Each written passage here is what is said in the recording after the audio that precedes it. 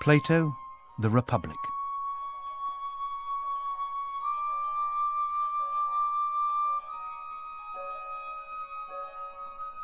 I went down to Piraeus yesterday with Glaucon, the son of Ariston, to offer a prayer to the goddess. Also, I wanted to watch the festival to see how they would conduct it, since this was the first time it was being celebrated. The parade of Athenians struck me as excellent, and the show put on by the Thracians was every bit as impressive, I thought. We offered our prayers, watched the festival, and then started off on our journey back to town. We were already on our way home when we were spotted by Polemarchus, the son of Cephalus. He got his slave to run after us and tell us to wait for him. The slave tugged at my cloak from behind and said, "Polemarchus says you are to wait." I turned round and asked him where his master was. "There he is," he said, "coming along behind you. Wait for him." "We will," said Glaucon.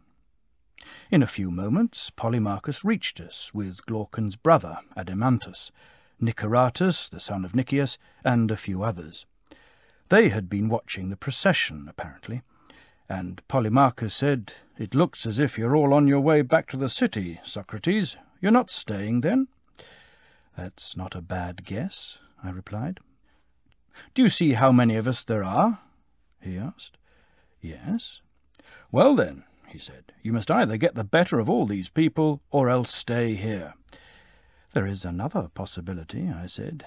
"We might persuade you that you should let us go." "And do you really think you could persuade us," he said, "if we refuse to listen?" "Of course not," said Glaucon. "In that case, make your decision on the assumption we're not going to listen." "Haven't you heard about the torch race?" Adeimantus added. "This evening on horseback, in honour of the goddess." "On horseback?" I said. "That's something new. Do you mean a relay race on horseback, passing torches from one to another?" "Yes," said Polemarchus, "and they're going to have an all-night ceremony as well, which should be worth watching.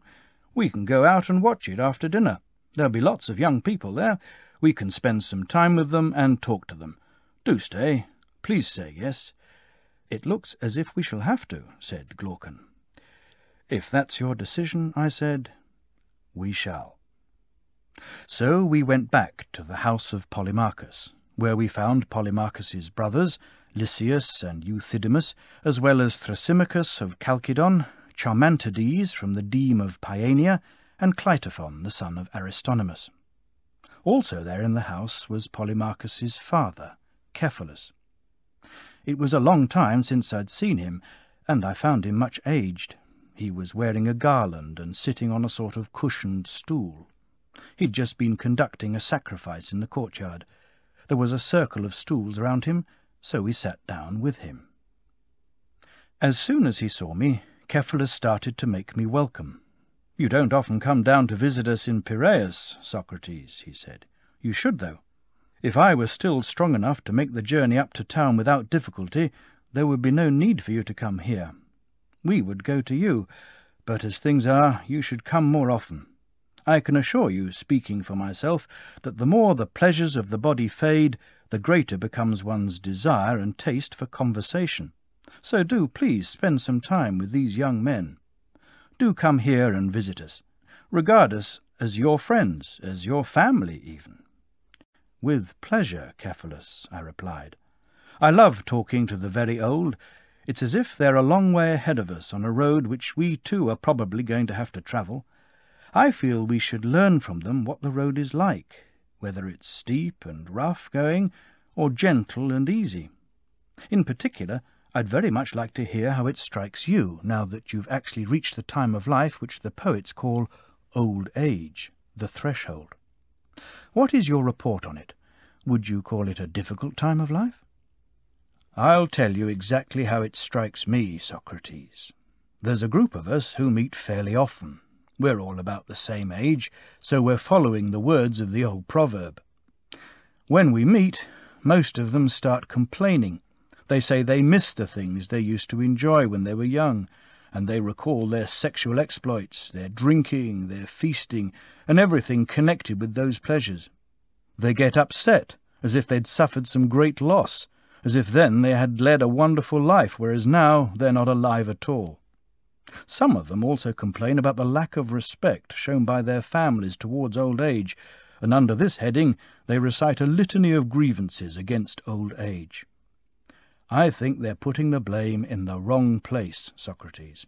If old age were to blame, then not only would I have felt the same way about old age, but so would everyone else who has ever reached this age. And yet I've met several people who are not like this. Most notably, Sophocles, the poet. I was there once when someone asked him, "How is your sex life, Sophocles? Are you still capable of making love to a woman?" "Don't talk about it, my good sir," was Sophocles' reply. "It is with the greatest relief that I've escaped it, like escaping from a fierce and frenzied master." I thought that a good reply at the time, and I still think it a good one now. Old age is altogether a time of great peace and freedom from that sort of thing. When our appetites fade and loosen their grip on us, then what happens is exactly what Sophocles was talking about. It is a final release from a bunch of insane masters. Both in this and in your relations with your family, there is only one thing responsible, and that is not old age, but your character. For those who are civilized and contented, then even old age is only a slight burden.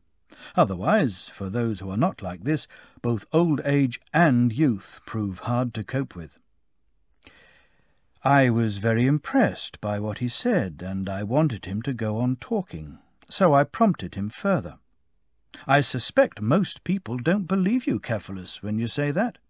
They think it is not your character which makes old age easy for you, but the fact that you have plenty of money. The rich, they say, have many consolations. And there's some truth in what they say, but not as much truth as they think. Themistocles' famous saying is very much to the point here. A man from Seriphos started making disparaging remarks about him, and telling him that his fame was due not to his own merits, but to those of his city. Themistocles' reply was that though he himself would never have been famous if he had been born in Seriphos, neither would the other man have been if he had been born in Athens.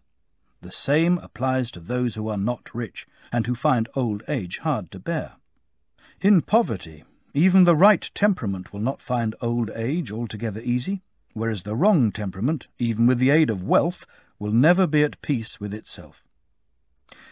What would you say is the greatest benefit you have derived from your possession of great wealth? I said. One which many people might not be inclined to believe if I told them, but you can take my word for it, Socrates, that when you are confronted by the thought of your own death, you are visited by fear and anxiety about things which never troubled you before. The stories told about what happens in Hades, that anyone who is unjust here will have to pay for it there. Stories you once laughed at begin to trouble your mind. That's why I attach the greatest importance to the possession of money, not for everyone, but for those of good character. If you want to avoid defrauding people or lying to them, however reluctantly, or going to the world below in a state of terror after failing to pay what you owe, whether sacrifices to a god or money to a man, then the possession of money contributes in no small measure to this end. That's admirably put, Cephalus, I said. But since you've brought up the subject of justice, can we say, quite simply, that it is truthfulness and returning anything you may have received from anyone else? Or is it sometimes right to behave in these ways and sometimes wrong? Let me give you an example. Suppose you borrowed some weapons from a friend when he was in his right mind. Suppose he later went mad and then asked for them back again. Everyone would agree, I imagine, that you shouldn't give them back to him, and that anyone who did give them back, or who was even prepared to be completely truthful to someone in this condition, would not be doing the right thing. Correct, he said. This is not the definition of justice, then, that it is telling the truth and returning what you have been given. Yes, it is, Socrates, Polemarchus interrupted. At least, it is if we are to believe Simonides. I'd just like to say, Cephalus put in, that this is where I hand the discussion over to you. It's time I was doing something about the sacrifices. Well, am I not Polemarchus, your heir? You certainly are, he replied with a laugh, and went off to his sacrifices. Tell me then, I said, you who have inherited the argument, what does Simonides say about justice that you think is correct? That it is just to pay everyone what is owed to him. That's what he says, and I think he's right. Well, I said, Simonides is a wise and inspired man. It is certainly not easy to disagree with him. But what on earth does he mean by this remark? You may well know, Polemarchus. I have no idea. He obviously doesn't mean what we were talking about just now. If one person gives something to another for safe-keeping and then asks for it back when he's not in his right mind, Simonides doesn't mean that the other person should give it to him. And yet I imagine the thing which was given for safe-keeping is owed to the person who gave it, isn't it? Yes. In that situation, when someone goes out of his mind and then asks for it back, isn't returning it completely out of the question? Yes, it is. That isn't what Simonides means, apparently, when he says that it is just to pay back what is owed or due. No, it certainly isn't, he said. What he thinks is due to friends is to do them good, not harm. I understand, I replied. If one person gives back to another money which the other has given him for safe-keeping, he is not giving what is due if he is returning it and the others receiving it are harmful, and if the two of them are friends. Isn't that what you think Simonides means? Yes, it is. What about enemies? Should you give them whatever is in fact due to them? You certainly should, he said, and what is due between enemies is what is appropriate, something harmful. Simonides was speaking as a poet then, apparently, and disguising his definition of justice. What he meant, it seems, was that justice was giving any individual what was appropriate for him. But he called it what was owed. Yes, that must have been what he meant. Suppose, then, one of us had said to him, Simonides, take the art or skill which is called medicine. What does it give that is due and appropriate, and to what does it give it? What do you think his answer would have been? Obviously, he replied, he would have said it gives the body drugs and food and drink. And the art of cookery, what does it give that is due and appropriate, and to what does it give it? It gives flavour to cooked food. Very well. Then what about the art or skill which we would call justice? What does it give, and to what does it give it? Well, if we're to follow the previous definition, Socrates, it gives benefits and injuries to friends and enemies. Does he mean, then, that helping your friends and harming your enemies is justice? I think so. All right. When people are unwell, when it's a question of sickness and health, who is best at helping them if they are friends, and harming them if they are enemies? A doctor. And when they're at sea, who can best help or harm them amid the dangers of a sea voyage? A ship's captain. What about the just man? In what activity and for what purpose is he the one best able to treat his friends well and his enemies badly? In war and alliances, I think. Very well. Now, when people aren't ill, my dear Polemarchus, a doctor is no use to them. True. And when they're not at sea, a ship's captain is no use to them. No. Does that mean the just man is no use to them when they're not at war? No, I'm sure it doesn't. Justice is something useful, even in peacetime, then? Yes, it is. But then so is agriculture, isn't it? Yes, for producing crops. Yes, and shoemaking? Yes, that's useful. For producing shoes, you would say, presumably. Of course. What about justice, then? When you say it's useful in peacetime, what is it useful for? What does it produce? Contracts, Socrates. And by contracts, do you mean partnerships or something else? I mean partnerships. All right. Is the just man a good and useful partner when it comes to playing backgammon? Or would someone who plays backgammon be more use? Someone who plays backgammon would be more use. And when it comes to bricklaying or building in stone, is the just man a more useful and better partner than a builder? Of course not. Well, in what kind of partnership is the just man a better partner than a lyre player, in the way a lyre player is better at playing the notes? In partnerships involving money, I think. Unless by any chance, Polemarchus, it's a question of putting the money to some use, if you have to buy or sell a horse jointly for a sum of money. In that case, I imagine, someone who knows about horses is more use, isn't he? Apparently. And for buying or selling a ship, you would want a shipbuilder or ship's captain. So it seems. In what situation, then, requiring the joint use of silver or gold, is the just man more useful than anyone else?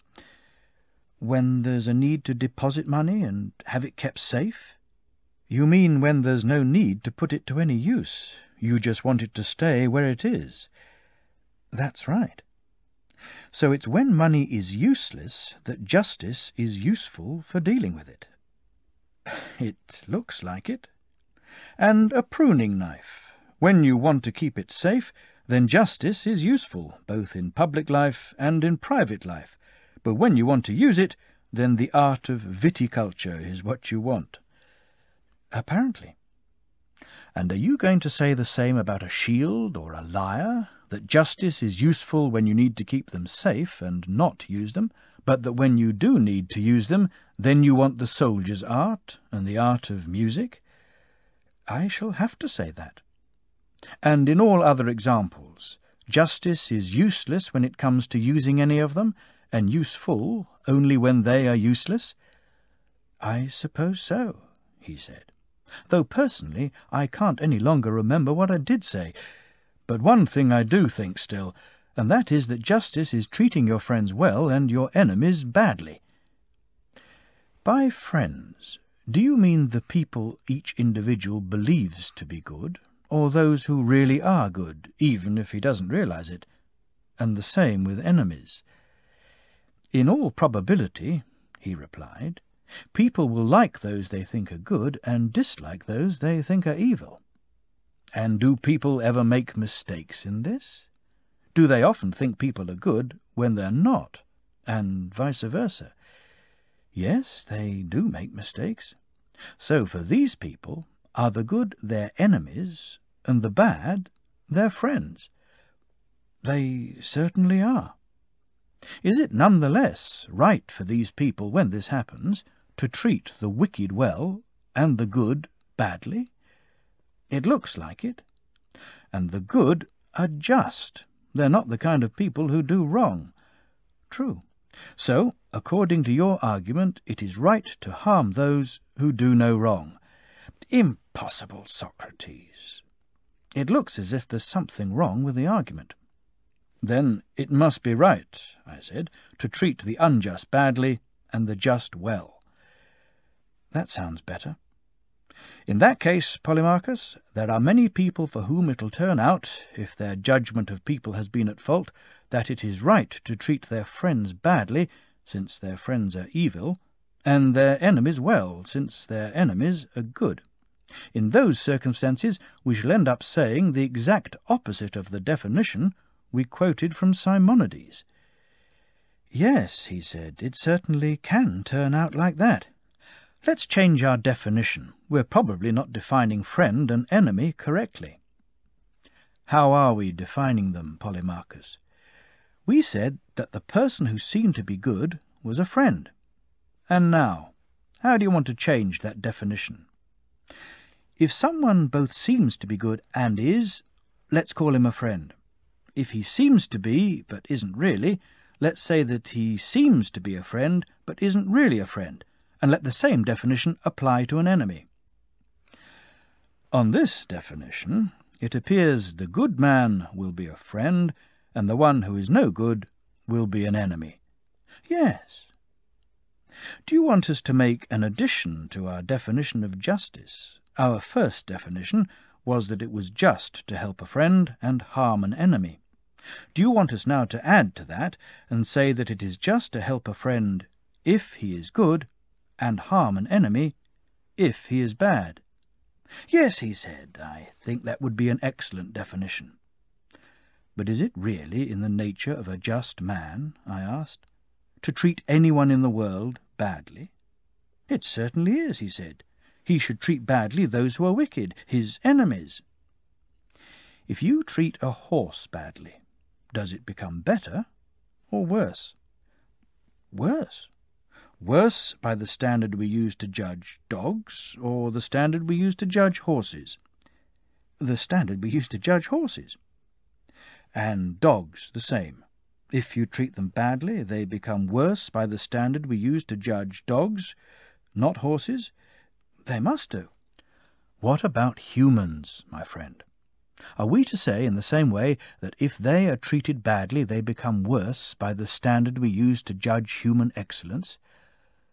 Certainly. But isn't justice a form of human excellence? Again, it must be. In which case, my friend, members of the human race who are treated badly must necessarily become more unjust. It looks like it. Are musicians able, by means of music, to make people unmusical? No, that's impossible. Can horsemen make people unskilled with horses by means of horsemanship? No. And can the just make people unjust by means of justice? Or, in general, can the good use human excellence to make people bad? No, that's impossible. Yes, because it's not the property of heat, I assume, to make things cold. It's the property of its opposite. Yes, nor is it the property of dryness to make things wet, but of its opposite. Yes, and it is certainly not the property of good to do harm or treat people badly, but of its opposite. Apparently. And the just man is good? Yes. In that case, Polemarchus, it is not the property of the just man to treat his friend or anyone else badly. It is the property of his opposite, the unjust man.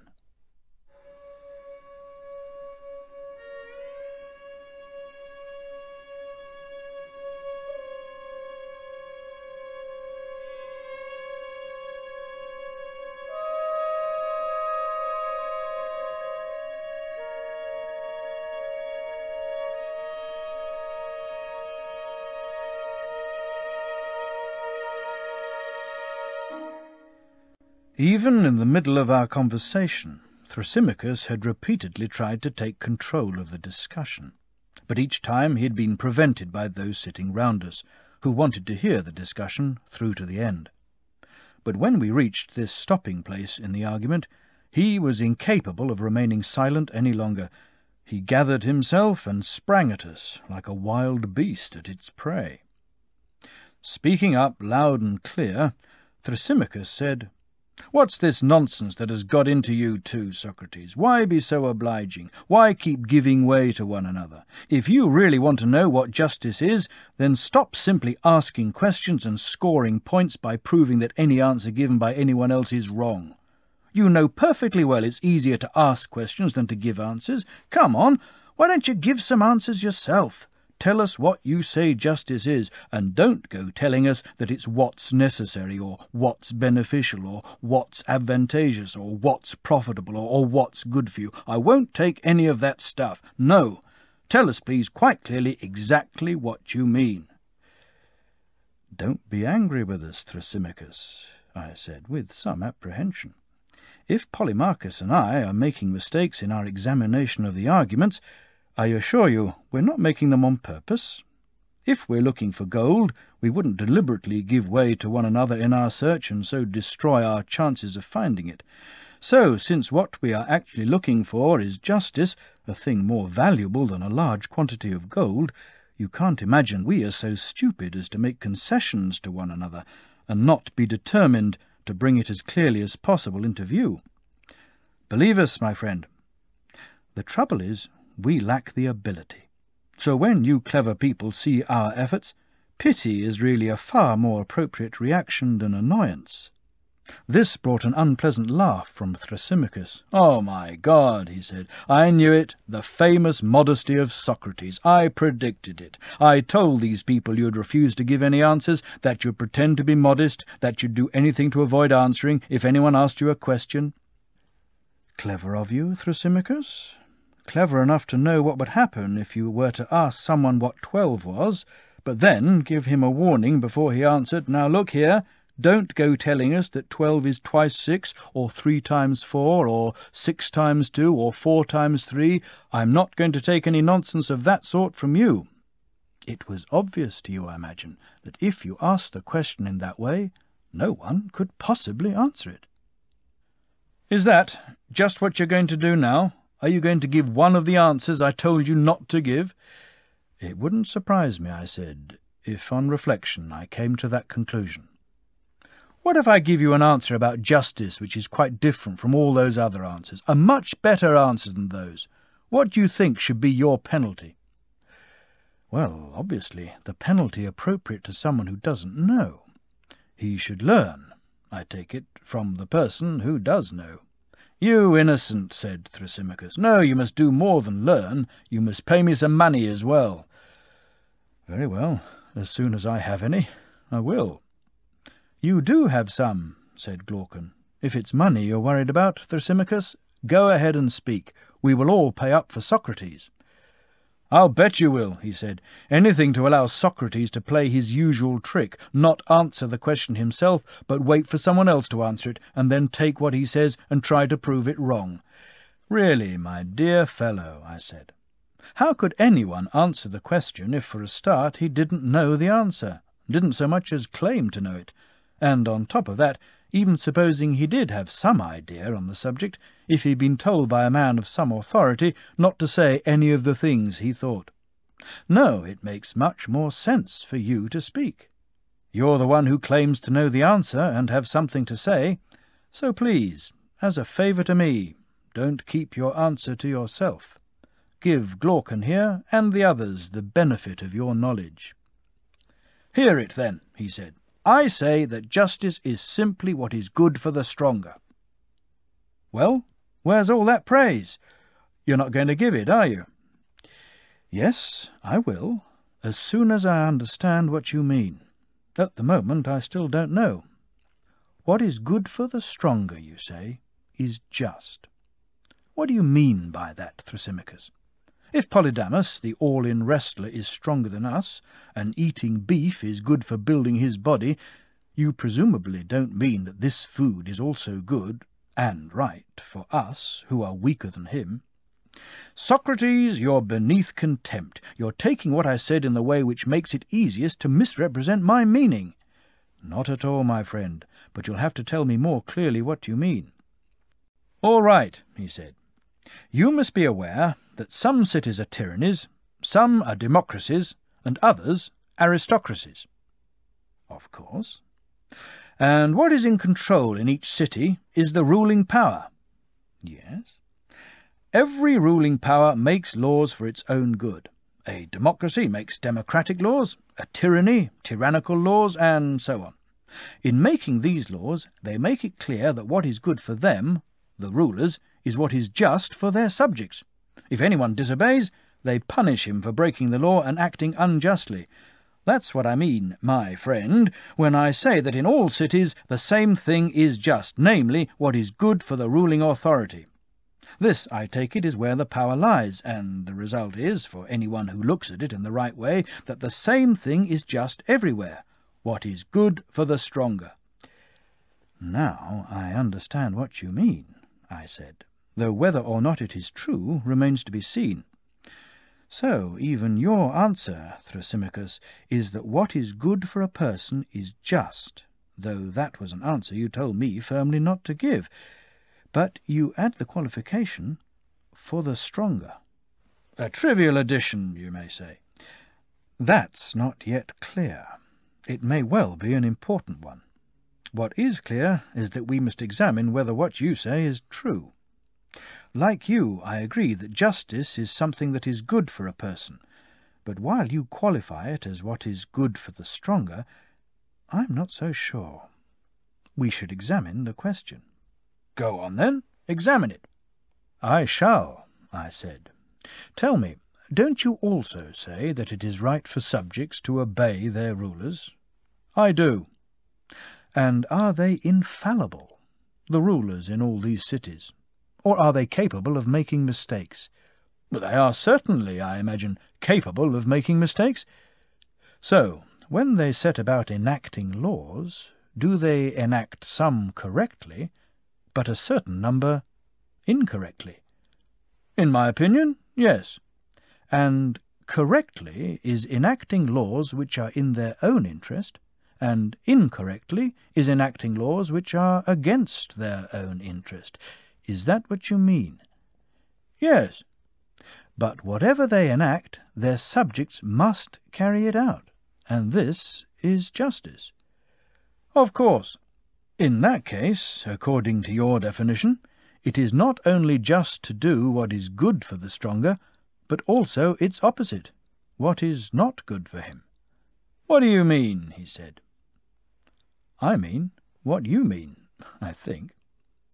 Let's look at it more closely.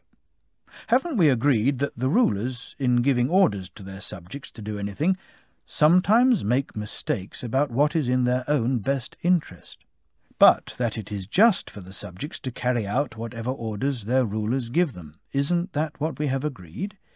Yes, he said, I accept that.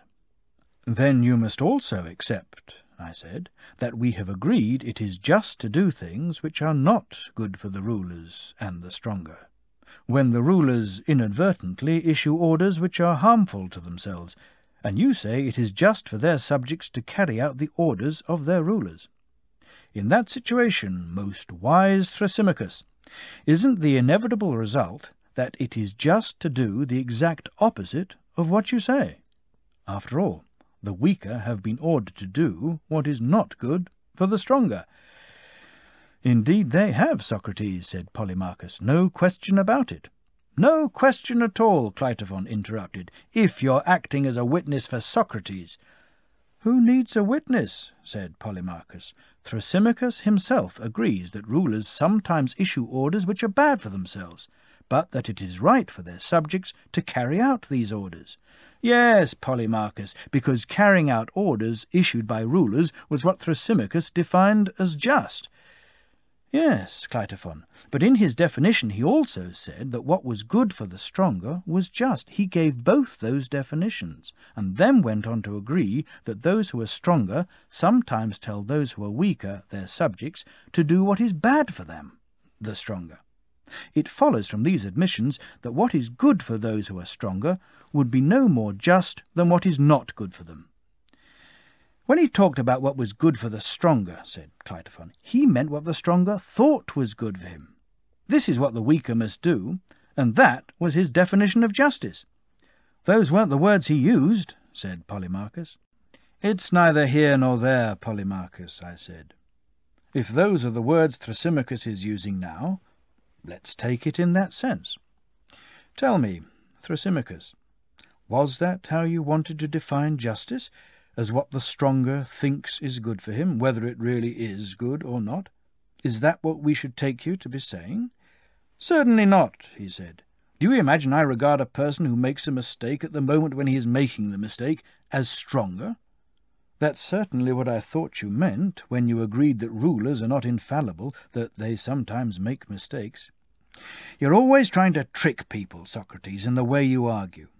I mean, if someone makes a mistake in treating the sick, do you call him a doctor by virtue of the actual mistake? Or an accountant who makes a mistake at the precise moment when he is making his mistake by virtue of this mistake? No, I think that's just the form of words we use. We say, the doctor made a mistake, the accountant made a mistake, the teacher made a mistake. But the reality, I think, is that none of them, to the extent that he is what we call him, ever makes a mistake. In precise language, since you like speaking precisely, no one who exercises a skill ever makes a mistake. So the ruler, to the extent that he is a ruler, does not make mistakes, and since he does not make mistakes, he does enact what is best for him, and this is what his subject must carry out.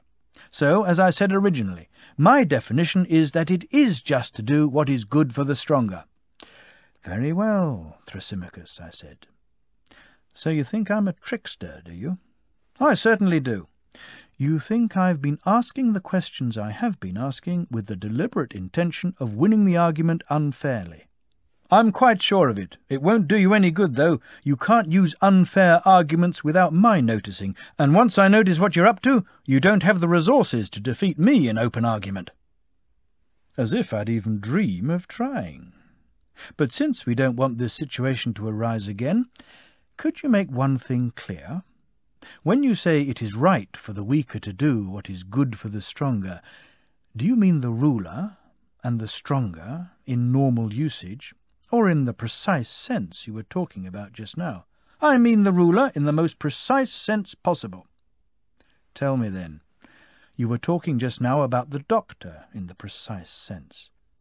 Is he a businessman or a healer of the sick? And make sure it's the true doctor you're talking about. He's a healer of the sick. What about a ship's captain? Is a ship's captain, in the correct sense, a master of sailors or a sailor? A master of sailors. It's not an objection, I take it, that he sails in the ship. Nor is he for that reason to be called a sailor, since the title ship's captain does not depend on his sailing, but on his art or skill, and his authority over the sailors. True, he said. And for each of these, is there something which is good for him? Yes. Doesn't the art or skill come into existence for just this reason, to seek out and provide what is good for each person? Yes, it does. For each of these skills, then, is there anything else which is good for it, apart from being as perfect as possible? I don't understand your question. Suppose you asked me if it was enough for the body to be the body, or whether it needed something else. I would reply, it certainly does need something else. That's the reason why the art of medicine has come to be invented, because the body is defective and therefore not self-sufficient. So the art of medicine was developed to provide it with the things which were good for it. Do you think I'd be right in giving that answer, or not? Yes, I think you'd be right. What about medicine itself? Is that defective? Does any art or skill, for that matter, stand in need of some virtue or excellence, in the way that eyes need sight and ears need hearing, and sight and hearing require an art or skill to preside over them, an art or skill which will think about and provide what is good for them? Is there any defect in the actual art or skill itself?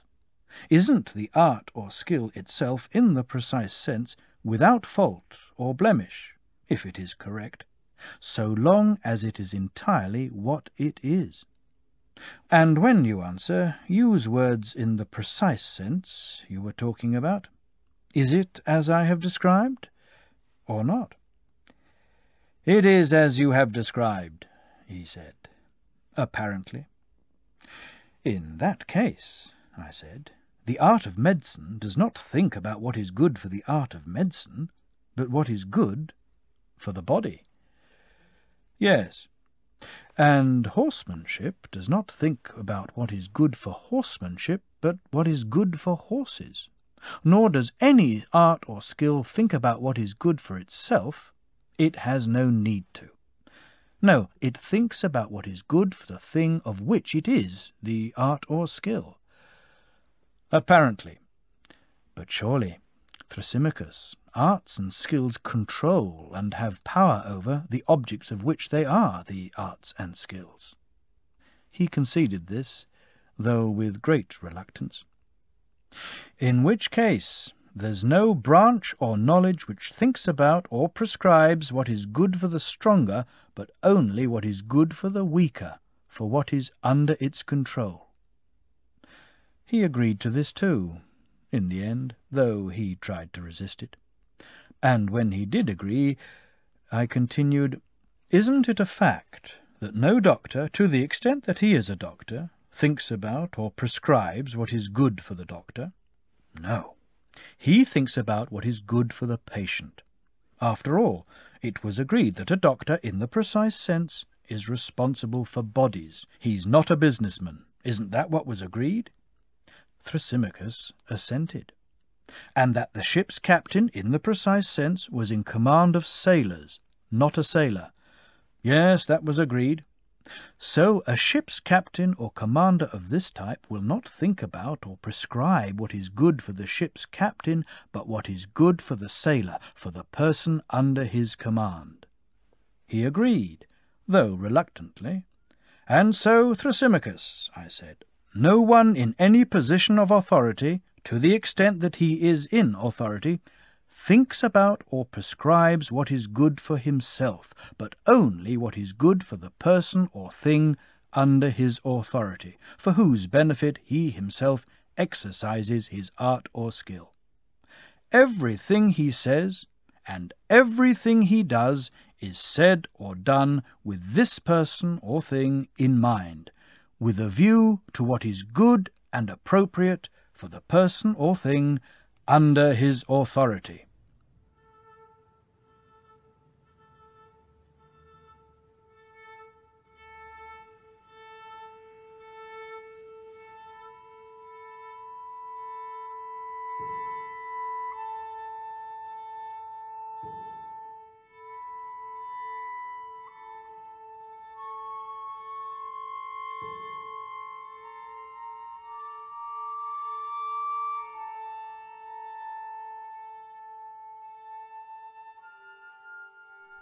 With these words, I thought I had finished what I had to say, but I was wrong. Apparently, it was only an introduction.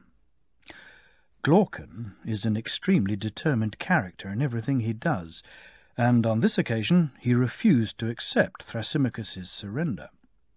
"Socrates," he said, "do you really want to convince us that it is in every way better to be just than unjust, or is it enough merely to seem to have convinced us?" "I would prefer," I said, "really to convince you, if I had a choice." "In that case," he said, "you are not achieving your aim. Tell me this. Do you think there is a good of the kind we would choose to have because we value it for its own sake, and not from any desire for its results? Enjoyment, for example, and pleasures which are harmless and produce no consequences for the future beyond enjoyment for the person who possesses them." "Yes," I said, "I do think there is a good of this kind." "What about the sort we value both for itself and for its consequences, things like intelligence and sight and health? We value goods of this sort, I imagine, for both reasons." "Yes," I said. "And can you distinguish a third class or category of good?" he asked. "A class which contains physical exercise, undergoing medical treatment when we are ill, practicing medicine, and earning a living in general. These we would describe as unpleasant but beneficial. We would not choose to have them for their own sakes, but only for the payment or other benefits which result from them."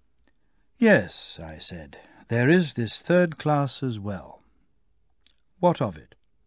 "In which of these classes," he asked, "do you put justice?" "In my opinion," I replied, "it is in the best class, the class which is to be valued by anyone who wants to be happy, both for itself and for its consequences." "That's not what most people think," he said. "Most people would put it in the unpleasant class, which we should cultivate in return for payment and reputation on account of public opinion, but which purely for itself is to be avoided like the plague." "I know that's what they think," I said. "Thrasymachus criticized it and praised injustice on those grounds some while back. But I'm a slow learner, apparently." "Well," he said, "listen to me as well, and see if you agree with what I suggest.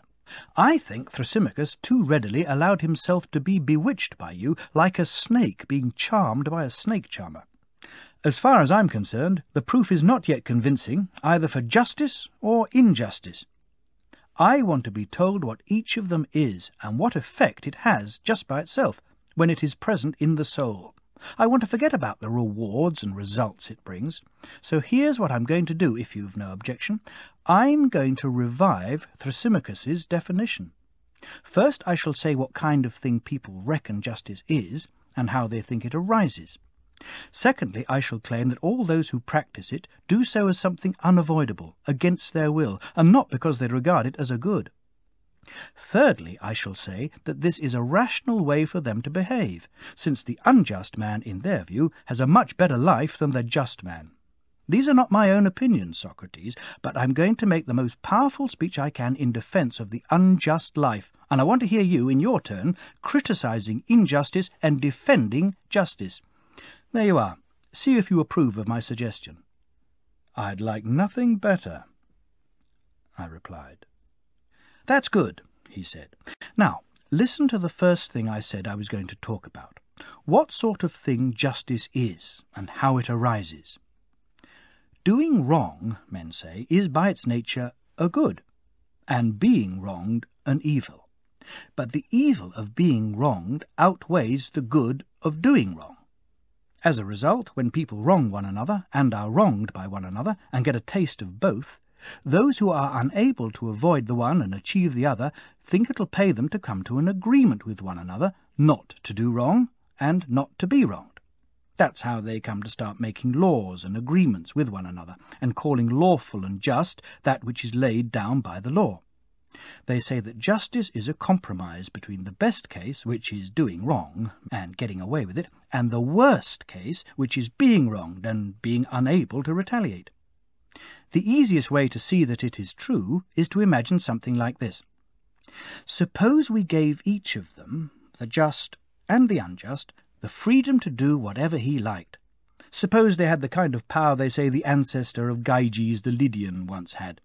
They say he was a shepherd, and that he was a serf of the man who was at that time the ruler of Lydia. One day there was a great rainstorm and an earthquake in the place where he grazed his sheep. Part of the ground opened up, and a great hole appeared in it. He was astonished when he saw it, but went down into it. And the legend has it that among many marvels he saw a hollow horse made of bronze, with windows in it. Peeping through them, he saw inside what appeared to be a corpse, larger than human, wearing nothing but a golden ring on its hand. They say he removed the ring and came out. The shepherds were having one of their regular meetings so that they could give the king their monthly report on the flocks, and the man turned up as well, wearing the ring. As he sat with the rest of them, he happened to twist the setting of the ring towards him into the palm of his hand. When he did this, he became invisible to those who were sitting with him, and they started talking about him as if he'd gone. He was amazed and twisted the ring again, turning the setting to the outside. As soon as he did so, he became visible. When he realized this, he started experimenting with the ring to see if it did have this power, and he found that that was how it was. When he turned the setting to the inside, he became invisible. When he turned it to the outside, he became visible. Once he had established this, he lost no time arranging to be one of those making the report to the king. When he got there, he seduced the king's wife, plotted with her against the king, killed him, and seized power. Imagine there were two rings like that, and the just man wore one, while the unjust man wore the other. People think that no one would be sufficiently iron-willed to remain within the bounds of justice. No one could bring himself to keep his hands off other people's possessions and steer clear of them if he was free to take whatever he liked without a second thought, in the marketplace, or go into people's houses and sleep with anyone he liked, or if he could kill or release from prison anyone he chose, and in general go round acting like a god among men. This is a strong argument, you might say, for the claim that no one is just voluntarily, but only under compulsion. Justice is not thought to be a good thing for individuals, since wherever anyone thinks he can do wrong, he does do wrong. Every man believes injustice to be much more profitable for the individual than justice, and he will be right to think this, according to the person putting forward this view. Anyone who came into possession of the kind of freedom I have described, and then refused ever to do anything wrong, and did not lay a finger on other people's possessions, would be regarded by observers as the most pathetic and brainless of creatures, though, of course, in public they would praise him, lying to one another because of their fear of being wronged. That's all I have to say about that claim. As for the choice between the lives of the people in question, the only way we can make it properly is by contrasting the completely just man with the completely unjust man. How shall we contrast them? Like this. We will subtract nothing either from the injustice of the unjust man or from the justice of the just man. Let's assume, if the unjust man is going to be really unjust, that he goes about his wrongdoings in the right way and gets away with it. The one who gets caught is to be regarded as incompetent, since perfect injustice consists in appearing to be just when you are not. We must credit the completely unjust man, then, with the most complete injustice. To the person who commits the greatest wrongs we must not deny, in fact we must grant, the enjoyment of the greatest reputation for justice. That is our model of the unjust man. Beside him, let us put our imaginary just man, a simple and honourable man who wants, in Aeschylus's words, not to appear to be good, but to be good. We must deprive him of the appearance, since if he appears to be just, the appearance of justice will bring him recognition and rewards, and then it will not be clear whether his motive for being just was a desire for justice or a desire for the rewards and the recognition. So we must strip him of everything but justice. We must put him in a situation which is the opposite of our previous example. Despite doing nothing wrong, he must have the worst possible reputation for injustice. Let him live out his life like this, without any change until the day of his death, appearing to be unjust, though actually being just. And if both their situations are as I have described, it shouldn't be beyond us, I imagine, to give a full account of the kind of life which awaits each of them. So that is what I must do now. What Aeschylus said turns out to be a much more accurate description of the unjust man, who wants not to appear to be unjust, but to be unjust. In the first place, they will say, he can be a ruler in his city because of his reputation for justice. Secondly, he can marry where he likes, give his daughters in marriage to whom he chooses, and make contracts and partnerships with anyone he wishes. Besides all this, he finds it easy to make himself a rich man, since he has no compunction about acting unjustly. That is why, they say, he is successful in political and legal disputes, both public and private, and why he gets the better of his enemies. By getting the better of them, he grows rich and can help his friends and harm his enemies. He can make full and generous sacrifices and offerings to the gods, and is much better able than the just man to serve the gods and that part of mankind whom he chooses to serve. As a result, they claim, he is in all probability more likely than the just man to be the god's favourite. Well, I said, that was certainly an inspired performance. To be able to speak like that in favour of injustice, without being convinced it is a better thing than justice, and I believe you when you say you are really not convinced, though from what you actually said I wouldn't have believed you. The trouble is, the more firmly I believe you, the less certain I am what to do next. I can't defend justice. I don't think I have the ability. I say that because you have rejected the arguments by which I thought I had proved to Thrasymachus that justice was something better than injustice.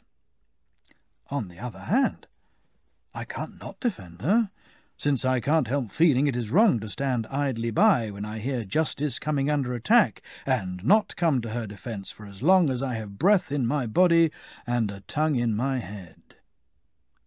Well, Glaucon and the rest of them insisted that they wanted me to make a defence and not abandon the argument. So I adopted what seemed to me the best approach. The inquiry we are undertaking is not a simple matter. If you ask me, it requires sharp eyesight, and since we are not clever people, I think we should conduct our search in the same sort of way as we would if our eyesight were not very good, and we were told to read some small writing from a bit of a distance away, and then one of us realized that a larger copy of the same writing, apparently, was to be found somewhere else, on some larger surface. We would regard it as a stroke of luck, I think, to be able to read the large letters first, and then turn our attention to the small ones, to see if they really did say the same thing. "We certainly would," said Adeimantus, "but where can you see anything like that in our search for justice?" "I'll tell you," I said. "We say that there is justice in an individual, but also, I take it, justice in a whole city?" "Yes." "And a city is something bigger than an individual?" "Yes, it is." "In that case, maybe justice will be on a larger scale in what is larger and easier to find out about.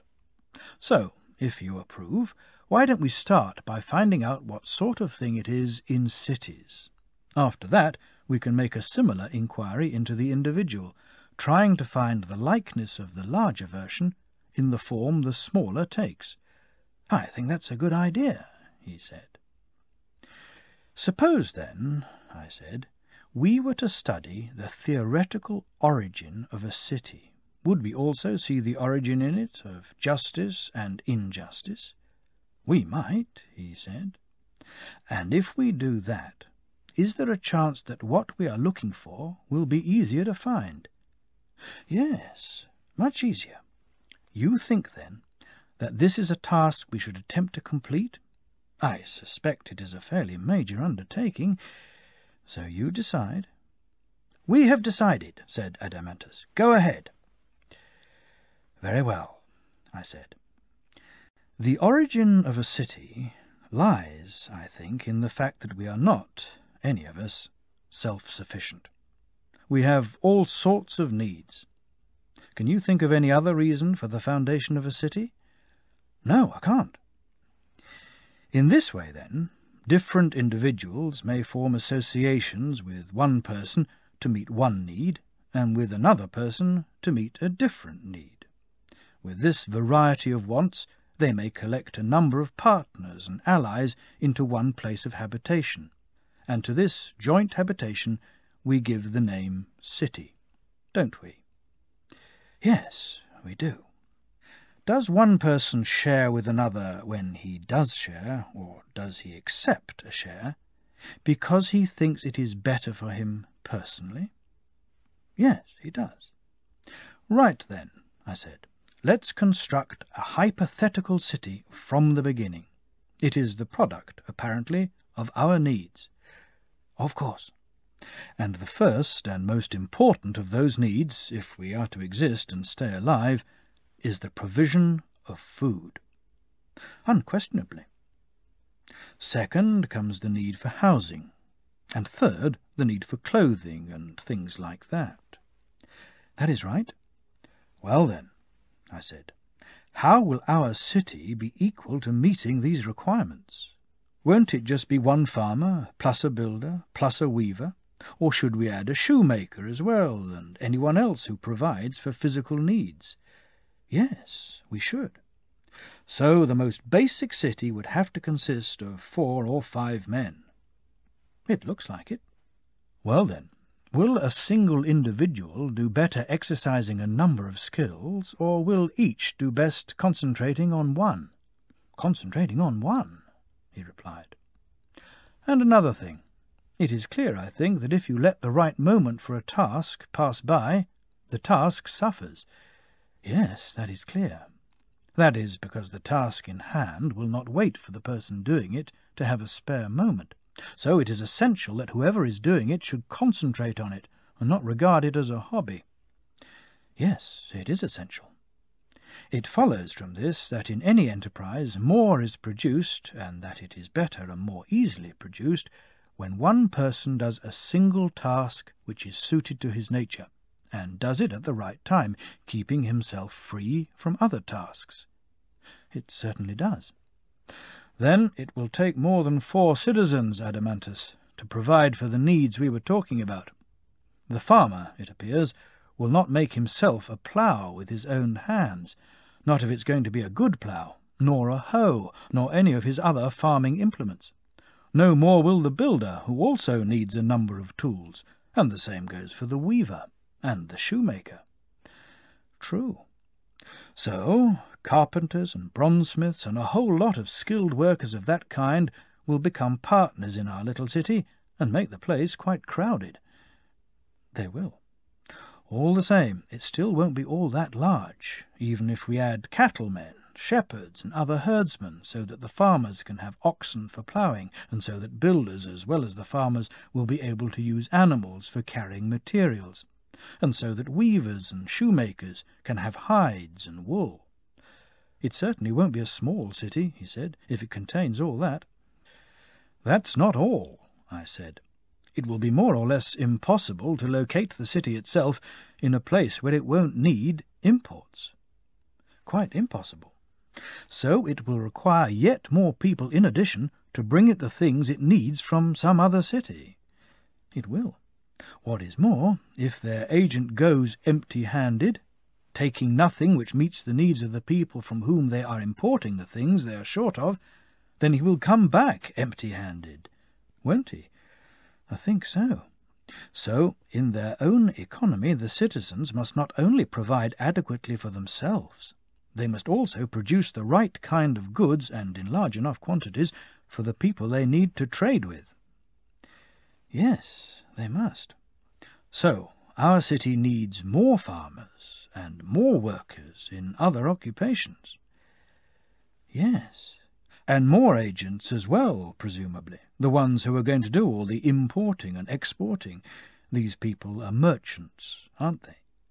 Yes, so we shall need merchants as well. Definitely. And if our trade is by sea, we shall need a large number of other people as well, experts on seafaring.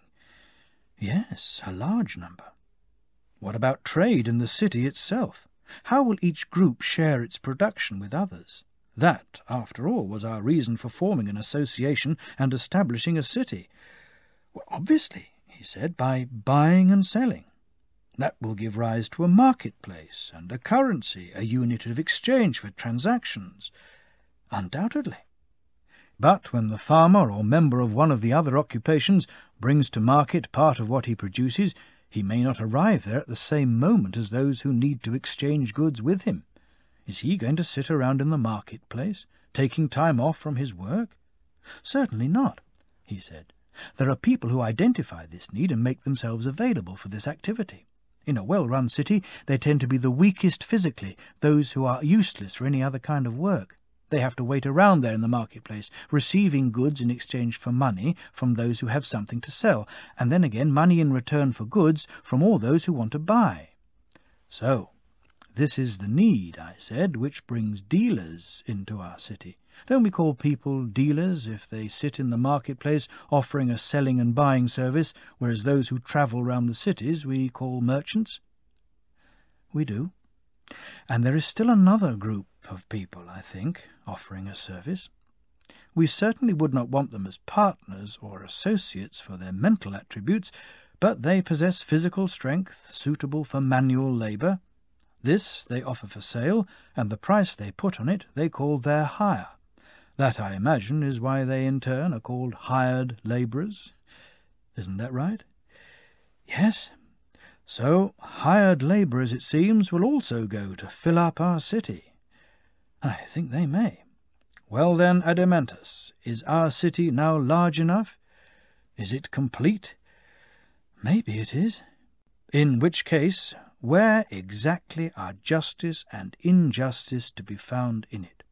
In which of the elements we have examined have they made their appearance? Speaking for myself, Socrates, he said, I've no idea, unless I suppose it is in some sort of need which those elements have of one another. I think that may be the right answer, I said. We must examine it without hesitation. Let's look first at the way people will spend their time in an economy of this kind. Won't it be that they produce bread and wine and clothing and shoes? They will build themselves houses. In summer they will go about their work lightly clad and barefoot, and in winter they will be properly clothed and shod.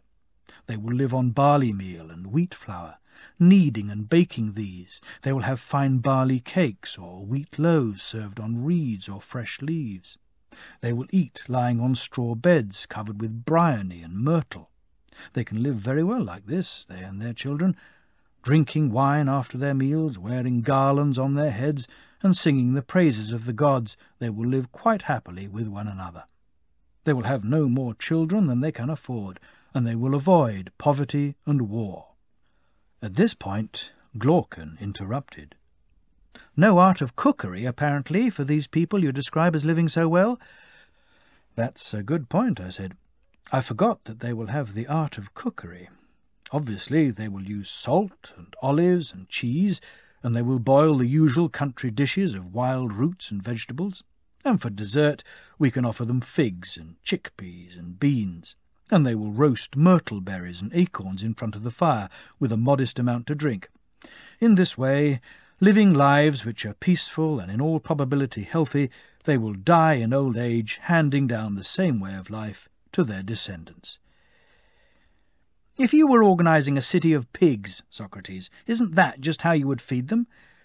"Well, what sort of meals should we give them, Glaucon?" I asked. "The kind we're used to. If they're going to eat in comfort, they should lie on couches, eat off tables, and have the cooked dishes and desserts which people today have." "I see," I replied. "So we're not just looking at the origin of a city, apparently. We're looking at the origin of a luxurious city. Maybe that's not such a bad idea. If we look at that sort of city, we may perhaps see the point where justice and injustice come into existence in cities. I think the true city, the healthy version, as it were, is the one we have just described. But let's look also at the swollen and inflamed city, if that is what you prefer. We can easily do that. What's to stop us? All this, and this way of life, will not, it seems, be enough for some people.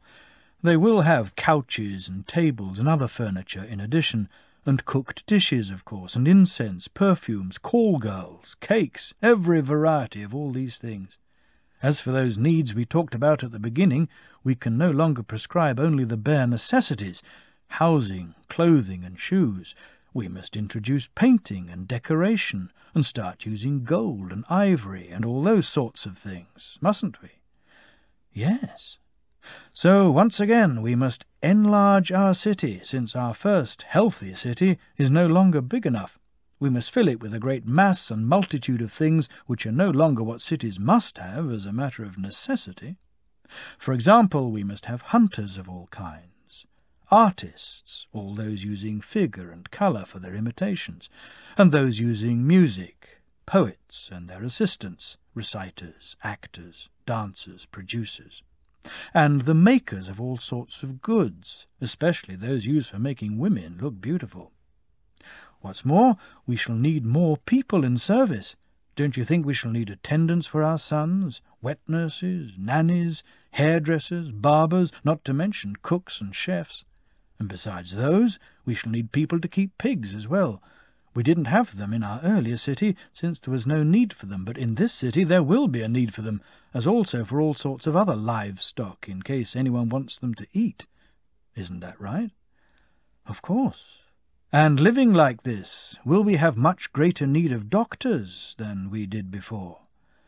Yes, much greater. What is more, I imagine the territory, which was originally adequate to feed the original population, will no longer be adequate. It will be too small. Do we accept that? Yes. Do we need, then, to carve ourselves a slice of our neighbour's territory, if we are going to have enough for pasturage and ploughing? And do they in turn need a slice of our land, if they too give themselves up to the pursuit of unlimited wealth, not confining themselves to necessities? They're bound to, Socrates. And will the next step be war, Glaucon? Or what? War. Let us say nothing for the moment, I said, about whether the effect of war is harmful or beneficial. Let us merely note that we have discovered in its turn the origin of war. War arises out of those things which are the commonest causes of evil in cities, when evil does arise, both in private life and public life. Yes, our city needs to be even bigger, my friend, and not just a bit bigger. We must add to it a whole army which can go out and fight against invaders and defend all our wealth and the other things we were talking about just now. What about the citizens themselves? Aren't there enough of them?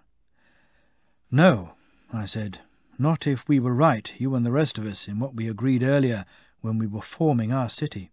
Surely we agreed, if you remember, that no individual was capable of practicing several arts or skills properly. True. Well, how about fighting in battle, I asked. Don't you think that is essentially an art or skill?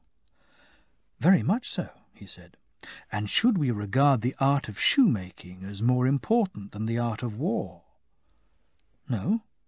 Well then, we didn't allow our shoemaker to try and be a farmer as well, or a weaver or builder. He had to be a shoemaker to make sure the business of shoemaking was carried out properly.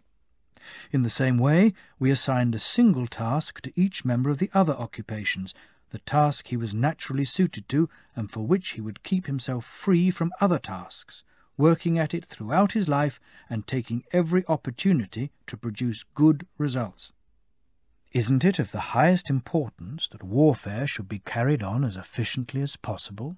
Or is war so easy that any farmer, any shoemaker, or any practitioner of any art or skill can be a soldier as well? Even to be a decent draughts or dice player, you have to have been playing since you were a child. It can't be done in your spare time. So how can you pick up a shield or any other weapon or instrument of war and immediately be equipped to take your place in the battle line or in any of the other sorts of fighting which occur in time of war? Think of other instruments. There isn't one of them that will turn a person into a craftsman or athlete simply by being picked up, or that will be of any use to him if he has no expertise or has not had enough practice in handling it. No, he said. There'd be extremely valuable instruments if you could. Since the guardian's job, then, I said, is the most important, it must correspondingly call for the greatest freedom from other activities, together with the highest level of expertise and training. That's certainly my opinion, he said. And also, of course, a natural disposition suited to precisely this way of life? Of course.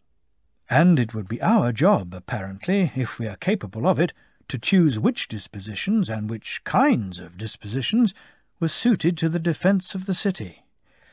That would indeed be our job. Heavens, I said, that's a major responsibility we have taken upon ourselves. All the same, as far as our abilities permit, we must try not to back out of it. Yes, we must. Well then, I said, when it comes to acting as a guardian, don't you think that in his disposition a young man of good birth is like a young pedigree hound? In what way? Well, for example, each of them needs acute senses, speed in pursuit of what they detect, and strength as well, in case they catch it and have to fight with it. Yes, he said, they need all these qualities. Plus courage, of course, if he is to fight well. Of course. But is any living creature likely to be brave, whether horse or dog or anything else, if it doesn't have a spirited and energetic nature? Haven't you noticed what an irresistible and unconquerable thing spirit is? With spirit, any living creature is fearless and invincible in the face of any danger. Yes, I have noticed that. As for the physical characteristics required of a guardian, then, they are obvious. Yes, and the mental requirement is that he should be spirited or energetic. Yes, that too. And do you think the person who is going to be guardian material needs another quality as well? Do you want him, as well as being spirited and energetic, to be also, by temperament, a lover of wisdom, a philosopher? What do you mean? I don't understand. It's another thing you see in dogs, I replied, something which makes you wonder at the animal. What is that? When it sees someone it doesn't know, a dog turns nasty, even though it hasn't been badly treated by him in the past. When it sees someone familiar, it welcomes him, even if it has never been at all well treated by him. Haven't you ever found that rather remarkable? I'd never really thought about it up to now, he said. but I think there's no doubt a dog does behave like that. It seems clever, this side of his nature. It seems to show a true love of wisdom. In what way? Because, I replied, it classifies what it sees as friendly or hostile solely on the fact that it knows one and doesn't know the other. It must be a lover of knowledge if it defines friend and enemy by means of knowledge and ignorance. Yes, he said, it must. And are love of knowledge and love of wisdom, or philosophy, the same thing? They are. So can we say with some confidence of a man, too, that if he's going to be someone who is gentle towards those he knows and recognizes, he must, by his nature, be a lover of knowledge and of wisdom? We can. Then will the person who is going to be a good and true guardian of our city be a lover of wisdom, spirited, swift, and strong? He certainly will.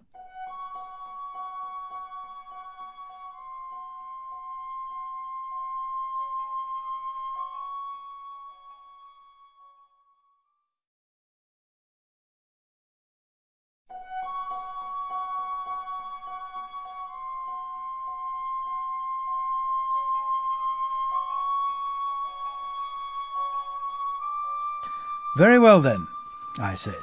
What is the next question we have to decide? Isn't it which of these people are to rule, and which be ruled? Unquestionably. Is it obvious the rulers should be older, and those who are ruled younger? Yes, it is.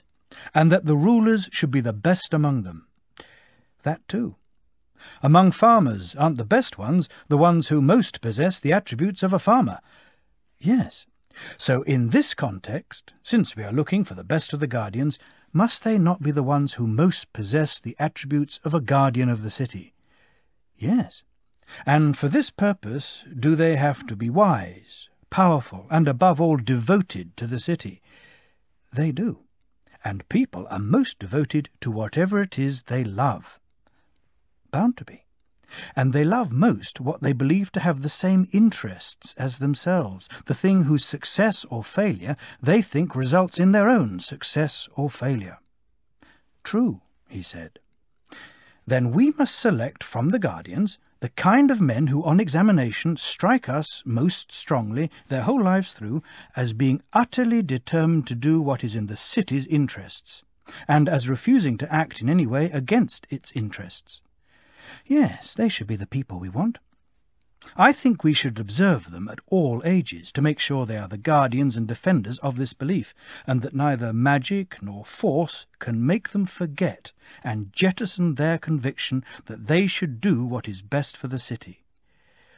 What do you mean by this jettisoning? He asked. I'll tell you, he said. I think our minds can lose a belief either with or without our consent. With our consent, when it's a false belief and we learn better, without our consent in the case of all true belief. I understand the loss which is with our consent, but the loss which is without our consent I need to have explained to me. Really? Don't you agree with me that what is good can be taken away from people only without their consent, whereas what is bad is taken away with their consent? Isn't being deceived about the truth something bad, and knowing the truth something good? And don't you think that having a belief which agrees with the way things are is knowing the truth? You're right. When people lose a true belief, it is without their consent. And is that a question of theft, or magic, or force? Once again, I'm afraid I don't see what you mean. I seem to be making myself about as clear as a tragic poet, I said. By theft, I mean people who are talked into changing their minds, and people who forget. Either the passage of time or some process of argument takes away their belief without them realizing it. You do see what I mean now, I hope. Yes. By force, I mean those whom pain or grief causes to change their beliefs. Yes, I understand that as well, he said, and I agree. As for magic, you would also accept, I imagine, that there are people whose beliefs change because they are seduced by pleasure, or because there is something they are afraid of. Yes, all the things which deceive us do look like a form of magic.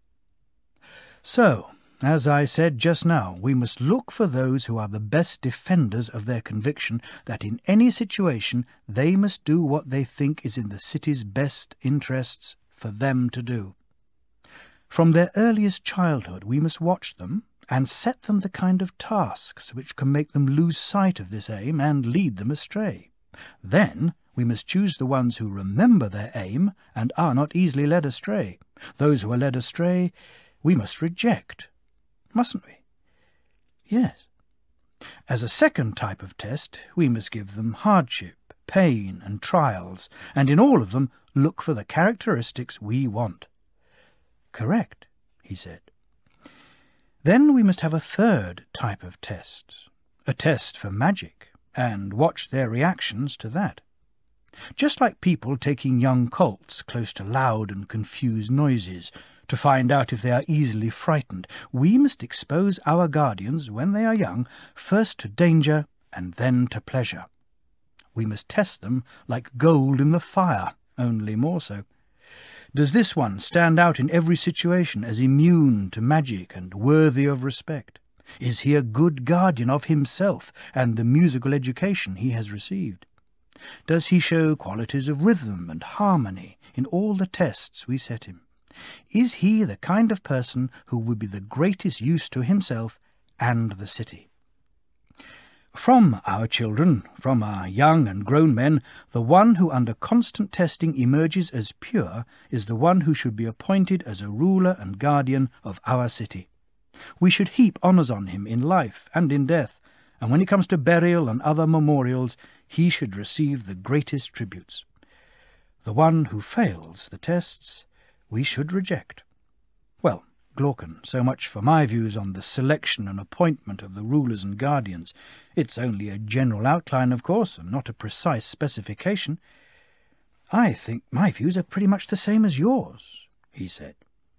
In that case, aren't these really the people who can most accurately be called full guardians, making sure friends within do not want to harm it, and enemies without are not able to harm it?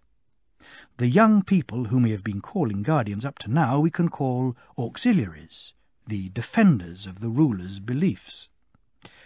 I agree. In that case, I said, how can we contrive to use one of those necessary falsehoods? We want one single noble lie which will be believed by everybody, including the rulers ideally, but failing that, the rest of the city. What kind of thing do you mean? A very familiar story of Phoenician origin.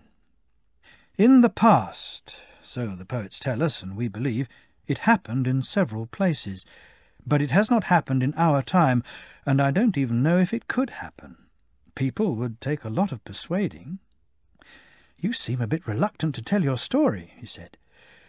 With good reason, as you will see when I do tell you. Don't worry, he said. Tell it. Very well, I will, though I don't know how I shall have the nerve or find the right words.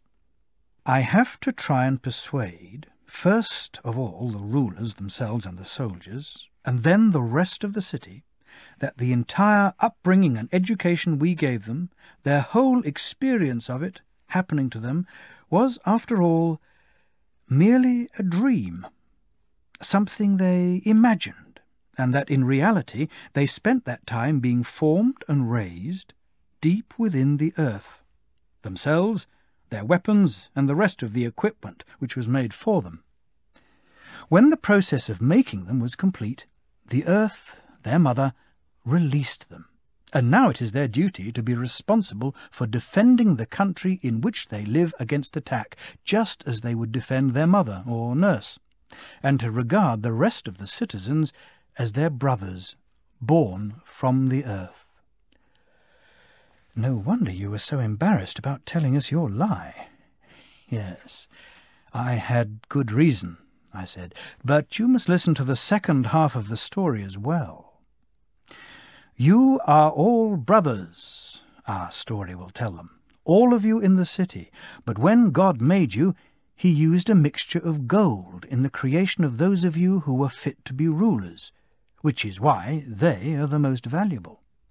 He used silver for those who were to be auxiliaries, and iron and bronze for the farmers and the rest of the skilled workers. Most of the time you will father children of the same type as yourselves, but because you are all related, occasionally a silver child may be born from a golden parent, or a golden child from a silver parent, and likewise any type from any other type. The first and most important instruction God gives the rulers is that the thing they should be the best guardians of, the thing they should keep the most careful eye on, is the compound of these metals in the souls of the children. If their own child is born with a mixture of bronze or iron in him, they must feel no kind of pity for him, but give him the position in his society his nature deserves, driving him out to join the skilled workers or farmers. On the other hand, any children from those groups born with a mixture of gold or silver should be given recognition and promoted either to the position of guardian or to that of auxiliary. There is a prophecy, God tells them, that the end of the city will come when iron or bronze becomes its guardian. Well, that's the story. Can you think of any possible way of getting people to believe it? No, he said, not the actual people you tell it to, but their children might, and their children after them, and the rest of the population in later generations. Even that might help them to care more about the city and one another. I think I see what you're getting at. Anyway, let that turn out as popular belief and tradition will have it. Our job now is to arm these earth-born warriors of ours and lead them forth with the rulers at their head. Let them go and look for the best place in the city to put their camp, a place from which they can most easily control their own citizens, if any of them refuse to obey the laws or repel any external threats in the event of some enemy coming down on them like a wolf on the fold. When they have set up their camp, they can sacrifice to the appropriate gods, and then organize their sleeping accommodation. Does that sound right? Yes, he said. Should it be the kind of accommodation which will give them adequate shelter, both in winter and summer? Of course. This is their home you're talking about, I take it? Yes, I said, but a home fit for soldiers, not for businessmen. What is the difference in your view? I'll try and tell you. When shepherds are breeding dogs as protectors of their flocks, the worst possible disaster and disgrace, I imagine, is to breed dogs whose nature and training are such that lack of discipline, hunger, or some fault of character leads them to try to attack the sheep themselves and start behaving like wolves instead of dogs. Yes, of course, that's a disaster. In that case, we must guard in every way we can against our auxiliaries doing the same sort of thing to the citizens. After all, they are stronger than the citizens. We don't want them behaving like savage masters instead of friendly allies. Yes, we must guard against that, he said. Won't the best insurance against this be for them to have received a really good education? But they have received one, he said. And I said, we can't be sure of that, my dear Glaucon. What we can be sure about is what we have just been saying, which is that when it comes to gentleness, both to themselves and to those under their protection, then the right education, whatever that may be, is the key. Yes, we're right to be sure of that. In addition to this education, an intelligent observer may say the guardian should be furnished with housing and a general standard of living which will not hinder them from becoming the best possible guardians, and which will give them no encouragement to do wrong in their dealings with the rest of the citizens. He may say that, and he'll be quite right. Well then, I said, do you agree with some suggestions about the way they should live and be housed, if this is what we want them to be like? In the first place, no one is to have any private property beyond what is absolutely essential. Secondly, No one is to have the kind of house or storeroom which cannot be entered by anyone who feels like it. For their subsistence, which should meet the needs of self-disciplined and courageous warrior athletes, they should impose a levy on the rest of the citizens, and receive an annual payment for their role as guardians, which leaves them with neither a surplus nor a deficiency. They should live a communal life, eating together like soldiers in camp. As for gold and silver, they should be told they already have in their souls all the time the divine gold and silver, given to them by the gods. They have no need of human gold in addition, and it is sacrilege to contaminate the divine gold they possess by adding to it a mixture of the perishable gold, since the gold in circulation among ordinary people has been the cause of much evil, whereas their own gold is pure. To them alone, out of the city's population, is it forbidden to handle or touch gold or silver, or be beneath the same roof, or wear it as jewellery, or drink from gold or silver cups. In this way they will be kept safe, and they will keep the city safe. Once they start acquiring their own land, houses, and money, they will have become householders and farmers instead of guardians. From being the allies of the other citizens, they will turn into hostile masters. They will spend their whole lives hating and being hated, plotting and being plotted against. Their fears of enemies inside the city will be much more numerous and more acute than their fears of enemies outside the city. Both they, themselves, and the city will be heading at full speed towards imminent destruction. For all these reasons, shall we say that our guardians are to be provided with the housing and way of life we have described? Are these the laws we should enact, or not? They certainly are, said Glaucon.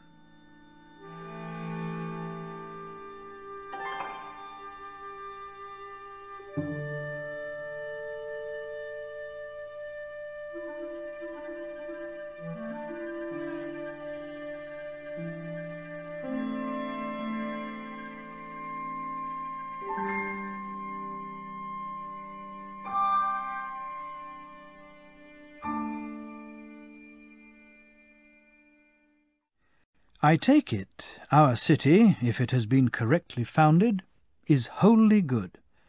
It can't help being. Clearly, then, it is wise, courageous, self-disciplined, and just. Clearly. Then, as we find each of these elements in it, those we have not yet found will constitute the remainder. Of course. With any four things, if we were looking for one of them in some place or other, and it was the first thing we caught sight of, that would be enough for us. But if we identified the other three first, then the one we were looking for would, ipso facto, have been identified as well, since clearly it could then only be whatever was left. You're right, he said. It's the same for us now. Since there actually are four elements, should we conduct our search in the same way? Yes, obviously.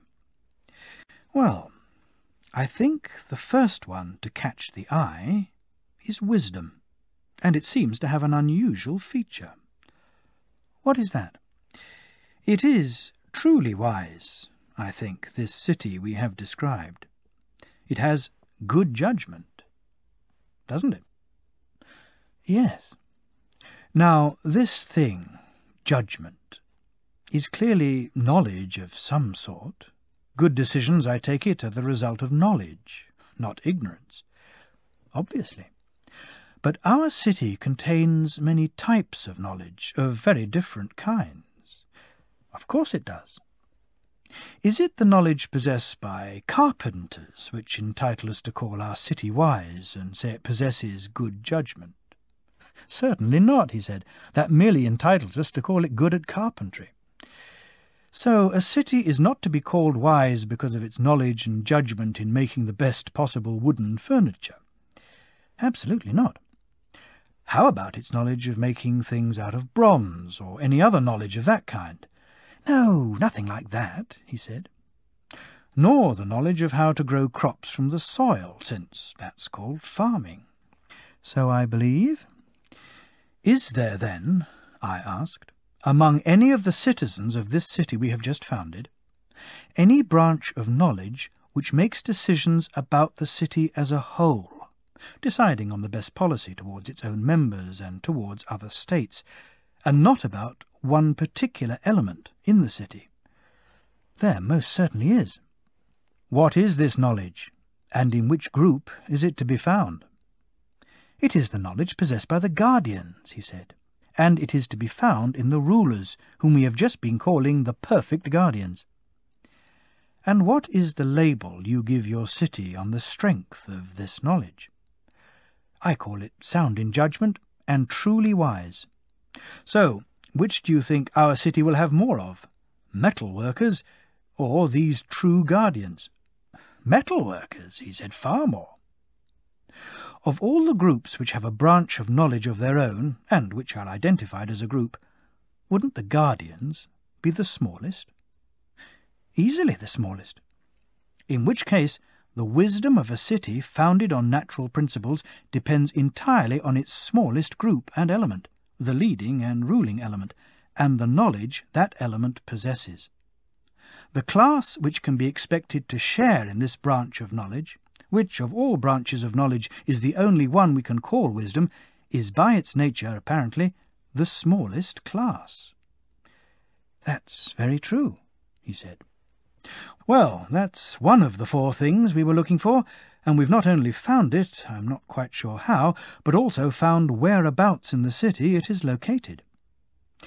Nothing much wrong with the way it was found, as far as I'm concerned, he said. Courage next. It is not hard to see both the thing itself and the part of the city in which it is located, the part which gives the city the name courageous. Explain. No one classifying a city as cowardly or brave would look at any other part of it than the part which makes war in the city's defence and serves in its army. Yes, that's the only part anyone would look at, he said. I think the reason for that, I said, is that the cowardice or bravery of the rest of the population would not be enough to make the city itself cowardly or brave. No, it wouldn't. That leaves two things for us to identify in our city, I said. One is self-discipline. The other is the object of our entire investigation. Justice. Yes. Well, is there some way we can find justice without having to bother about self-discipline? I don't know, he said. I wouldn't want it to make its appearance too soon, if that means giving up the search for self-discipline. If I have any say in the matter, please examine self-discipline first. Very well. My first impression is that it is more like a harmony or musical mode than the other two. In what way? Self-discipline, I take it, is a kind of order. They say it is a mastery of pleasures and desires, and a person is described as being in some way or other master of himself. And there are other clues of the same sort in the way it is talked about, aren't there? Indeed there are, he said. But isn't the phrase master of himself an absurdity? The master of himself must surely also be slave to himself, and the slave to himself must be master of himself. It's the same person being talked about all the time. Of course. What this way of speaking seems to me to indicate is that in the soul of a single person there is a better part and a worse part. When the naturally better part is in control of the worse, this is what is meant by master of himself. It is a term of approval. But when as a result of bad upbringing or bad company the better element is too small and is overwhelmed by the volume of the worse element, this is a matter for reproach. They call a person in this condition a slave to himself and undisciplined. Yes, I think that is what it indicates, he said. Now, if you take a look at this new city of ours, you will find one of these situations prevailing. You will admit that it can quite legitimately be called mistress of itself. if something in which the better rules the worse can be called self-disciplined and master of itself. Yes, when I take a look at our city, he said, you are right. But you also find the whole range and variety of desires, pleasures, and pains, particularly in children, women, slaves, and among so-called free men in the majority of ordinary people. You certainly do.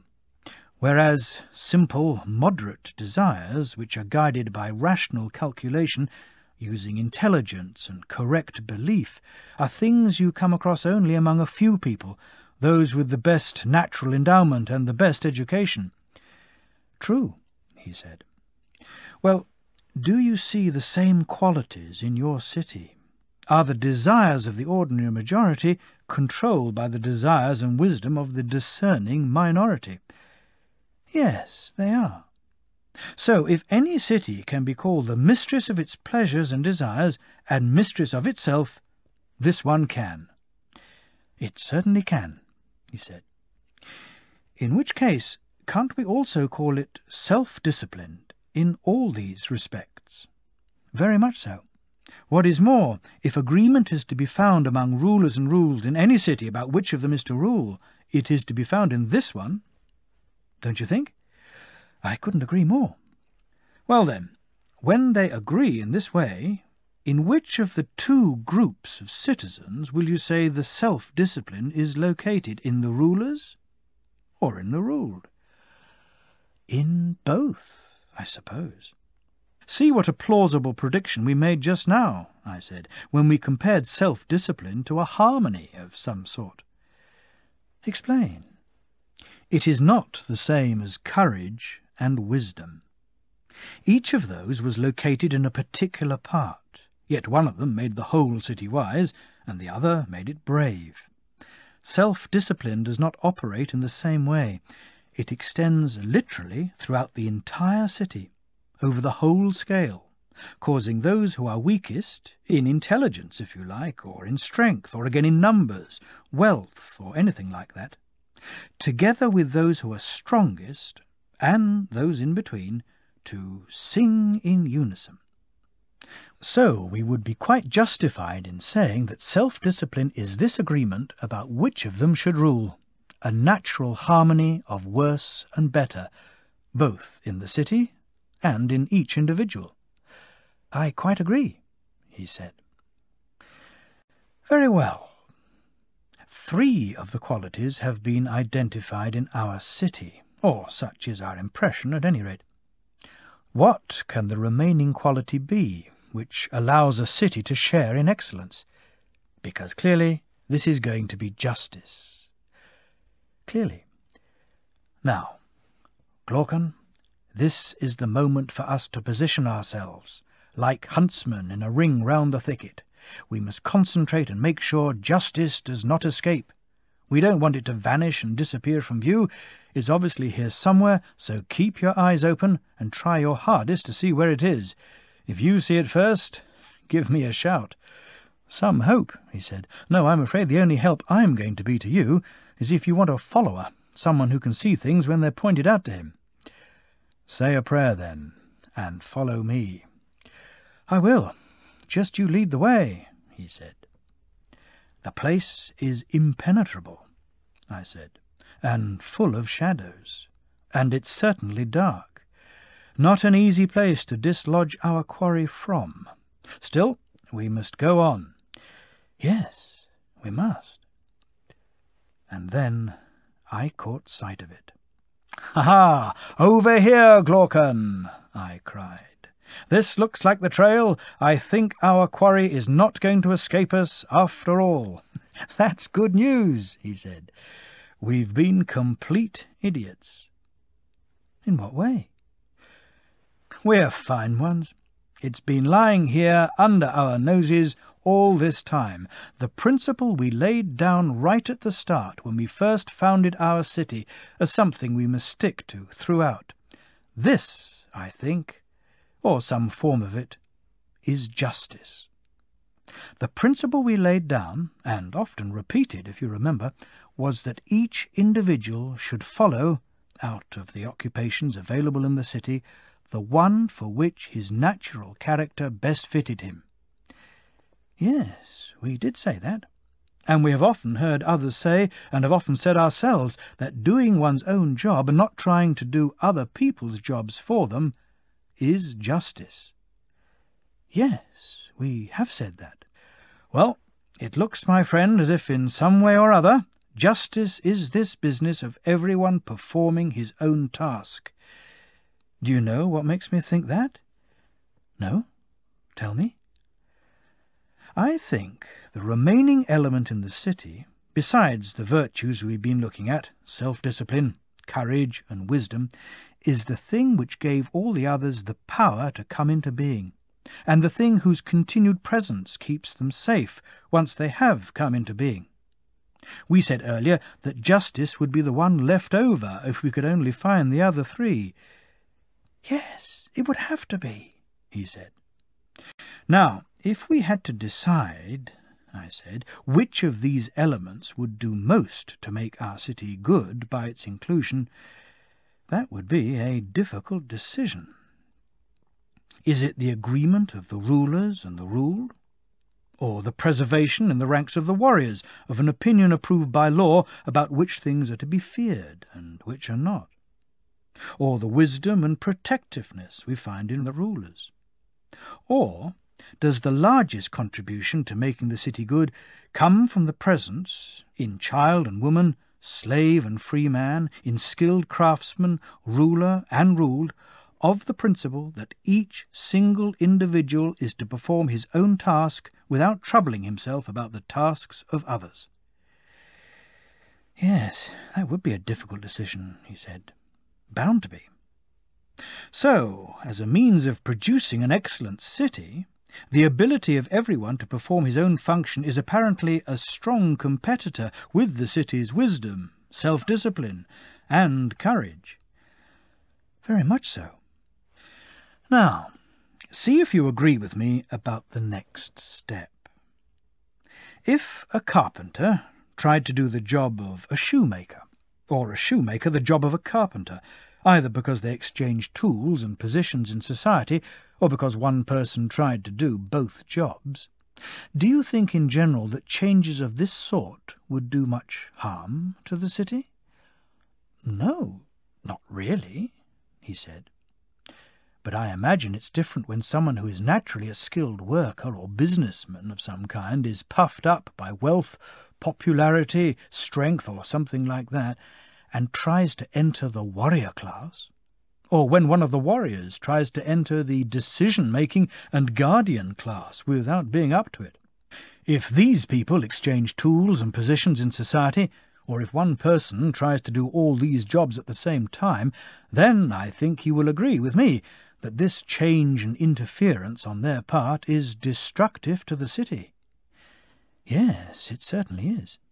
It is the interference of our three classes with one another, then, and interchange between them, which does the greatest harm to the city, and can rightly be called the worst crime against it.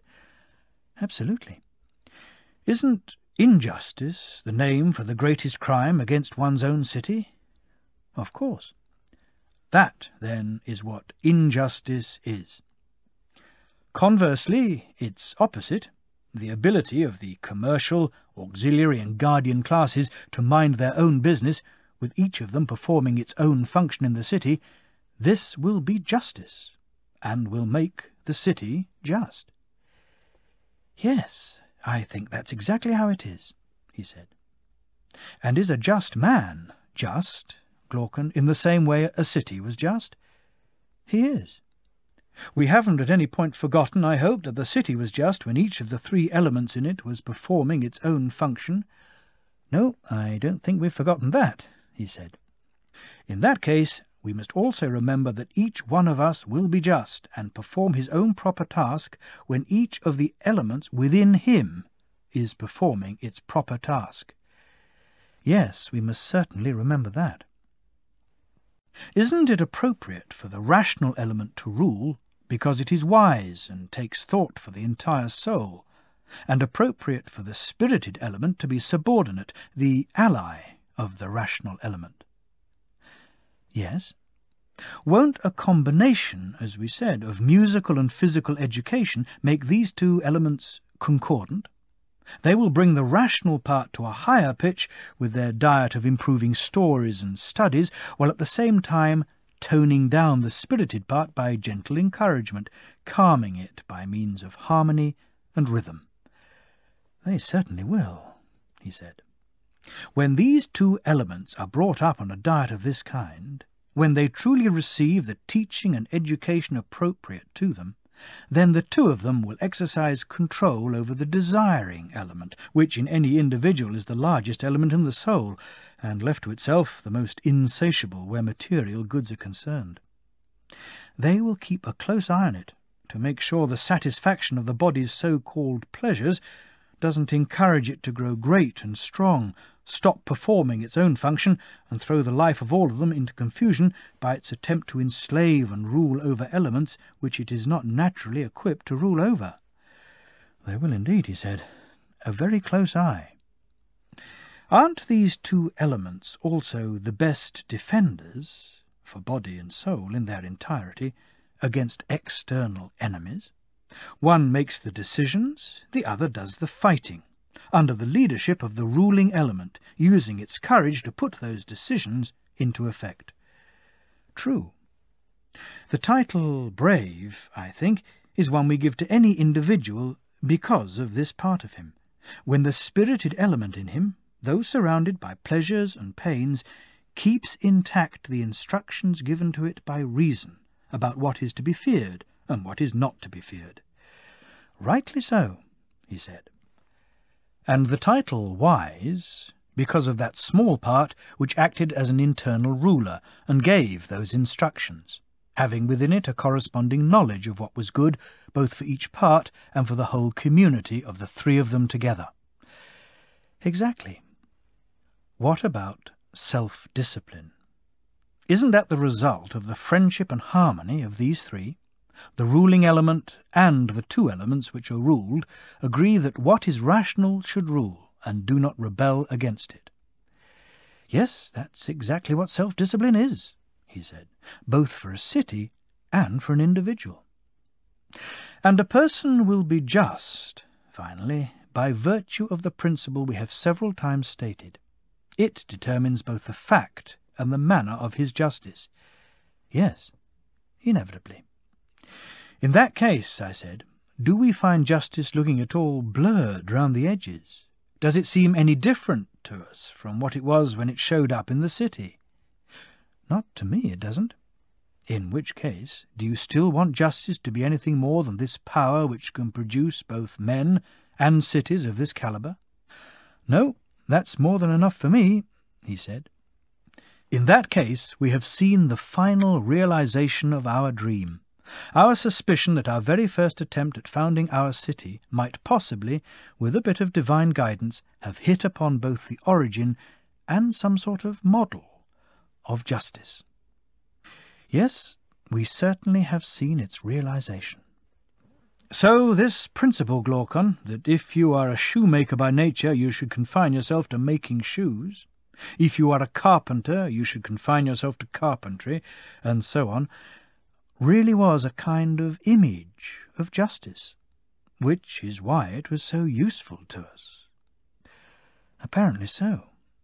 But the truth is that although justice apparently was something of this kind, it was not concerned with the external performance of a man's own function, but with the internal performance of it, with his true self and his own true function, forbidding each of the elements within him to perform tasks other than its own, and not allowing the classes of thing within his soul to interfere with one another.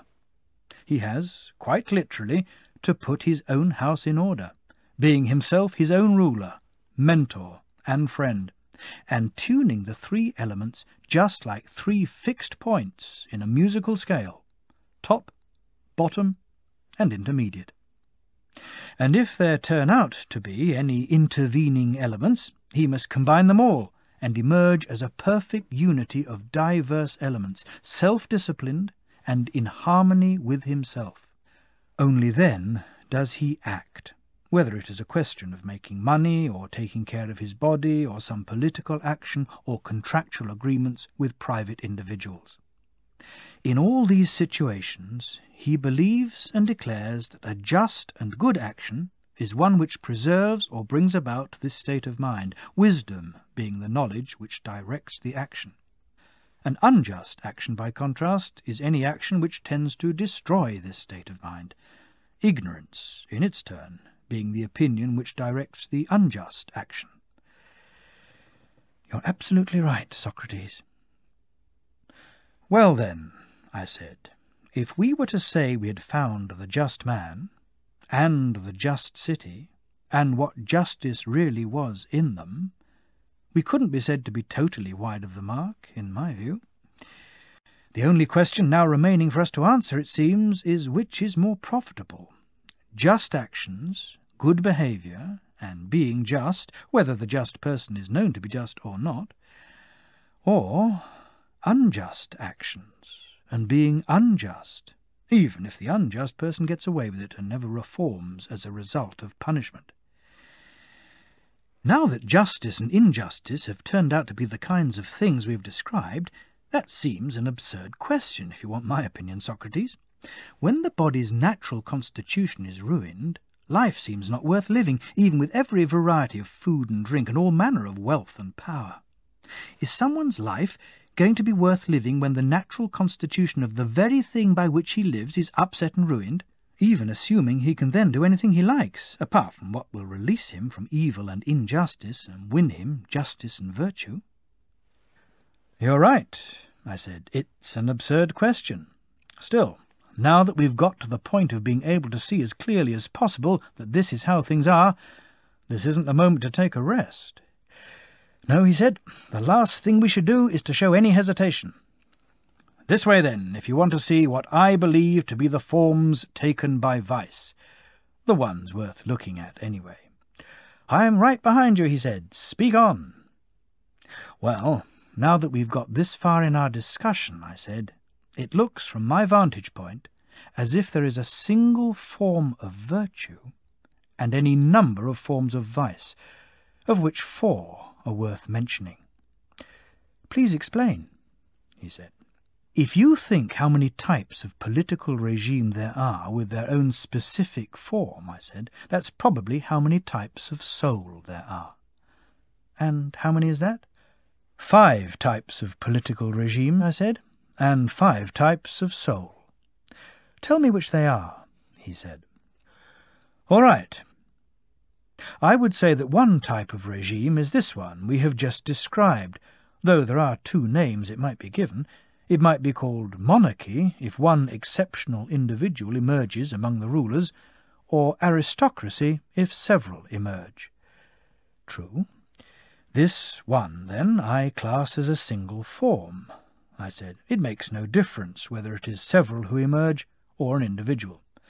Given the upbringing and education we have described, they would not disturb any of the important laws of the city. No, that wouldn't be sensible, he said.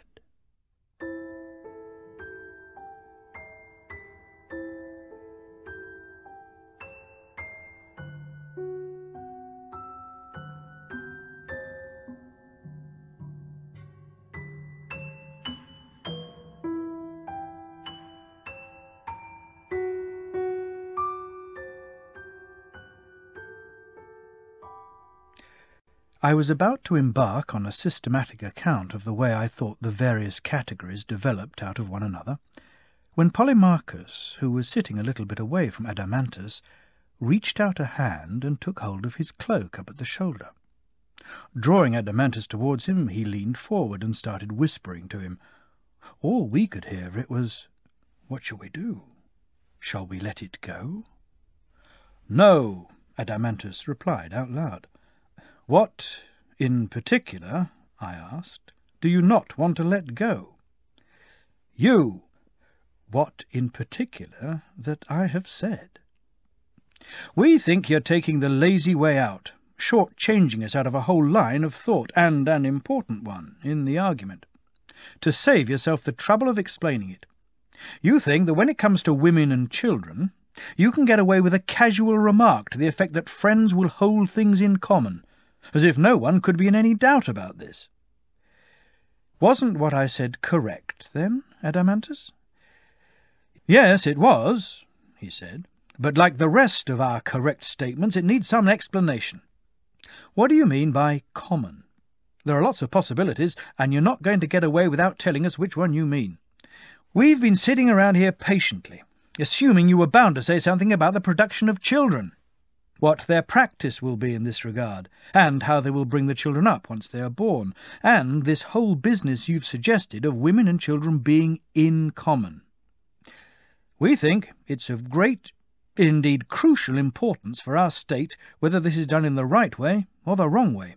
So when you started to deal with another regime before settling these questions in a satisfactory way, we made the decision you heard us making, not to let you go until you have given a full description of this topic, like the other topics. Count me in as well, said Glaucon, as a joint proposer of this motion. Take it as a unanimous decision, Socrates, Thrasymachus added. In that case, I said, I'd better go back and deal now with something I should perhaps have dealt with earlier, in its rightful place. Our intention, I take it, was to make the men in our hypothetical city into some kind of guardians of the herd. Yes. Shall we follow that up, then, by giving them a birth and upbringing consistent with this role? Shall we see whether or not that suits our purpose? What do you mean? I mean this. Do we think female watchdogs should do their share of watching in the same way as male watchdogs? Should they do their share of hunting and join in other activities? Or do we think that bearing and raising puppies makes them incapable of doing their share? Do we expect the females to stay at home indoors while the males do the work and have the whole responsibility for the flocks? We think they should join in everything, he said. We treat the females as weaker, though, and the males as stronger. Well, then, is it possible to employ one animal for the same tasks as another without giving it the same upbringing and training? No, it's not possible. So, if we're going to employ women for the same tasks as men, we must give them the same teaching. Yes, the education we gave men had a musical and poetic element, and a physical element. Yes, so women too should receive these two disciplines, plus military training, and they should be treated in the same way. It looks like it, he said, from what you've been saying. Much of what we are saying now is pretty unconventional. It may well seem absurd if our suggestions are really going to be put into practice. Indeed, it may. What do you find the most absurd thing about it? Isn't it, obviously, the idea of women taking exercise naked along with men in the wrestling schools? Not just young women, but older ones as well, like the old men you find in the gymnasiums. They're all wrinkled, and by no means a pretty sight, but they still retain an enthusiasm for taking exercise. Yes, he replied, that would certainly look pretty absurd, at least the way things are at present. Well, now that we've brought the subject up, we mustn't be afraid of all the standard jokes we'd hear from humourists if we introduce changes of that sort in physical exercise, in musical and poetic education, and particularly in carrying arms and riding on horseback. You're right, he said. And since we have brought it up, we must get on to the difficult business of legislation, with a request to these comedians to be serious. We don't mind them not performing their own proper function. We can remind them that it is not so very long since the Greeks thought it immoral and absurd, as most foreigners still think it, for men to be seen naked. When first the Cretans and then the Spartans started exercising naked, all that became a legitimate target for the humourists of the day. Don't you agree? I do. I take it that once experience showed that you can do all these activities better, stripped, than wearing clothes, then too the perception of absurdity evaporated in the face of public recognition of what was best. It became clear that only a fool regards as laughable anything other than what is bad. Anyone who tries to be amusing by pointing at any spectacle other than the spectacle of folly and wickedness must quite seriously have set himself some standard of beauty other than that of the good. Exactly, he said. Well then, if we want a woman to become guardian material, we shall not have one education for making men guardians and another for making women guardians, shall we? Particularly when they have the same natural attributes to start with. No, we shall have the same education for both. Now, here's another point I'd like your opinion about. What is that? Whether you feel in your own mind that one man is better and another man is worse. Or do you think all men are the same? No, I certainly don't. Well then, in the city we founded, which do you think we shall find turn out the better men? The guardians who have received the education we described, or the shoemakers trained in the art of shoemaking? Well, that's a fatuous question, he said. I see. What about the rest of the citizens? Aren't the guardians better than all of them? Much better. What about the women? Won't the women guardians be the best of the women? Again, he said, much the best. Is there anything better for the city than for it to have its women and its men alike become as good as possible? No, there isn't. And will this be brought about by the availability of musical and physical education of the kind we described? Of course. So our arrangements are not only feasible, but also in the best interests of our city. Yes. They must strip, then, the women among our guardians. Virtue will be their cloak. They must play their part both in war and in being the guardians of the city in general. That and nothing else. And of those tasks, women should be given lighter ones than men, because their sex is weaker. Absolutely. Can we say, then, that in our provisions for the legal position of women we have survived the first wave of criticism? In laying down that our male and female guardians should in all respects lead a common life, we have not been completely overwhelmed. That's certainly no small wave you have survived, he said. You won't think so when you see the next one. Go on, then. Let me see it. I believe that this law and the others which preceded it imply a further law.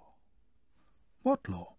That all these women shall be wives in common for all these men, that none of them shall live as individuals with any of the men, that children in turn shall belong to all of them, that no parent shall know its own child, no child its own parent. Yes, he said, when it comes to scepticism about the feasibility or utility of this proposal, that is a much larger wave than the first. I don't imagine there could be any disagreement about its utility. No one would deny that, if it is possible, having wives in common and children in common is a major benefit. But on the question of its feasibility or otherwise, I suspect there would be a lot of disagreement. There'd be plenty of disagreement, he replied, on both counts. Be that as it may, for the moment I'll assume our proposals are feasible. With your permission, I want to examine the way the rulers will organize these things when they do happen, and show that putting them into practice would be of the greatest possible benefit to the city and its guardians. I want you to help me make a thorough examination of those questions first, and leave the other questions until later, if that's all right with you. It's all right, he said. Begin your inquiry. Very well. It will be your job, just as you selected the men, so now to select the women as well, as similar as possible in nature, and allocate them to the men. Since houses and dining halls will be communal, and no one will possess any private property of this kind, the sexes will live in close proximity, and in this state of universal proximity, both in their physical education and in the rest of their upbringing, their natural instincts will inevitably, I think, lead them into having sex with one another. Or don't you regard that as inevitable? Well, it's not a mathematical inevitability, but it's a sexual inevitability, and for the majority of people that is probably a keener agent of persuasion and attraction. Much keener, I said. Now for the next point, Glaucon. In the city of the blessed, haphazard sexual intercourse is unholy. Like haphazard behaviour of any kind, the rulers will not allow it. No, because it is wrong. Clearly, the next step is for us to do everything we can to make marriages as sacred as possible. And it'll be the most useful marriages which are the sacred ones. Absolutely. What will make them the most useful? Tell me something, Glaucon. I've noticed that as well as hunting dogs you have a fair number of purebred birds in your house. Isn't there one thing you surely must have noticed about their unions and production of children? What sort of thing? He asked. For a start, though they are all purebred, aren't some of them the best? Don't they prove themselves to be? Yes, they do. Do you, in that case, breed from all of them alike, or are you careful to breed as much as possible from the best? I breed from the best. What about age? Do you breed from the youngest or the oldest? Or do you breed as far as possible from those in their prime? From those in their prime. If the breeding is not handled like this, do you think your stock of birds and dogs will greatly deteriorate? Yes, I do. What about horses and other animals? I asked. Do you think they're in any way different? No, that would be absurd. Help!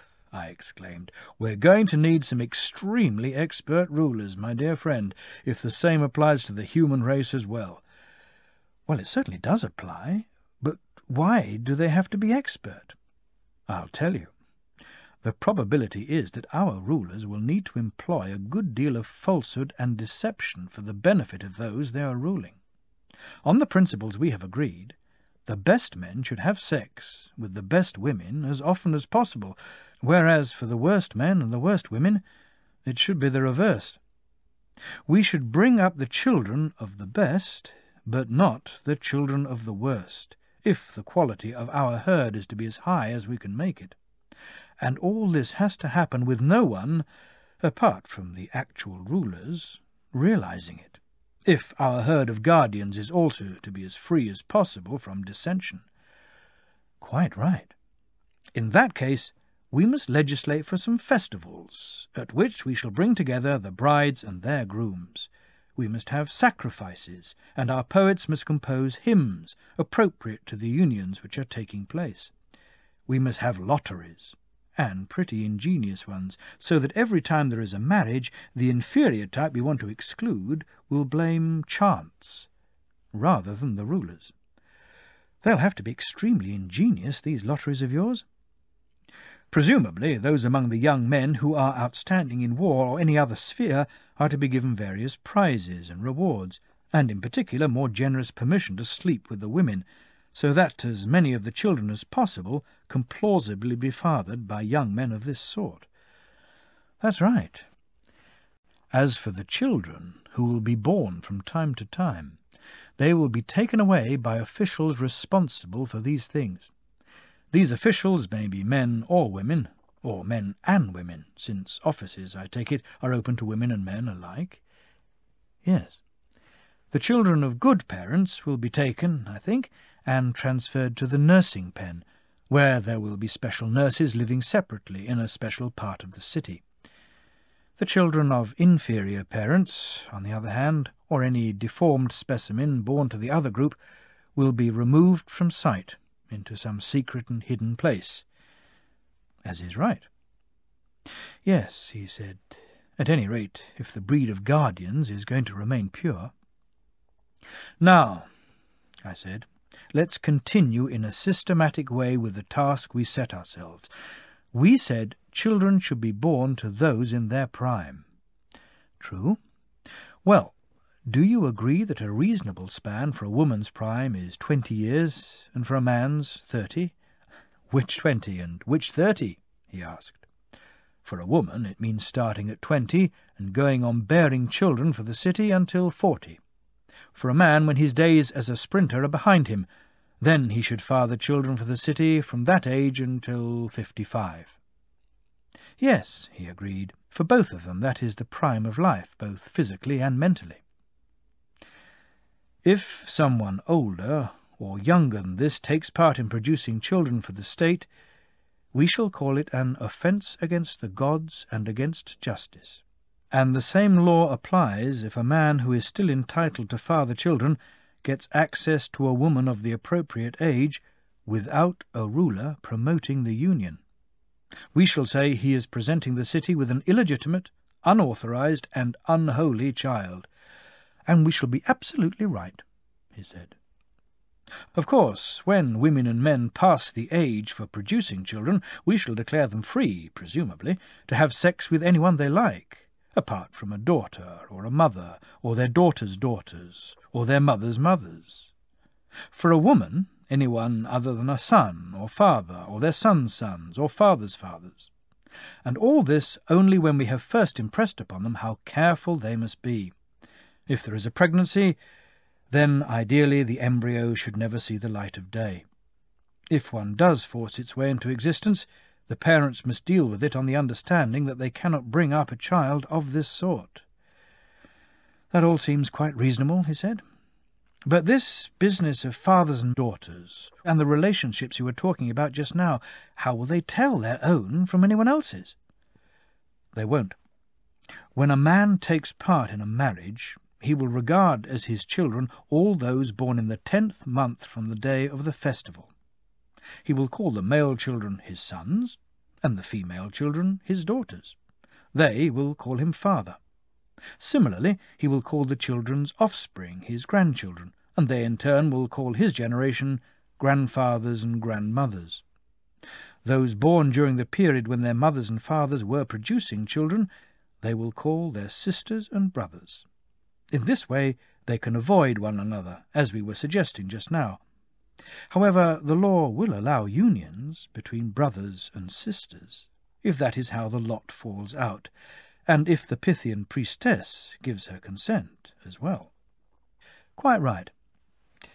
There you are, Glaucon. That's what it is for women and children to be in common among the guardians of your city. That's what it is like. The next thing we have to do is establish from what has been said that it is consistent with the rest of the Constitution, and that it is by far the best arrangement. Or should we go about things in some other way? No, that's the best way, undoubtedly. If we want to settle this, isn't a good starting point to ask ourselves what is the greatest good we can think of in the organization of our city, the thing the lawgiver should be aiming at as he frames his laws, and what is the greatest evil? Then we can ask, do the proposals we have just described match the features of this good? Do they fail to match the features of this evil? Yes, that's the best possible starting point, he said. Well then, can we think of any greater evil for a city than what tears it apart and turns it into many cities instead of one? Or any greater good than what unites it and makes it one? No, we can't. Is it community of pleasure and pain which unites it, when as far as possible all the citizens are equally affected by joy or grief over any particular gain or loss? It certainly is. And is individual variation in these feelings divisive? Things happen to the city or to its inhabitants which make some people distraught and others delighted. Of course it's divisive. Is this because words like mine and not mine are not applied by everyone in the city to the same things? The same with somebody else's? It certainly is. Does that mean the best regulated city is the one in which the greatest number of people use this phrase mine, or not mine, in the same way, about the same thing? Much the best. When anything at all, good or bad, happens to one of its citizens, a city of this kind will be most inclined to say that what is affected is a part of itself. The whole city will rejoice together, or grieve together. Yes, it's bound to. A city with good laws, that is. This is the moment for us to return to our city, I said, and look for the characteristics our argument has led us to agree on. We want to know if this city possesses them to an outstanding degree, or if some other city does. Yes, we do need to go back and do that. Very well. Presumably, there are rulers and common people, aren't there, in other cities as well as in our city? There are. Do they all call one another citizens? Of course. But in other cities, what else does the common people call the rulers, apart from calling them citizens? In most cities they call them their masters. In democratic cities they just call them rulers. What about the common people in our city? What do they say their rulers are, apart from being citizens? Saviours and defenders, he said. And what do the rulers call the common people? Paymasters and providers. What do the rulers in other cities call their common people? Slaves. And what do the rulers call each other? Fellow rulers. What do ours call each other? Fellow guardians. Can you answer this, then? Would any of the rulers in the other cities find it possible to address one of his fellow rulers as a relative, and another as unrelated? Yes, plenty of them would find that possible. Doesn't such a person think and speak of his relative as his, and one who is unrelated as not his? Yes. What about your guardians? Could any of them think of one of his fellow guardians or address him as if he were unrelated? No, he said. Every time he meets any of them, he will assume he's meeting his brother or sister or father or mother or son or daughter or the child or parent of one of these. In that case, there will be greater agreement in this city than in any other about the terms we were referring to a moment ago. They will say of the success or failure of any individual, "This success is mine," or "This failure is mine." Very true, he said. And did we say that feeling pleasures and pains in common followed from this way of thinking and speaking? We did, and we were right. Then will our citizens more than any others hold one and the same thing, which they will call mine, in common. And because they feel the same about it, will they feel the greatest community of pain and pleasure? Very much the greatest. And the reason for this, over and above the general organization of the city, is the business of women and children being in common among our guardians. Yes, that's the main reason, he said, far more important than anything else. And when it comes to making war, isn't it obvious how they will go about it? How? They will go on campaign together, bringing the most robust of the children with them on active service, so that, like the children of people in other skilled occupations, they can observe the occupation they will have to follow when they grow up. Besides observing, they should act as assistants and servants in everything to do with war, and be some help to their fathers and mothers. Haven't you noticed how people learn a skill? The children of potters, for example, spend a long time as assistants, watching, before they are allowed anywhere near a pot. A very long time. And are potters going to be more careful than our guardians when it comes to educating their own children, giving them the necessary experience and opportunity to observe? No, that would be ludicrous, he said. What is more, any living creature will fight better in the presence of its own young. That's true, but if they are defeated, and these things do happen in time of war, there's a very real danger, Socrates, that along with the guardians themselves, the children will be lost as well, and that this will make recovery impossible for the rest of the city. True, I said. But what is your view on that? Do you think, for instance, that the aim should be to avoid all possible risk? No. Well then, if they are going to take risks, shouldn't it be in situations where success will make them better people? Obviously. Do you think that for men who are going to be warlike it makes very little difference, and is therefore not worth the risk, whether or not they can observe the art of war as children? No, it does make a difference in the way you suggest. What we want to bring about, then, is a way of making the children observers of war, while at the same time thinking of some clever means of ensuring their safety. That would be ideal, wouldn't it? Yes. Well then, I said, for one thing, their fathers will not be without experience. They will be as expert as human beings can be at judging which campaigns are dangerous and which are not. Fair enough. So they will take them on some campaigns, but think twice about others. Yes, that'll be the right approach. And to command them, their fathers will presumably not give them those who are least able, but those well qualified by age and experience to be guides and tutors. Yes, those will be the right people. Will this be enough? I asked. After all, events are unpredictable, as all sorts of people are constantly finding out. They certainly are. So, to meet unpredictable situations, we must give them wings, my friend, from their earliest childhood. Then they can take to flight if they have to. What do you mean? We must put them on horseback at the youngest possible age. Once we have taught them to ride, we can take them as observers, mounted on horses which are not spirited and warlike, but the swiftest and most obedient we can find. In this way they can get an excellent view of what will be their occupation and still make their escape safely, if the need arises, by following guides who are older than they are. I think that's a good suggestion, he said. What about the actual fighting? I asked. Let's start with their behaviour towards each other. Anyone who out of cowardice leaves his place in the line, throws away his weapons, or does anything of that sort, should be reduced to the rank of skilled worker or farmer. Shouldn't he? He certainly should. Anyone who falls alive into the hands of the enemy can be handed over as a gift to those who capture him.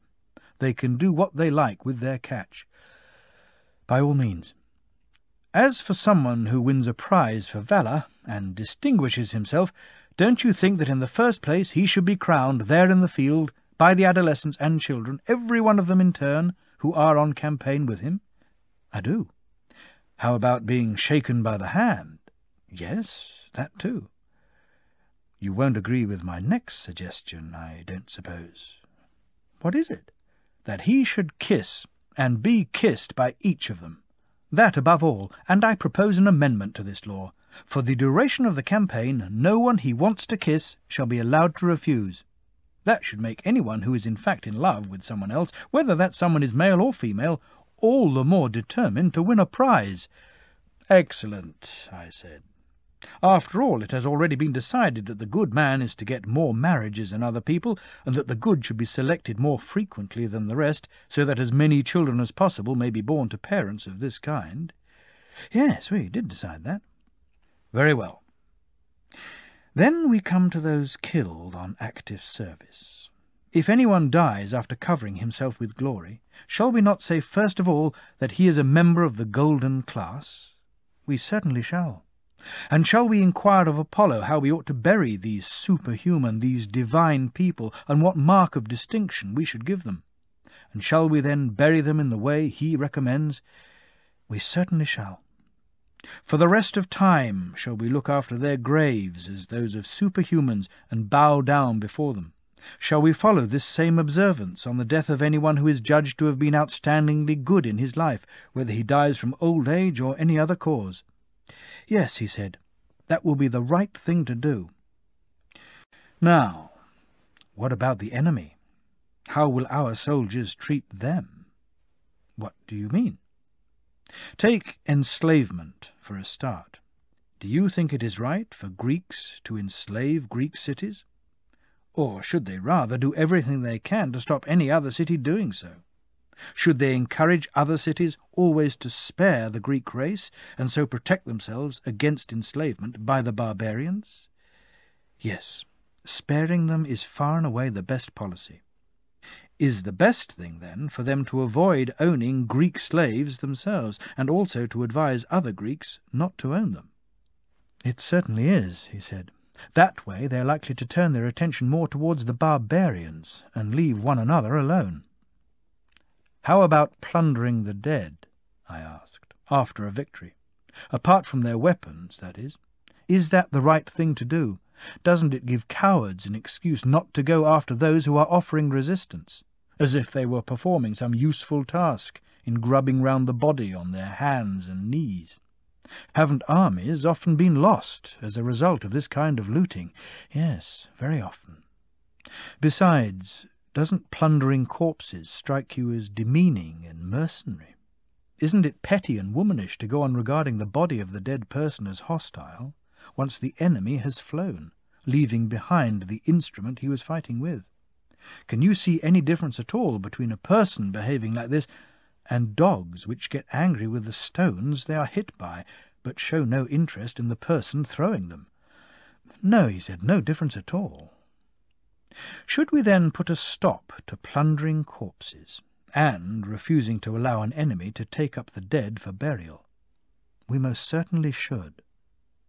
They won't, I imagine, take their weapons to their temples to present as offerings, particularly not the weapons of Greeks, if they are at all interested in maintaining good relations with the rest of Greece. They are more likely to be afraid there may be some pollution in bringing offerings of this kind to a temple from their fellow Greeks, unless, of course, God tells them something different. Quite right. And because they are Greeks, they will not lay waste to Greece, or burn houses, or accept that all the inhabitants of a city, men, women, and children alike, are their enemies. They will regard their enemies at any particular time as few, the ones responsible for the dispute. For all these reasons, they will refuse to lay waste the land or destroy the houses of people whom they mostly regard as their friends. They will pursue their dispute only up to the point where those responsible are compelled by those who are not responsible, and who are suffering as a result, to make amends. For my part, he said, I agree that this is how our citizens should treat their enemies. As for the barbarians, they should treat them in the way Greeks at the moment treat one another. Should we then lay down another law for our guardians, forbidding them to devastate land or burn houses? Yes, we should, and let us by all means lay it down that we are satisfied both with these arrangements and with our earlier ones. The fact is, Socrates, if you're allowed to go on talking about this kind of thing, I don't think you'll ever come back to the question you originally postponed in order to go into all these details. You needn't go on discussing the arrangements. Instead, can we concentrate on giving ourselves a convincing answer to the questions? Are they possible, and how are they possible? We can forget about the rest. That's a very direct assault, I said, on my way of explaining things. You don't have a great deal of sympathy with my misgivings. What you perhaps don't realize, after I have narrowly escaped the first two waves of criticism, is that you are now exposing me to a third, the largest and most threatening of the three. But you will have a lot of sympathy when you see it and hear it. You will see why I hesitated, why I was afraid to put forward such an unlikely-sounding answer for examination. The more excuses you make, the less chance there is that we shall let you off telling us how these political arrangements are possible. Stop playing for time and tell us.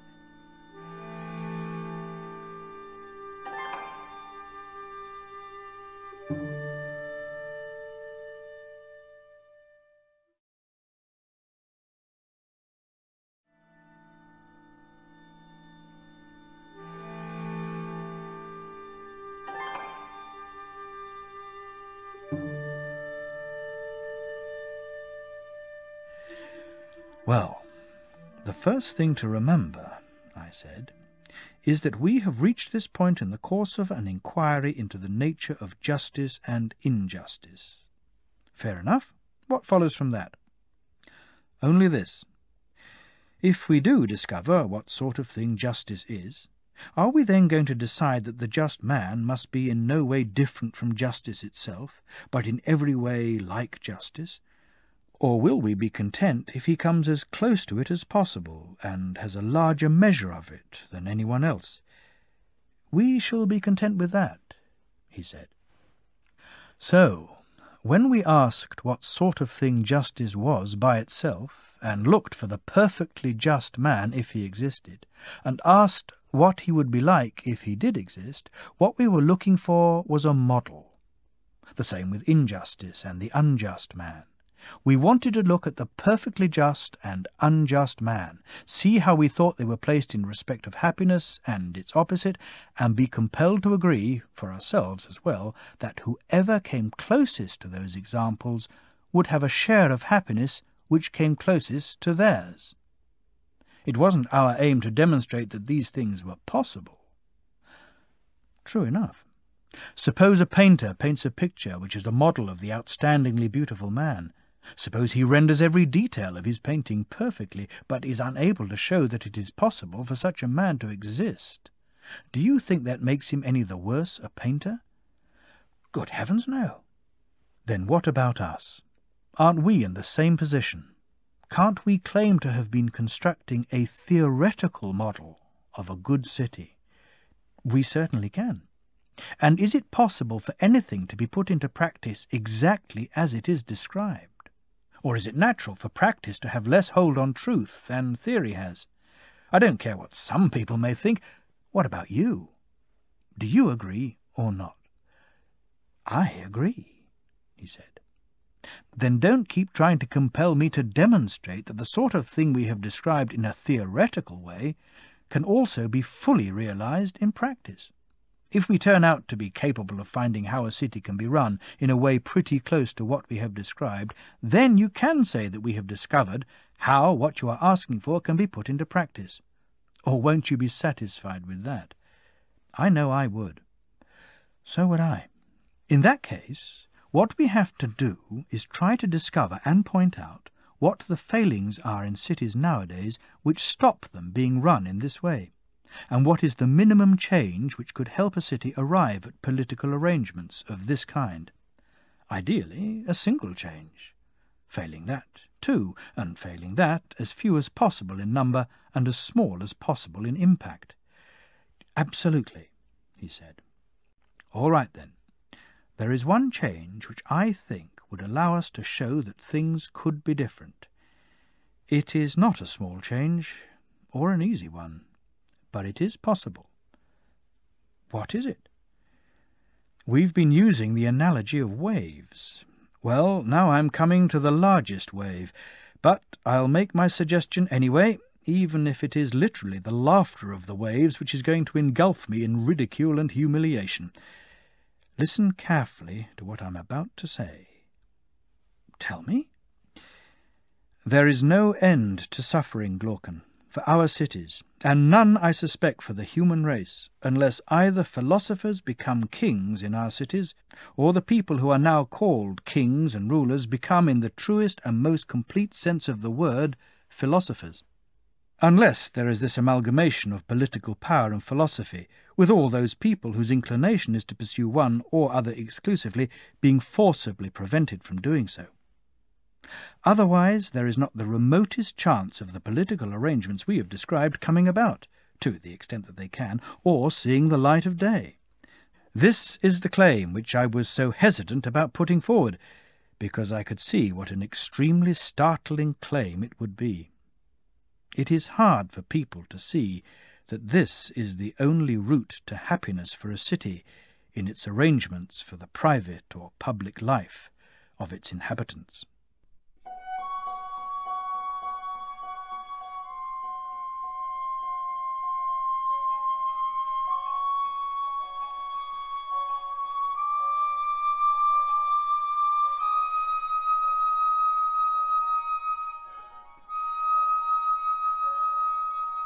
My own personal view is that there is no reason to regard either or both of these events as impossible. If they were impossible, we would quite rightly be a laughingstock, since our proposals would just be wishful thinking. Isn't that so? It is. Now, will anyone challenge our contention that it is possible for the sons of kings and rulers actually to be born with philosophical natures? No, he said. No one in the world would challenge that. And if they are born with philosophical natures, can anyone claim they are certain to be corrupted? Even we admit that it is difficult for them to survive. But is anyone going to contend that in the whole of time, out of all those who are born, not one is ever going to survive? How could they? But it only needs there to be one, surely. with a city which is obedient to him, to bring about all the things which are now regarded as impossible. Yes, one is enough, he said. After all, if a ruler establishes the laws and way of life we have described, it is presumably not impossible that the citizens will be prepared to follow them. Not in the least impossible. Is it astonishing or impossible that the arrangements which seem a good idea to us should seem a good idea to other people as well? Well, I don't think so. That they are the best arrangements, assuming they are possible, has been satisfactorily shown by our earlier discussion, I think. Yes, it has. So the position we seem to have reached on law-giving is this. Our arrangements are the best, if only they could be put into effect, and while it is difficult for them to be put into effect, it is not impossible. Yes, he said, that is the position we've reached. Well then, since that topic has struggled to a conclusion, we'd better go on to deal with the ones which remain. These saviours of our city, what will prepare them for their task? What course of study and way of life? And when should each age group tackle each subject? Yes, we'd better deal with that. You'll realize there probably won't be very many of them. The elements of the nature we have described and which we say they must possess are seldom likely to be combined in the same individual. In most people, this kind of nature is fragmented. How do you mean?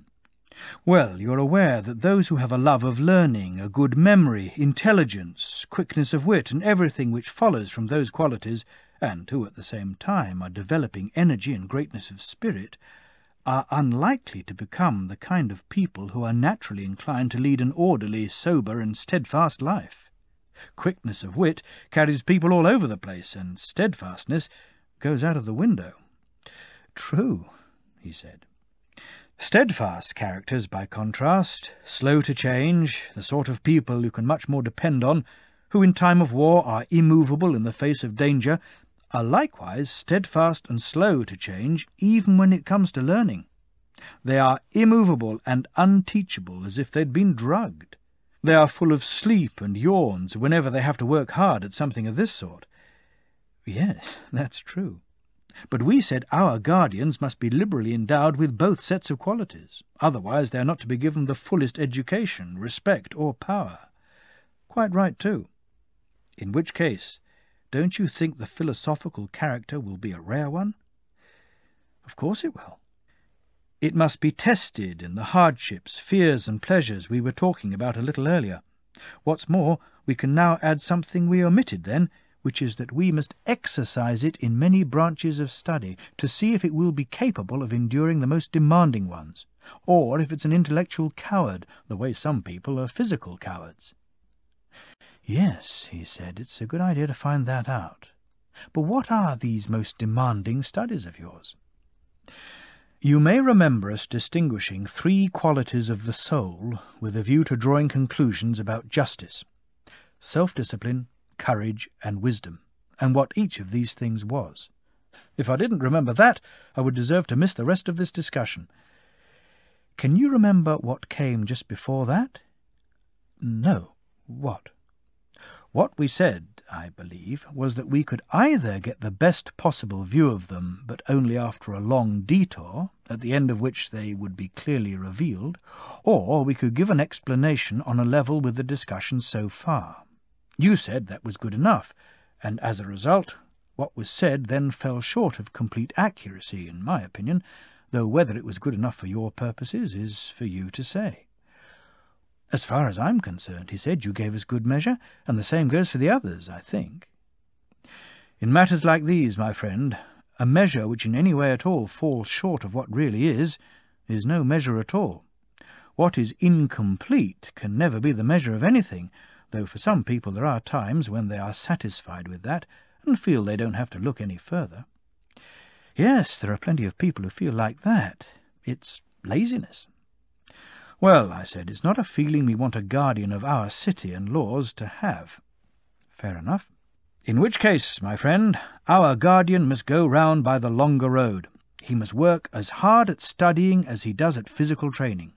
Otherwise, as we've just been saying, he will never see the most important and appropriate subject of study through to the end.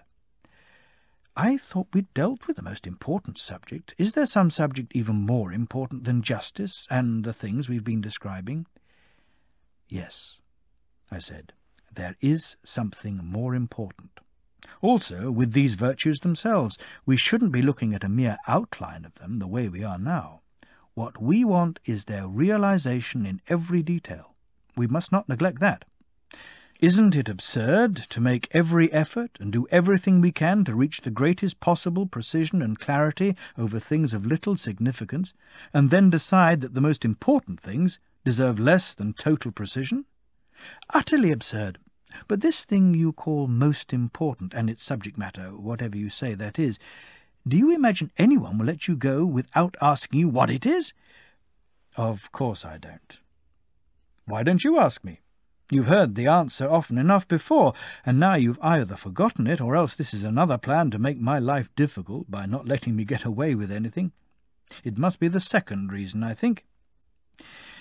You've often heard me say that the most important branch of study is the form or character of the good. That which just things and anything else must make use of, if they are to be useful and beneficial. You must know that's what I'm going to say now, and you must also know that it's not something we can have adequate knowledge of. But if we don't know it, then however much we know about everything else, without that, as you are well aware, it'll be no more good to us than to possess something without the good. Do you think it's any use to us to own all there is, and yet not own anything good? Or to be wise in everything but the good, but have no wisdom about what is beautiful and good? Good heavens, no, I certainly don't. Another thing you're well aware of is that while most people think the good is pleasure, those with more sophistication think it is knowledge. Of course. And further, my friend, that those who hold this view are unable to show what knowledge it is. They are compelled, in the end, to say that it is knowledge of the good. A pretty absurd definition, he said. How can it fail to be absurd? They criticize us for not knowing what the good is, and then immediately assume we do know what it is. They say the good is knowledge of the good, as if we're bound to understand what they're talking about as soon as they so much as utter the word good. Absolutely true. What about those who define the good as pleasure? Are they any less wide of the mark than the others? Aren't they in their turn compelled to admit that there are bad pleasures? Very much so. Hence, I imagine, they find themselves admitting that the same things are good and bad, don't they? Of course. Is it clear, then, that it is a subject on which there are many serious disagreements? Yes, it is. And isn't something else clear? With justice or beauty, lots of people might settle for the appearance of them. Even if things aren't really just or beautiful, they might choose to do, possess, or think them anyway. When it comes to things which are good, on the other hand, no one has ever yet been satisfied with the appearance. They want things that really are good. They all treat the appearance of it with contempt. Yes, that's very clear too, he said. This is what every soul follows. All its actions are directed at this. It has a sort of divine intuition that the good is something, but it is in doubt, unable to get a firm grasp on what it is, or find any firm belief of the kind it has about other things.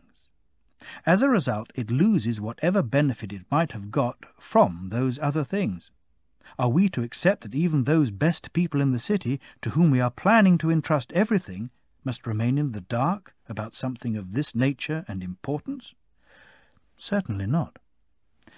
But if it's not known, I said, in what way just and beautiful things are good, and if in particular a guardian does not know this, what kind of guardian will justice and beauty have got for themselves then?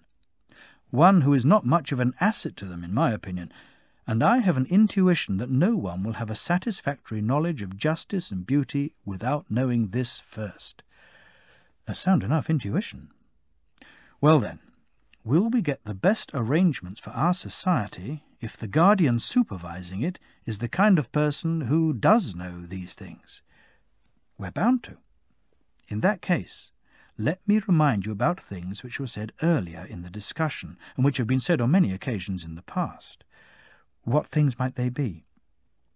We say there are many beautiful things and many good things, and the same with everything else. That is how we classify them in speaking of them. Yes, we do say that. We also say there is a beautiful itself and a good itself, and the same with all the things we then said were many.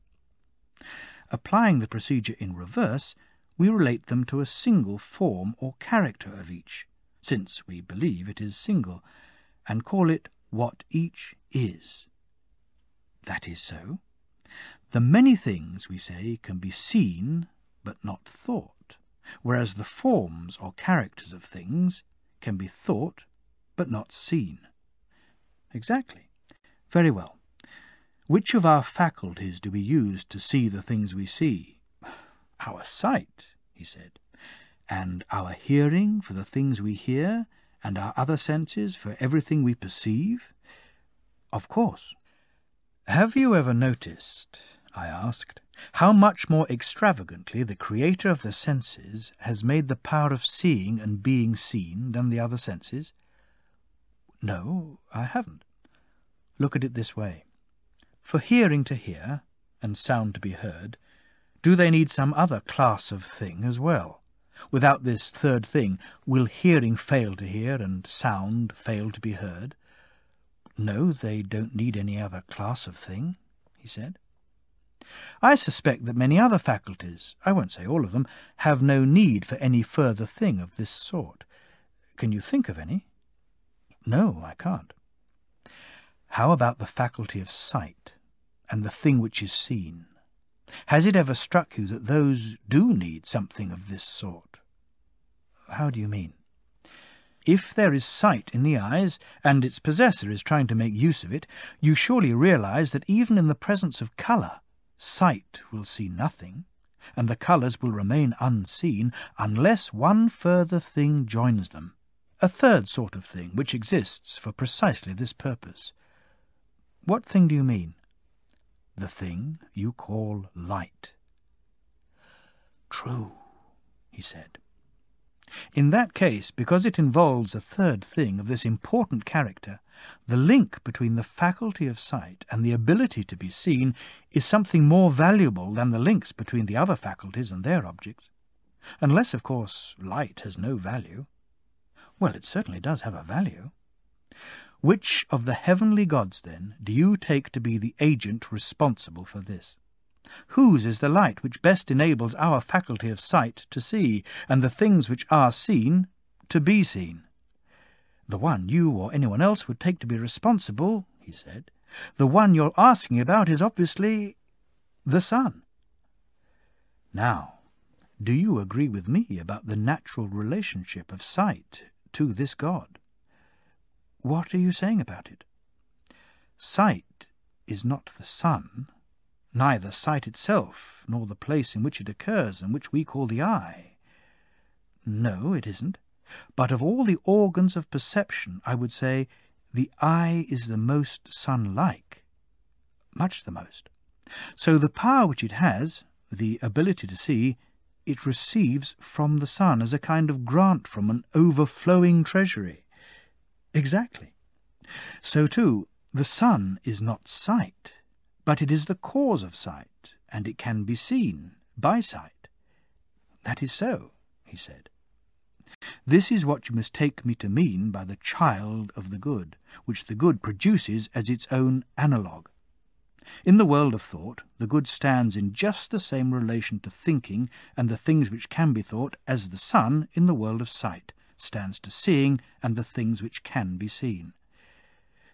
What do you mean? He said. Please explain that a bit further. You know that when the eyes stop being directed at objects whose colours are in daylight, and turn to those whose colours are lit by the lights of the night, they are dimmed and become virtually blind, as if there were no clear sight in them. They certainly do. Whereas, when they are directed at things whose colours have the light of the sun shining on them, they see distinctly. The same eyes now manifestly do have sight in them. Of course. You can look at the soul in the same way. When it focuses where truth and that which is shine forth, then it understands and knows what it sees, and does appear to possess intelligence. But when it focuses on what is mingled with darkness, on what comes into being and is destroyed, then it resorts to opinion and is dimmed, as if its opinions swing first one way and then another. Now, by contrast, it resembles something with no understanding. None at all. You can say that this thing which gives the things which are known their truth, and from which the knower draws his ability to know, is the form or character of the good. Because it is the cause of knowledge and truth, think of it by all means as something known, but you will be right to regard it as different from, and still more beautiful than, knowledge and truth, beautiful though both of these are. Just as in our example it is correct to think of light and vision as sun-like, but incorrect to think that they are the sun, in the same way here it is correct to think of knowledge and truth as good-like, but incorrect to think that either of them is the good. The good is something to be prized even more highly. "It's an incredible beauty you're talking about," he said, "if it is the cause of knowledge and truth, but itself surpasses them in beauty. And you, of all people, presumably, are not going to say that it is pleasure." "Be silent," I said. "Don't even mention the word no. Take a closer look at our comparison." "How do you want me to look at it?" "The sun gives to what is seen, I think you would say, not only its ability to be seen, but also birth, growth, and sustenance, though it is not itself birth or generation. Of course it isn't. For the things which are known say not only that their being known comes from the good, but also that they get their existence and their being from it as well, though the good is not being, but something far surpassing being in rank and power." "Ye gods!" Glaucon exclaimed, making us all laugh. "What a miraculous transcendence!" "Don't blame me," I said. "You were the one who compelled me to tell you what I thought about the subject." "I was.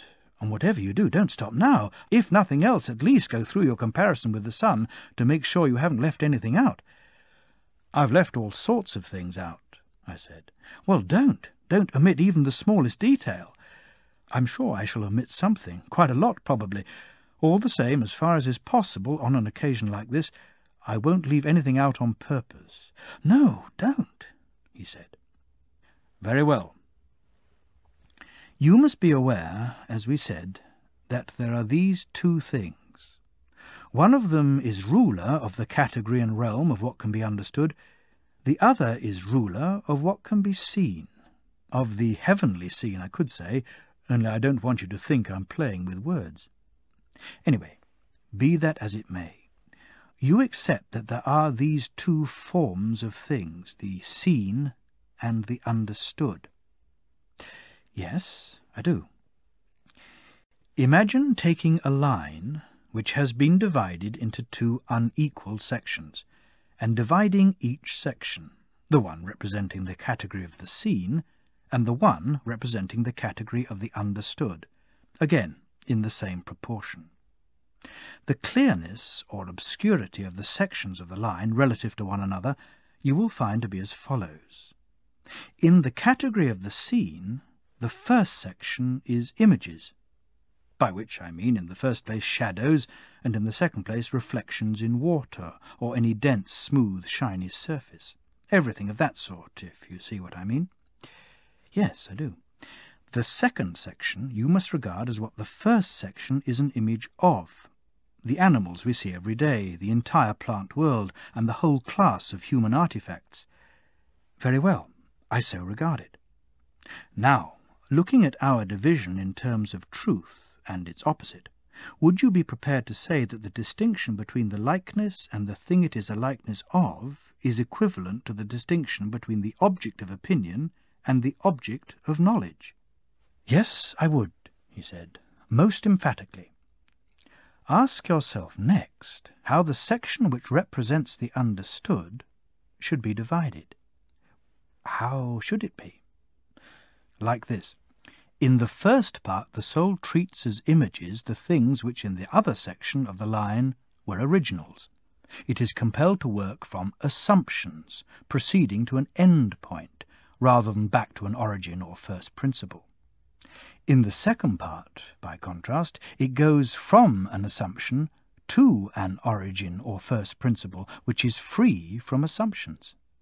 It does not use the images which the first part uses, but makes its way in the investigation using forms alone, through themselves alone. I don't entirely follow what you just said. Let's try again. You'll find it easier when you've heard what I have to say by way of introduction. You're aware, I imagine, that when people are doing things like geometry and arithmetic, there are some things they take for granted in their respective disciplines. Odd and even, figures, and the 3 types of angle, that sort of thing. Taking these as known, they make them into assumptions. They see no need to justify them either to themselves or to anyone else. They regard them as plain to anyone. Starting from these, they then go through the rest of their argument and finally reach, by agreed steps, that which they set out to investigate. Yes, I'm aware of that, he said. And you will also be aware that they summon up the assistance of visible forms and refer their discussion to them, although they're not thinking about these, but about the things these are images of. So their reasoning has in view the square itself and the diagonal itself, not the diagonal they have drawn. And the same with other examples.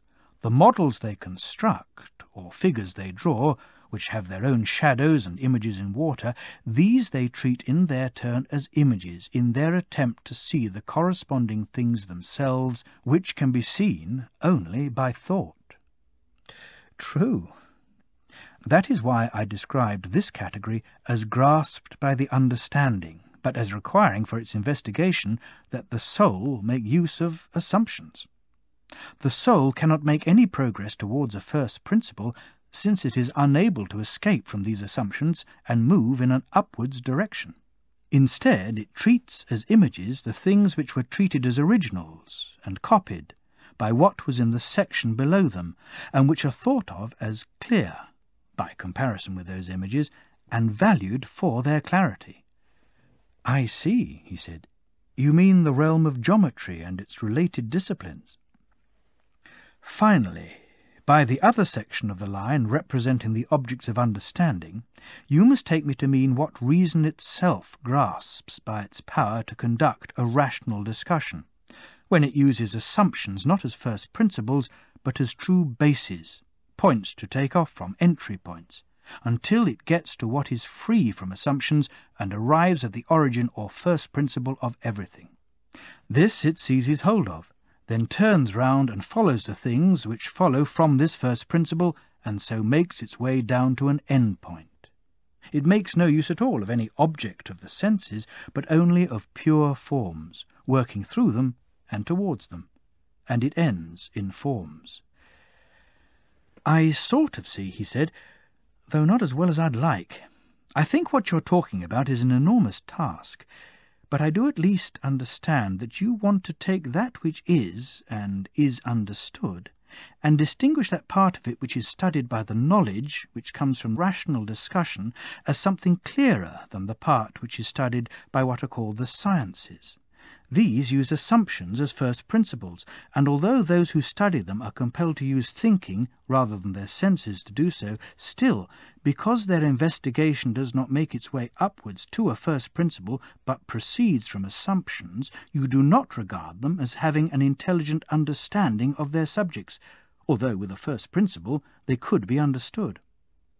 I also think that when people are doing subjects like geometry, you call their state of mind thought, rather than understanding, because you regard thought as a halfway house between opinion and understanding. You've grasped my meaning well enough, I said, and please understand that there are 4 conditions arising in the soul, corresponding to the 4 sections of the line. Understanding corresponds to the highest section, thought to the second, belief to the third, and conjecture to the last. Classify them accordingly, believing that the degree of clarity they possess is proportional to the truth possessed by their objects. I understand, I agree, and I classify them in the way you suggest.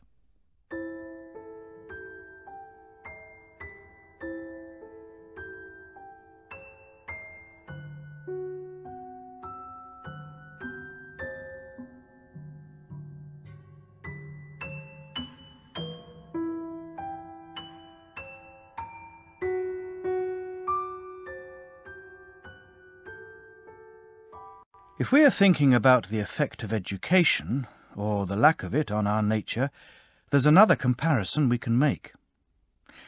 Picture human beings living in some sort of underground cave dwelling, with an entrance which is long, as wide as the cave, and open to the light. Here they live from earliest childhood, with their legs and necks in chains, so that they have to stay where they are, looking only ahead of them, prevented by the chains from turning their heads. They have light from a distant fire, which is burning behind them and above them. Between the fire and the prisoners, at a higher level than them, is a path along which you must picture a low wall that has been built, like the screen which hides people when they're giving a puppet show, and above which they make the puppets appear. Yes, I can picture all that, he said. Picture also, along the length of the wall, people carrying all sorts of manufactured objects which project above it, statues of people, animals made of stone and wood, and all kinds of materials. As you'd expect, some of the people carrying the objects are speaking while others are silent. A strange picture, and strange prisoners. No more strange than us, I said. Do you think, for a start, that prisoners of that sort have ever seen anything more of themselves and of one another than the shadows cast by the fire on the wall of the cave in front of them?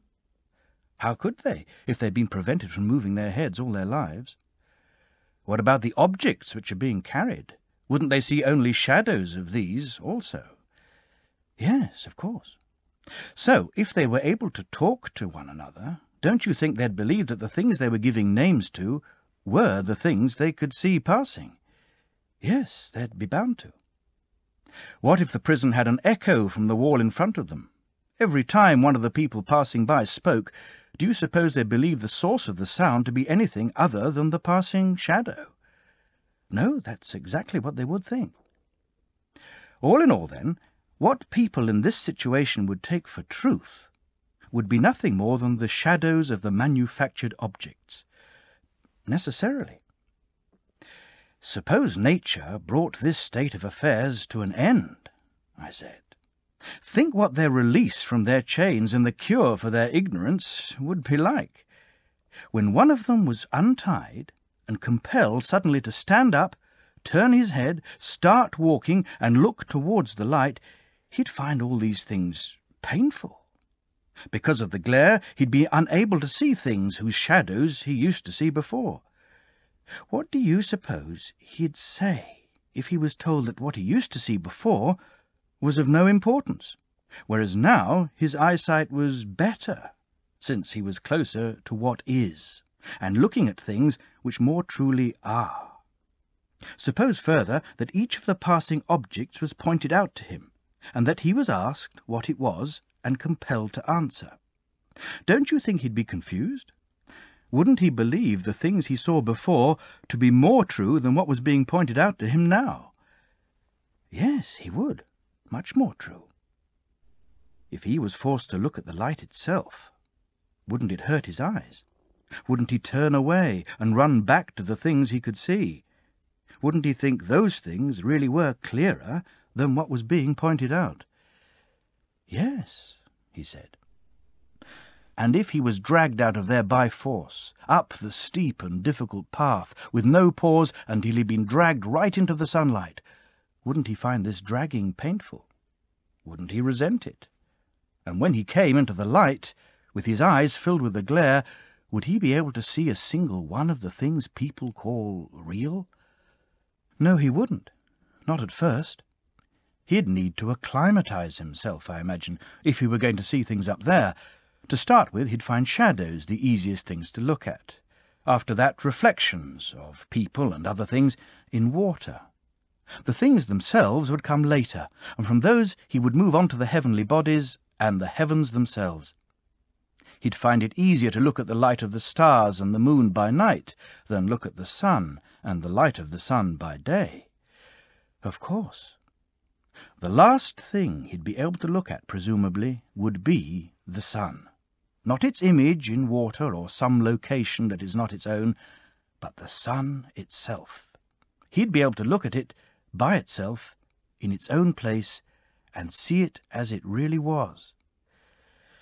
Yes, he said, that would unquestionably be the last thing he'd be able to look at. At that point he would work out that it was the sun which caused the seasons and the years, which governed everything in the visible realm, and which was, in one way or another, responsible for everything they used to see. That would obviously be the next stage. Now, suppose he were reminded of the place where he lived originally, of what passed for wisdom there, and of his former fellow prisoners. Don't you think he would congratulate himself on the change? Wouldn't he feel sorry for them? Indeed he would. Back in the cave they might have had rewards and praises and prizes for the person who was quickest at identifying the passing shapes, who had the best memory for the ones which came earlier or later or simultaneously, and who, as a result, was best at predicting what was going to come next. Do you think he would feel any desire for these prizes? Would he envy those who were respected and powerful there, or would he feel as Achilles does in Homer?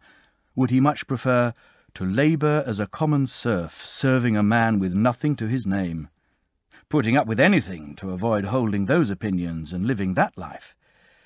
Yes, he said, if you ask me, he'd be prepared to put up with anything to avoid that way of life. There's another question I'd like to ask you, I said. Suppose someone like that came back down into the cave and took up his old seat.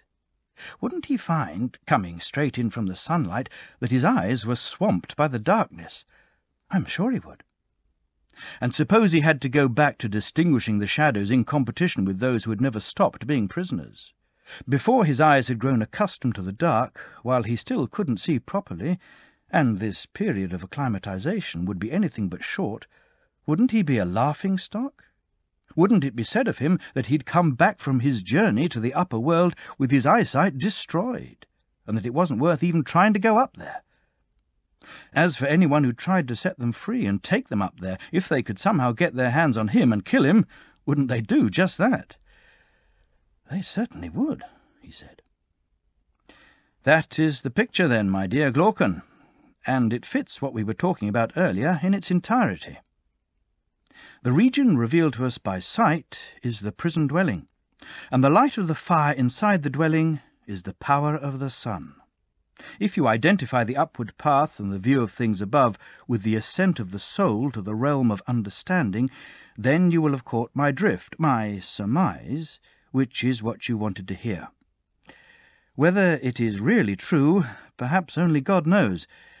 My own view, for what it's worth, is that in the realm of what can be known, the thing seen last, and seen with great difficulty, is the form or character of the good. But when it is seen, the conclusion must be that it turns out to be the cause of all that is right and good for everything. In the realm of sight, it produces light, and light's sovereign, the sun, while in the realm of thought, it is itself sovereign, producing truth and reason unassisted. I further believe that anyone who's going to act wisely, either in private life or in public life, must have had a sight of this form of the good. Well, I for one agree with you, he said, as far as I can follow, at any rate. Can you agree with me, then, on one further point? It's no wonder if those who have been to the upper world refuse to take an interest in everyday affairs, if their souls are constantly eager to spend their time in that upper region. It's what you'd expect, presumably, if things really are like the picture we've just drawn.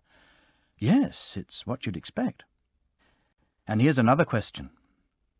Do you think it's at all surprising if a person who turns to everyday life after the contemplation of the divine cuts a sorry figure and makes a complete fool of himself, if before he can see properly or can get acclimatized to the darkness around him, he is compelled to compete in the law courts or anywhere else about the shadows of justice, or the statues which cast those shadows, or to argue about the way they are understood by those who have never seen justice itself?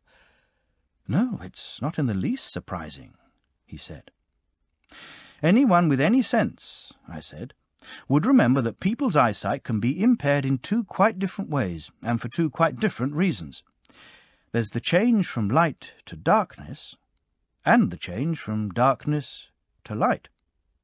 He might then take it that the same is true of the soul, so that when he saw a soul in difficulties, unable to see, he would not laugh mindlessly, but would ask whether it had come from some brighter life and could not cope with the unfamiliar darkness, or whether it had come from greater ignorance into what was brighter and was now dazzled by the glare.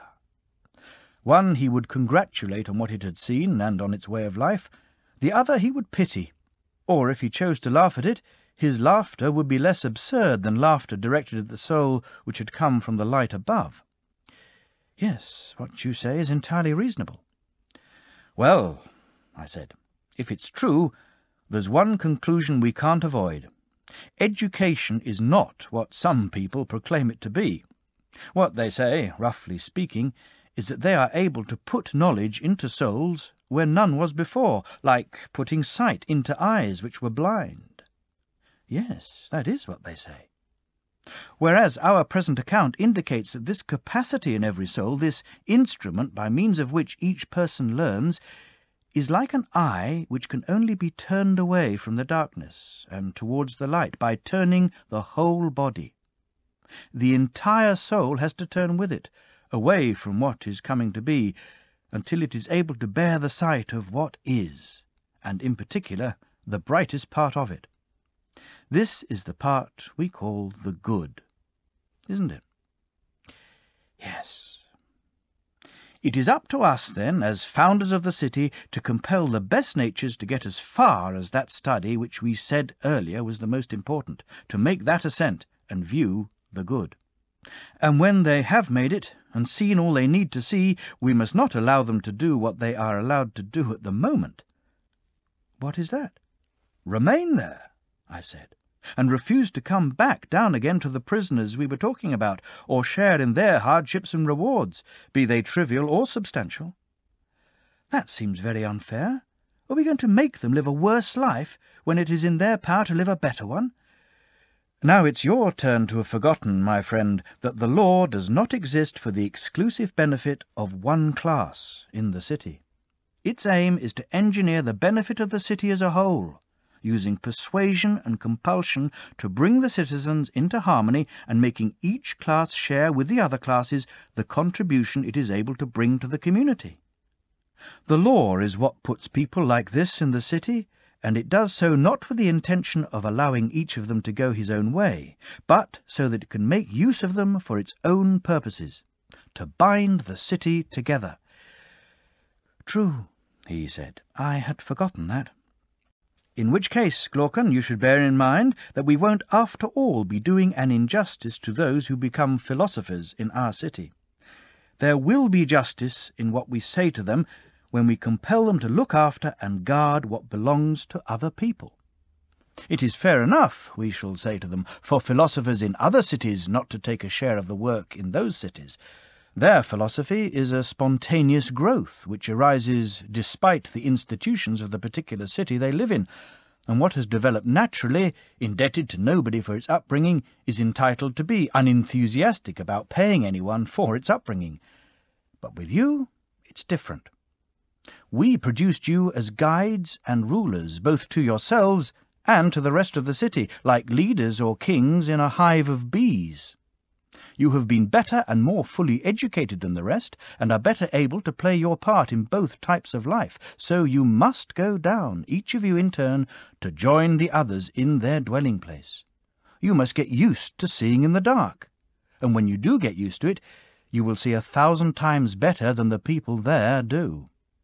You will be able to identify all the images there, and know what they are images of, since you have seen the truth of what is beautiful and just and good.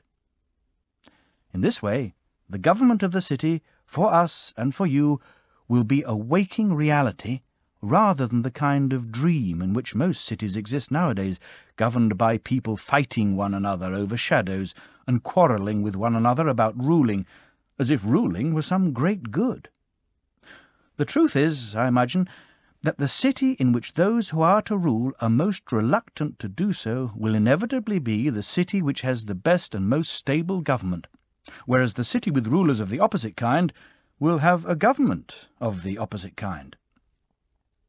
Exactly, he said. Will they disobey us then, do you think, these people we have brought up? Will they refuse to do their share of work in the city, each group in its turn, even though they can still spend most of their time in each other's company in the clear air above? They can't possibly refuse. It's a just demand, and they are just people. But they will undoubtedly approach ruling, each one of them, as something unavoidable, just the opposite of the people who rule in every city at the moment. That's right, my friend. It's like this. If you can find a better life than ruling for the people who are going to be your rulers, then your well-governed city becomes a possibility. It will be the only city ruled by those who are truly rich, not rich in money, but in a good and wise life. The rich is needed for good fortune. If you get beggars, people who are starved of good things in their own lives, going into public life because they believe that the good is something to be taken from there as plunder, then your city is not a possibility.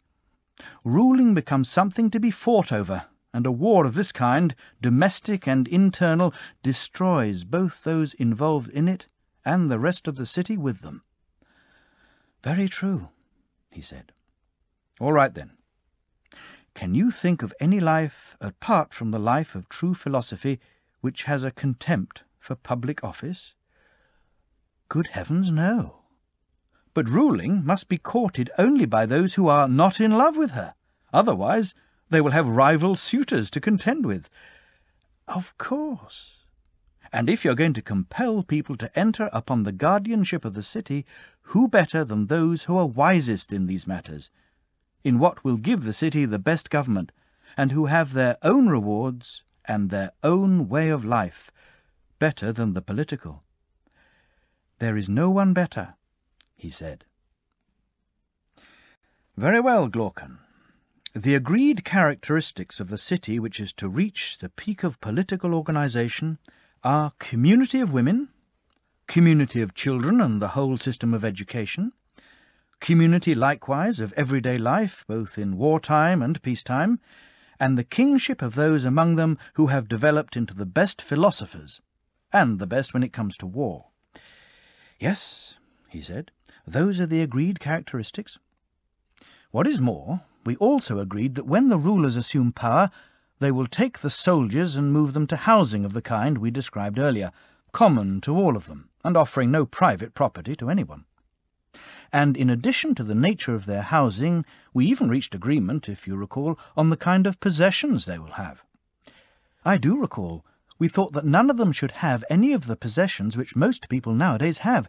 They should be guardians and warrior athletes of some sort, receiving from the rest of the citizens, as annual pay for their guardianship, just as much maintenance as they need for this purpose.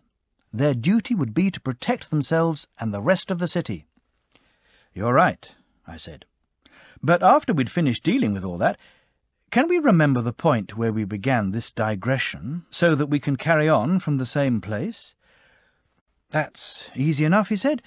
You were talking in pretty much the way you're talking now, as if you had completed your account of the city. You were saying you regarded the kind of city you had just described, and the individual who resembled it, as a good one, despite the fact that you apparently had an even better city and individual to tell us about. You certainly said that if this was the right sort of city, then the others must have something wrong with them. And you said, if I remember rightly, that there were 4 other kinds of regime, or 4 others worthy of discussion at any rate. You said we should look at their faults and at the individuals who resemble them, so that when we had examined all the individuals and reached agreement on which was the best and which was the worst, we could ask whether the best individual is the happiest and the worst the most wretched, or whether that's all a mistake. I asked you which 4 regimes you meant, but then Polemarchus and Adeimantus interrupted, and that started you on the discussion which has brought you here. What an excellent memory. In that case, try and give me the answer you were going to give me then. Certainly, I said, assuming I can, that is. Apart from anything else, I have reasons of my own for wanting to know which 4 regimes you meant. There will be no difficulty in telling you that. They even have names, the ones I'm talking about. There's the one which is pretty generally approved, the Cretan or Spartan. Next, and next in the scale of general approval, is the one called oligarchy, a form of government filled with all sorts of evils. In contrast to oligarchy, and the form of government which in turn arises out of it, is democracy. And then there is the wonderful institution of tyranny, standing head and shoulders above all the others, the 4th and last diseased state of the city. Can you think of any other kind of regime which forms a distinct category of its own? I take it that hereditary rule by families, kingships which go to the highest bidder, and other similar regimes, which you will find are no less common among the barbarians than among the Greeks, are all intermediate between the forms I have mentioned. Yes, he said, we certainly do hear about plenty of extraordinary regimes. Well then, are you aware that for individuals also there must necessarily be as many kinds of character as there are kinds of regime? Or do you think that regimes somehow come into being from oak or stone? Isn't it rather from the characters of people in the city, which tip the scale, as it were, taking the rest with them? No, I think it's entirely the character of the inhabitants. In which case, if there are 5 types of city, then for individuals there will likewise be 5 dispositions of the soul. Of course. Well, we have finished describing the person who resembles aristocracy, and we say quite rightly that he is good and just. Yes, we have described him. Is the next thing, then, to describe the ones who are less good, the lover of victory and honour, who corresponds to the Spartan regime, and then in turn the oligarchic character, the democratic, and the tyrannical? That way we can contrast the most unjust, when we find him, with the most just. Our investigation into how pure justice fares, relative to pure injustice, in terms of the happiness or wretchedness of the person who possesses it, will be complete. And we can either follow Thrasymachus's advice and pursue injustice, or follow the argument which is unfolding before us now, and pursue justice. Yes, he said, that's exactly what we have to do. All right, then. Shall we start by taking a look at the honour-loving regime timocracy, or timachy, followed by oligarchy? After that we can turn to democracy, and fourthly we can turn to the city which is ruled by a tyrant, and look at that. Will that be a way of trying to become competent judges of the question we have asked ourselves? It would certainly be a logical way of going about our observations and judgments. Very well. Let's try and describe the way in which timocracy might arise out of aristocracy. Is it a general rule that the cause of change in any regime is to be found in the sovereign body itself, when civil war arises within this group? That as long as this group, however small it may be, remains united, it is impossible for the regime to be altered? Yes, that's true. In that case, Glaucon, how will the regime of our city be altered? How will civil war break out, either between our auxiliaries and our rulers, or among them? Do you want us, like Homer, to invoke the Muses to tell us how first dissension fell upon them? Shall we imagine that they speak to us in high-flown, tragic tones, as if they were playing with little children and teasing them by pretending to be speaking seriously? What would they say? Something like this. "It is no easy matter for a city founded in this way to be altered. But since destruction awaits everything that has come to be, even a foundation of this kind will not survive for the whole of time. It will fall apart, and this will be the manner of its falling. Both for plants in the ground and for animals above the ground, it is a fact that souls and bodies are produced or not produced when the cycles of begetting for each species complete their revolutions. Short revolutions for short-lived species, and the opposite for long-lived species. In the case of your species, wise though the people you have educated as leaders of the city are, still they will not quite hit the mark when they apply calculation, together with observation, to their program of breeding and birth control. Success will elude them, and they will sometimes produce children they should not produce. When your guardians make injudicious unions of brides and grooms, the children will not have the right nature, and they will not be fortunate. The previous generation will select the best of them, but they will not deserve selection, and when they in their turn inherit the powers of their fathers, the first thing they will neglect as guardians will be us, the Muses, since they will put too low a value on musical and literary education. And the second thing they will neglect will be physical education. The result will be a younger generation which has even less regard for us, and from their number rulers will be appointed who completely lack a guardian's ability to discriminate between Hesiod's classes, or the classes in your city, gold, silver, bronze, and iron. When iron is compounded with silver, and bronze with gold, then you will get unlikeness and discordant inequality. And when you get those, wherever they occur, they always breed war and hostility. This is sedition's noble line, we have to say always, and wherever it arises. What else do the Muses have to say? When civil war breaks out, the classes or natures are divided into two. The iron and bronze draw the state towards commerce and the possession of land and housing, of gold and silver. The other pair, by contrast, the gold and silver, lead the state towards virtue and traditional order. In fighting and struggling against one another, they arrive at a compromise. The land and housing is to be divided up and owned privately, and they agree to enslave those who were previously watched over by them as free men, friends and providers. They now hold them as serfs and slaves, while their role is to watch them and conduct warfare. Yes, he said, I think that is the origin of this sort of change. In which case, I said, would this regime be a kind of halfway house between aristocracy and oligarchy? It certainly would. Very well. Will the points it has in common with the original regime be these: respect for the rulers, the disqualification of the warrior element in the state from agriculture, manual employment, or any other kind of business, the establishment of communal living quarters, and the concentration on physical education and training for war? Yes.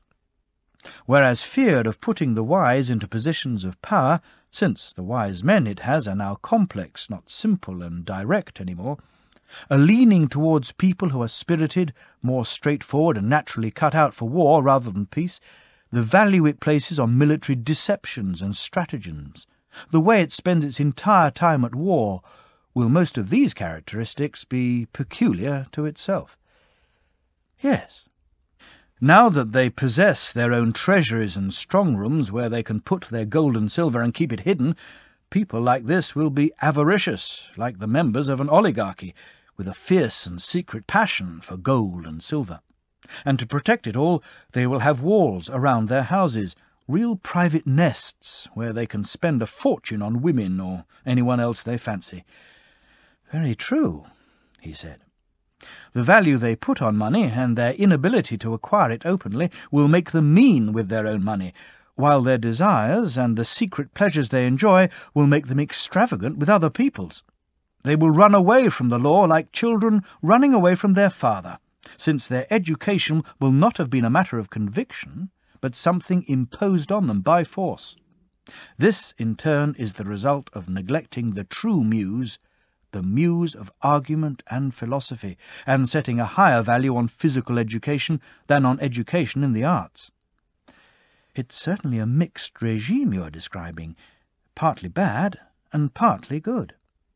Yes, it is a mixture, I said, but it has one striking characteristic which comes from the dominance of the spirited element, love of victory and honour. Absolutely. So much for this regime, then. That's how it would have come into existence, and that's what it would be like. It's just an outline sketch of the regime without filling in the details, but even a sketch will give us a good enough picture of the completely just man and the completely unjust man. It's an impossibly long task to describe every regime and every character without leaving anything out. Quite right, he said. I imagine the next regime would be oligarchy, the regime based on property qualifications, where the rich rule and the poor man is excluded from power. Do we have to explain how the change from timachy to oligarchy first takes place? Yes. The regime we described is destroyed by the strong room full of gold which each man possesses. They start by inventing extravagances for themselves, and this leads them to bend the laws, since neither they nor their wives are prepared to obey them. That's likely enough. The next step, I suppose, will have been for them to start eyeing one another and competing with one another, and in this way they would reduce the whole population to their own level. Very likely. After that, presumably, they would become still further involved in making money, and the higher the value they put on that, the lower the value they would put on virtue. Isn't virtue always at odds with wealth in this way, as if they were in the two scales of a balance, always trying to move in opposite directions? Exactly, he said. And as wealth and the wealthy are more valued in a city, so goodness and the good are valued less. Obviously. What is valued at any particular time becomes the common practice. What is not valued is neglected. Yes. Eventually, then, they stop being competitive and ambitious and become mercenary and money-loving. They praise and admire the rich man and admit him to positions of power. The poor man they treat with contempt. Absolutely. At that point, they pass a law defining the oligarchic regime. They establish a wealth qualification, larger in an extreme oligarchy, smaller in a more moderate oligarchy, and declare that anyone whose property does not reach the prescribed value is debarred from the government. Either they put this into effect by force of arms, or else they've already established this kind of regime earlier by intimidation. Isn't that how it's done? It is. So that, more or less, is how it becomes established. Yes, he said. But what are the characteristics of this regime, and what are the kind of faults we said it possessed? Well, I said, the first fault is this very thing which defines its nature. Think what it would be like if you appointed ship's captains in this way, on the basis of a property qualification, and refused a command to a poor man, even if he was better qualified. I think it would be a sorry voyage they'd find themselves making, he said. And the same with any position of command over anything. That's certainly my opinion. With the exception of a city, or including a city. It is especially true of a city, he said, since the responsibility a city brings is the greatest and the most demanding. This would be one great failing, then, possessed by oligarchy. It looks like it. What about its second failing? Is that any less serious? What would it be, this second failing? That a city of this kind is bound to be two cities, not one. A city of the poor and a city of the rich, living in the same place, but constantly scheming against one another. That is, God knows, as big a failing as the first. You must ask yourself, however, if this city isn't also the first to introduce an evil which is greater than either of these. What evil is that? There is nothing to stop one person selling all his property, and a second person acquiring it. Nothing to stop the first person still living in the city after selling his property without being one of the elements which make up the city. He is neither businessman nor skilled worker, neither cavalryman nor infantryman, just a poor man, what they call a man without means. Yes, he said, this city is the first to introduce this evil. Certainly, in cities with oligarchic regimes, this kind of thing is not prohibited in any way. If it were, you wouldn't get one group of people who were very rich and the rest living in complete poverty. That's right. And here's another point to think about. At the point where someone like this was rich and spending all his money, was he even at that time any use to the city for the purposes we've been talking about? Or was it an illusion, his being one of the rulers? Was he in truth neither a ruler nor a servant of the city, but merely a spendthrift?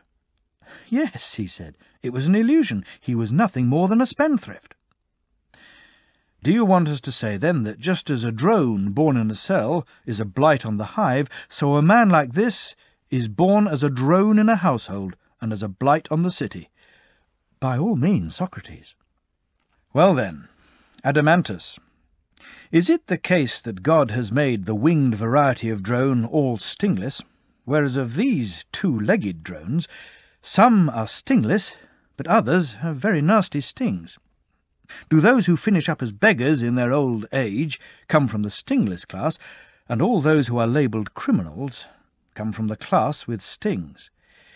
Yes, that's true, he said. It's obvious, then, that anywhere in a city you see beggars, there you can expect to find a secret nest of thieves, pickpockets, robbers of temples, and all these sorts of malefactors. Yes, that's obvious. And don't you find beggars in cities with oligarchic regimes? Yes, practically the whole population apart from the rulers. Can we avoid the conclusion, then, that in these cities there is a large number of criminals with stings, and that the authorities systematically and forcibly keep them under control? No, we can't, he said. And can we not say that the cause of people like this coming into existence there is lack of education, together with poor upbringing and constitutional arrangements? Yes, we can. Well, that's roughly what the oligarchic city would be like, and those are the evils it would contain, plus some others besides, perhaps. Yes, that's about it. Then that's another regime we can regard as dealt with, the one known as oligarchic, whose rulers are chosen on the basis of a property qualification.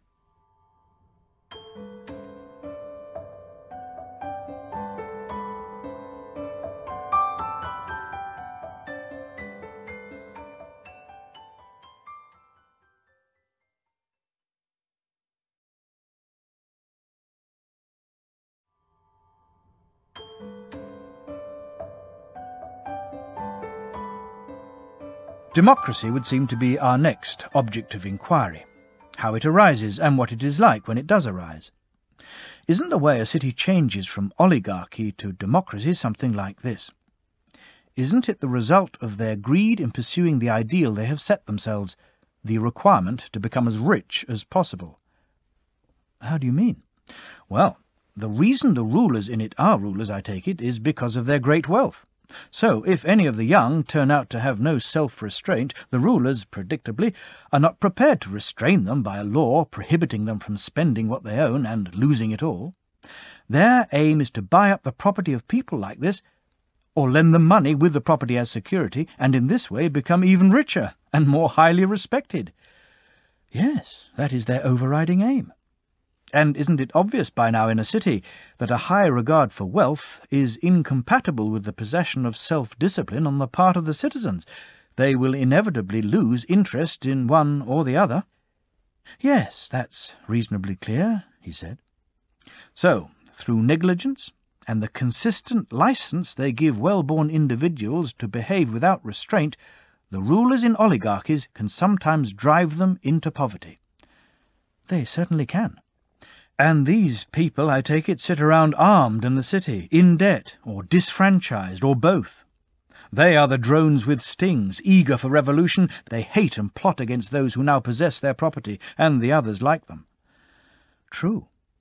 And presumably the city turns into a democracy when the poor are victorious, when they kill some of their opponents and send others into exile, give an equal share in the constitution and public office to those who remain, and when public office in the city is allocated for the most part by lot. Yes, he said, that is the way democracy becomes established, whether it happens by force of arms or because their opponents lose their nerve and go into exile. Very well, then. What will this regime, in its turn, be like? How will these people live? Aren't they free men, for a start? Isn't it a city full of freedom, and freedom of speech? Isn't there liberty in it for anyone to do anything he wants? Yes, that's the reputation it has, he said. And where there is liberty, then obviously each person can arrange his own life within the city in whatever way pleases him. Obviously.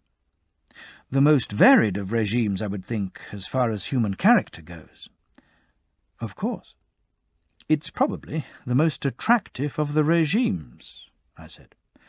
Like a coat of many colours, with an infinite variety of floral decoration.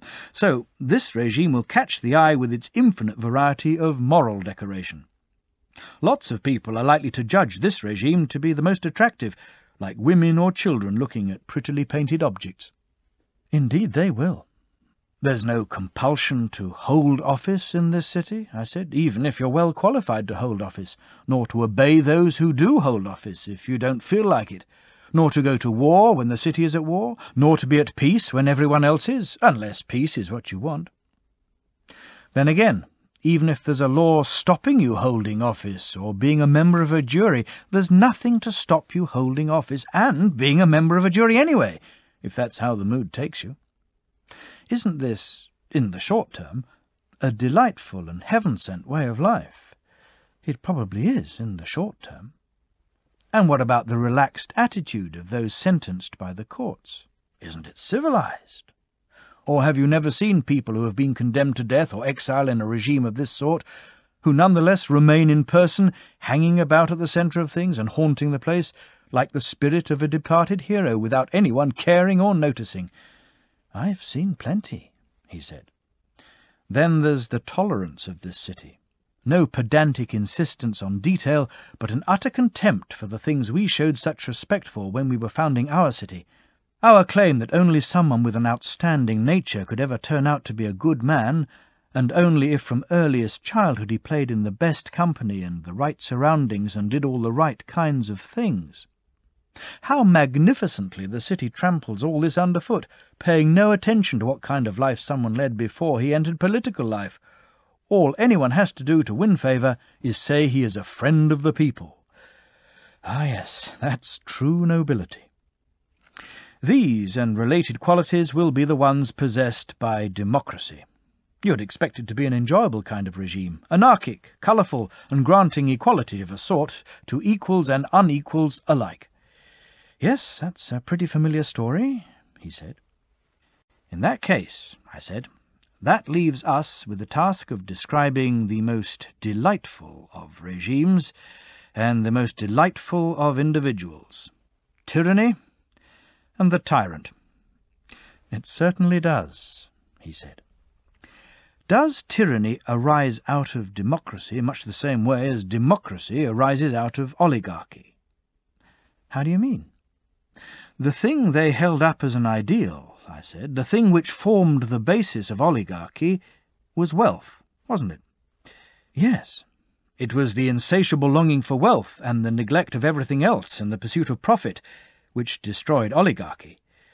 True, he said. And is it the insatiable longing for what it defines as good which destroys democracy too in its turn? What is it, you say, it defines as good? Freedom, I said. This is the thing, I imagine, which in a democratic state you will hear described as its finest attribute, and what makes it, for any free spirit, the only place worth living in. Yes, that is certainly something you often hear said. Well then, as I was saying just now, is it the insatiable longing for this good, and the neglect of everything else, which brings about a change in this regime too, and creates the need for tyranny? How does that happen? He asked. I imagine it's when a democracy, in its thirst for the wine of freedom, finds the wine being poured by unscrupulous cupbearers, and when it drinks more deeply than it should of pure, unmixed freedom. Then, if its magistrates are not totally easy-going and do not offer it that freedom in large quantities, it accuses them of being filthy oligarchs and punishes them. Yes, he said, that is what they do. Those who obey the rulers are heaped with insults. They are regarded as servile nonentities. Praise and respect, whether in private or public life, go to rulers for behaving like those they rule, and to those they rule for behaving like rulers. Isn't the desire for freedom in a city of this type bound to run to extremes? Of course it is.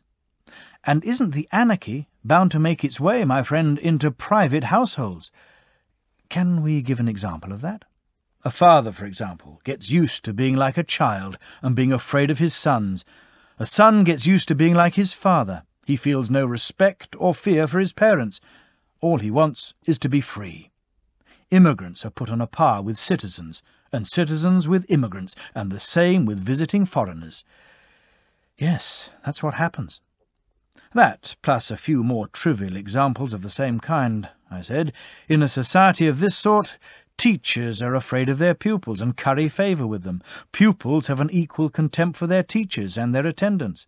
In general, the young are the image of their elders, and challenge them in everything they say and do. The old descend to the level of the young. They pepper everything with wit and humour, trying to be like the young, because they don't want to be thought harsh or dictatorial. Precisely, he said. But the extreme limit of freedom in a city of this kind comes when those who have been bought as slaves, whether male or female, are every bit as free as those who bought them. As for the relationship of women to men and men to women, I all but forgot to mention the extent of the legal equality and liberty between them. To generalize from all these collected observations, have you noticed how sensitive it makes the souls of the citizens, so that if anyone seeks to impose the slightest degree of slavery, they grow angry and cannot tolerate it? In the end, as I imagine you are aware, they take no notice even of the laws, written or unwritten, in their determination that no one shall be master over them in any way at all. Yes, I'm well aware of that, he said. This is the form of government, my friend, so attractive and so headstrong, from which I believe tyranny is born. Certainly headstrong, he said, but what is the next step? We mentioned the class of idle and extravagant men, the most courageous element leading, the least courageous element following. We compared them to drones, the leaders to drones with stings, the followers to drones without stings. Rightly so. Very well. Let's make a theoretical division of the democratic city into 3 parts. After all, this is how it is in fact composed.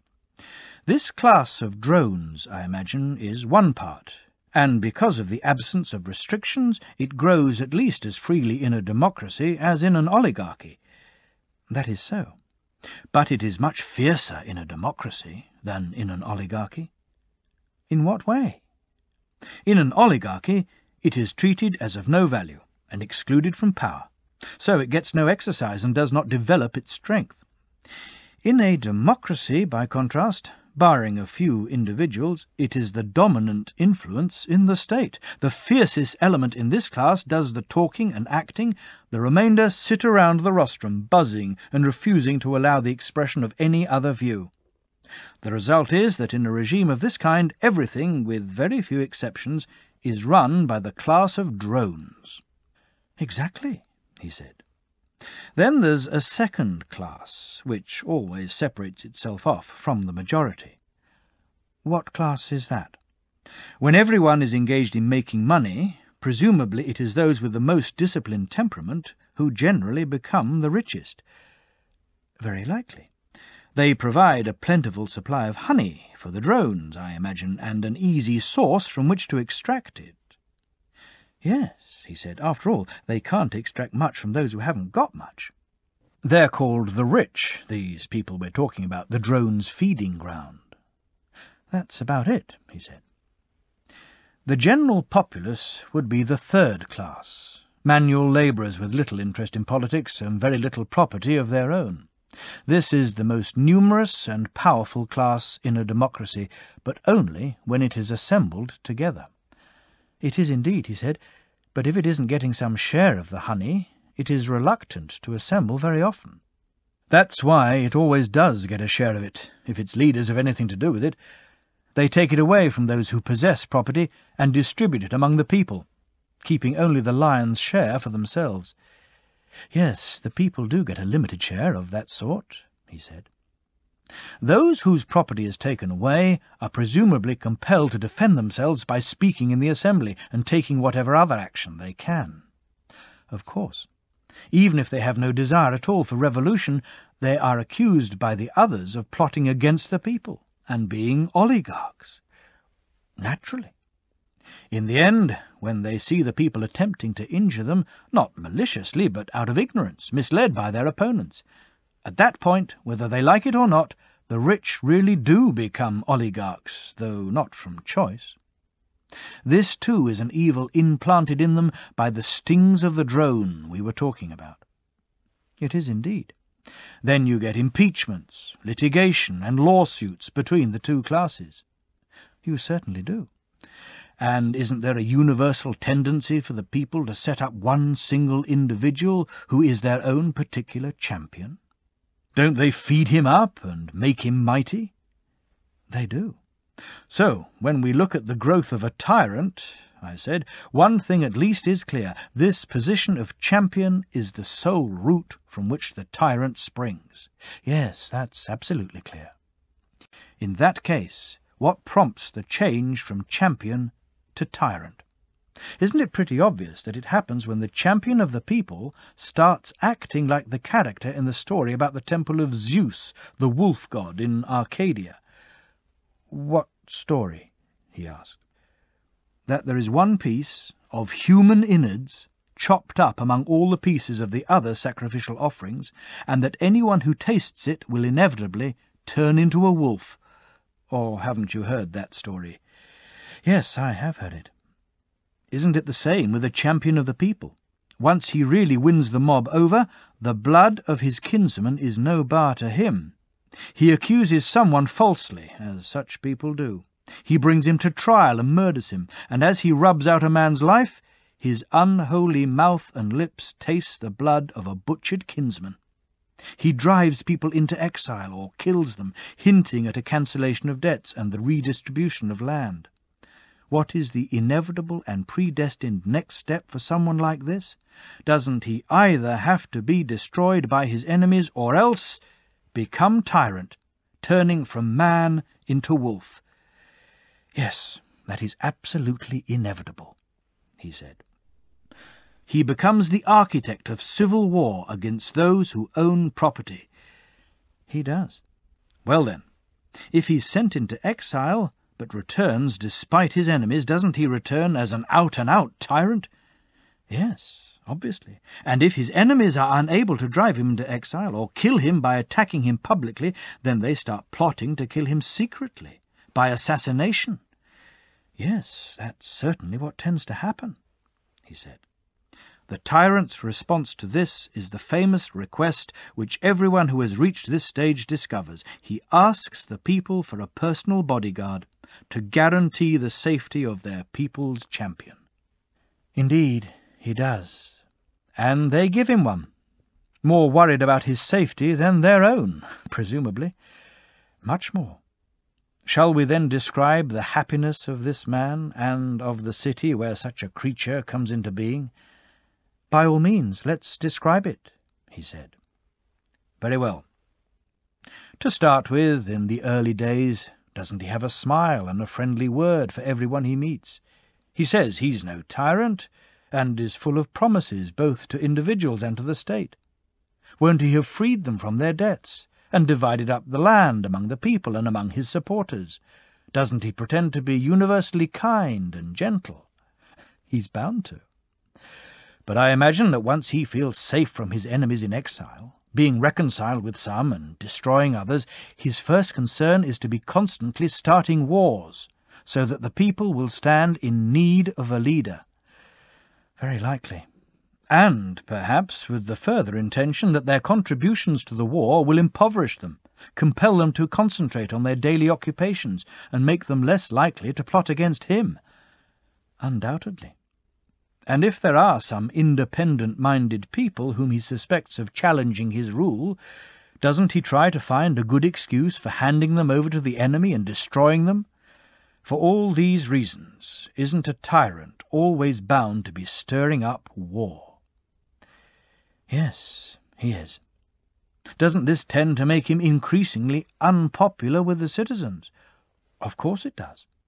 Then the boldest of those who helped to make him tyrant, and who are now in positions of power, start to speak their minds freely, don't they? Both to him and to one another, criticizing what is going on. Probably. So the tyrant, if he wants to go on ruling, must be prepared to remove all these people until he is left with no one who is any use, whether friend or enemy. Obviously he must. He will need a sharp pair of eyes then. He needs to pick out the brave, the noble, the wise, and the rich, since it is his unavoidable good fortune, whether he likes it or not, to be the enemy of all of them. He must plot their downfall until he has got the city clean. A fine way to clean a city, he said. Yes, the exact opposite of what doctors do to the body. They remove what is worst and leave what is best. With the tyrant, it is the other way round. That's what he has to do, apparently, if he is to go on ruling. In which case, I said, he is firmly and inevitably impaled on the horns of a delightful dilemma, which requires him either to spend his life with the worthless mob, and be hated by them into the bargain, or not to live at all. That's about the size of it, he said. And the more hated by the citizens his behaviour makes him, the larger and more reliable a bodyguard he will need, won't he? Of course. Who are these reliable people, then? Where can he send to for them? They'll come winging their way of their own accord, he said, any number of them, as long as he pays the going rate. Dog's teeth. Drones again. Foreign ones, all kinds of them, I think you're talking about. Good. I haven't given you the wrong impression, then. And from the city itself, might he not bring himself... To do what? To deprive the citizens of their slaves, set the slaves free, and make them part of his bodyguard? Indeed he might. They are, after all, the most reliable he can find. What a wonderful thing you make a tyrant out to be, I said, if these are the people he has as his friends, the people he can trust, once he has destroyed the friends he started with. Well, these certainly are the kind of friends he has. So, while he enjoys the admiration of these friends and the company of these new citizens, do decent people hate him and avoid him? How can they help doing so? We have strayed from the point, however, I said. Let's return to that army the tyrant has, that fine, large, varied, and ever-changing army, and ask how it is going to be maintained. Well, obviously, if there's money in the city's temples, then as long as it lasts he will spend that, plus the money of his victims, allowing him to exact smaller contributions from the people. But what happens when these run out? He will use his father's money, obviously, to support himself, his drinking companions, and his male and female friends. I see. You mean the people who spawned the tyrant will support him and his friends. It will have no choice, he said. What if the people resent this? I asked. It is not right, they might say for a start, for a grown-up son to be supported by his father. Quite the reverse, in fact. A father should be supported by his son. What is more, the reason we fathered you and put you in power was not so that we could ourselves become slaves to our own slaves as soon as you became powerful, and support you and them and the rest of your collection of human flotsam. We order you to leave the city now, you and your friends." What do you think would happen then? "My God," he said, "then the people really will find out what they are and what kind of offspring they have fathered, taken to their hearts and allowed to grow." "What do you mean?" I asked. "Will the tyrant use force against his parent? Will he beat him if he disobeys?" "Yes, once he has taken away his weapons." "A parricide, then, this tyrant you are describing, a cruel guardian for man's old age. At this point, it seems, the thing is an acknowledged tyranny. The people have jumped out of the proverbial frying pan into the fire, from their enslavement to free men to a despotism of slaves." "Yes, that is how it happens." "Will there be any objection, then," I asked, "to our saying that we have given an adequate description of the way tyranny evolves out of democracy, and of what it is like when it has done so?" "No," he said, "our description is perfectly adequate."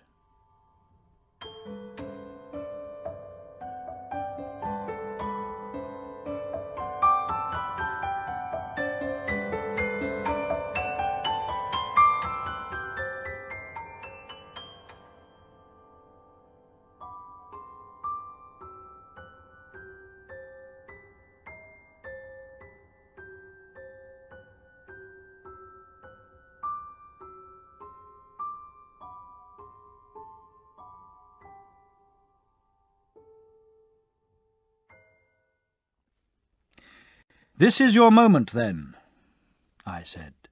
"Your time has finally come, like the judge of the contest making the final decision.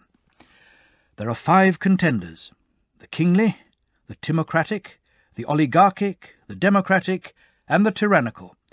In terms of happiness, which of them, in your opinion, comes first?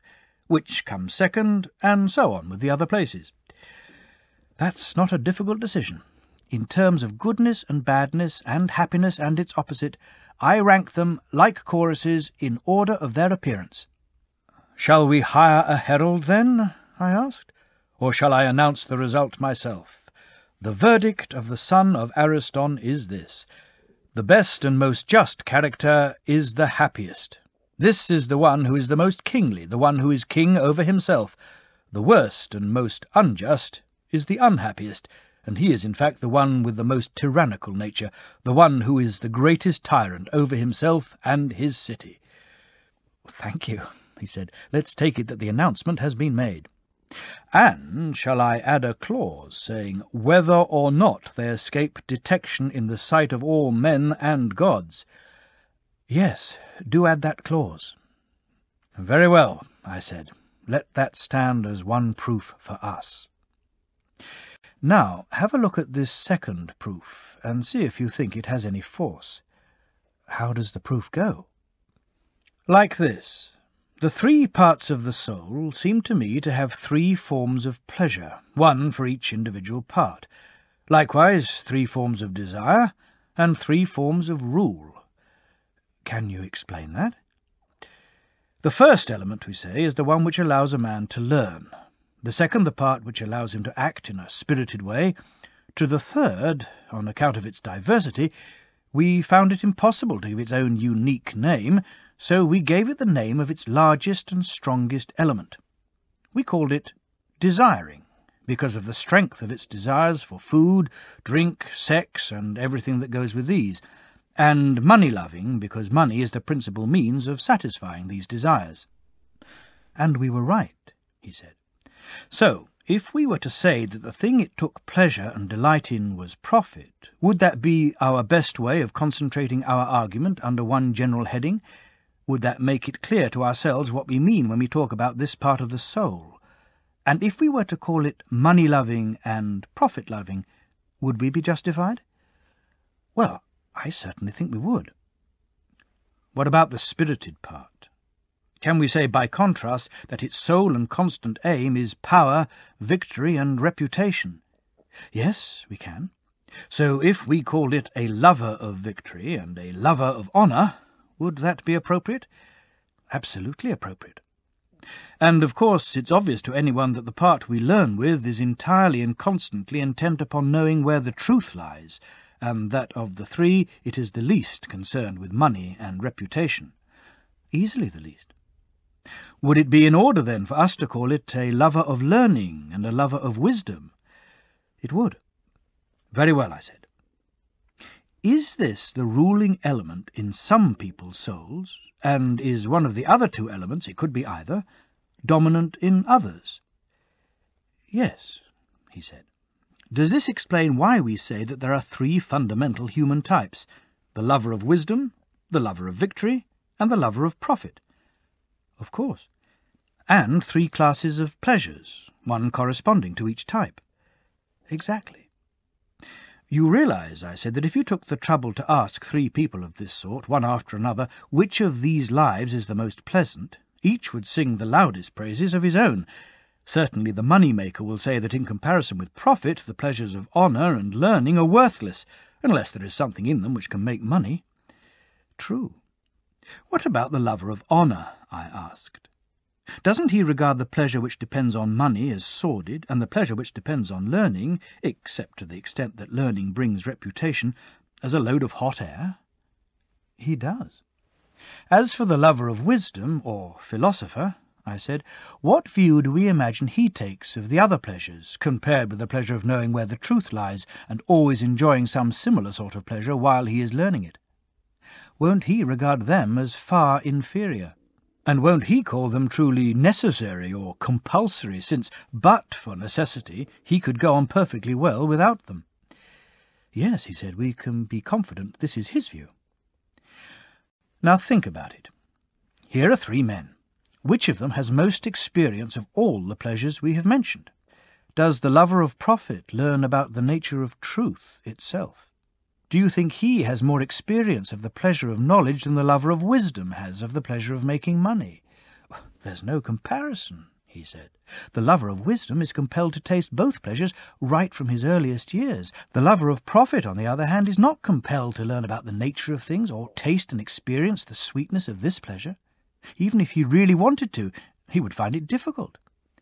In which case, I said, when it comes to experience of both sets of pleasures, the lover of wisdom has a great advantage over the lover of profit.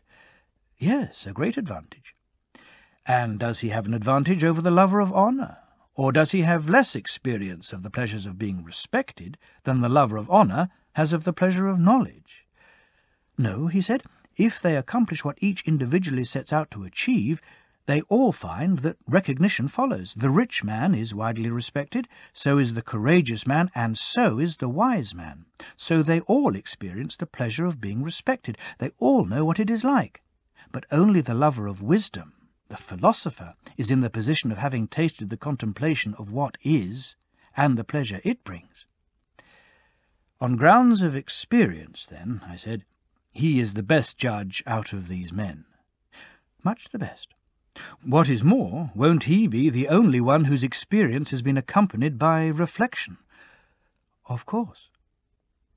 And the instrument with which judgment should be made does not belong to the lover of profit or the lover of honour, but to the lover of wisdom. What instrument is that? We said judgment should be made using reasoned arguments, didn't we? Yes, and reasoning is essentially the instrument of the philosopher, the lover of wisdom. Of course.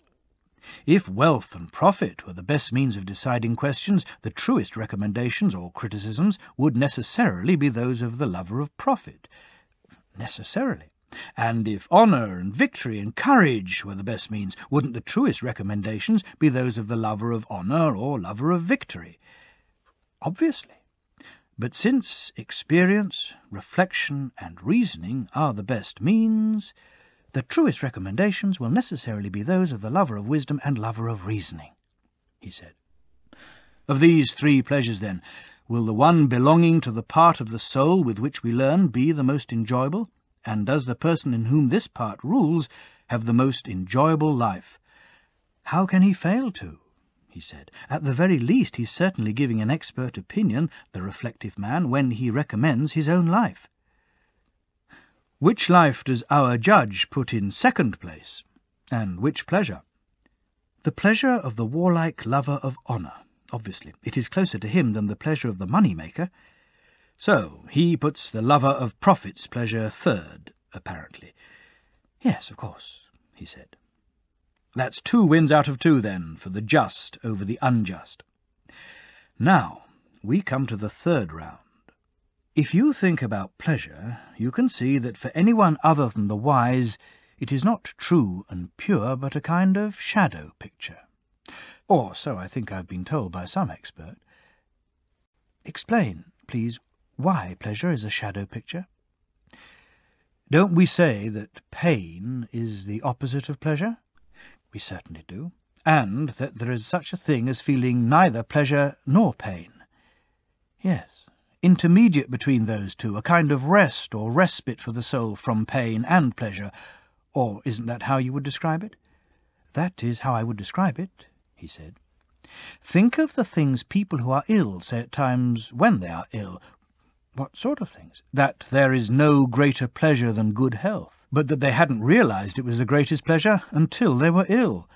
Yes, I do remember hearing people say that, he said. And have you heard people in the grip of some agonizing pain saying that there is no pleasure to compare with relief from agony? Yes, I've heard that. I expect you can think of plenty of similar painful situations people find themselves in, where the pleasure they praise most highly is the absence of pain, a rest from pain, rather than any enjoyment. Yes, at times like that, maybe rest becomes something pleasant and delightful.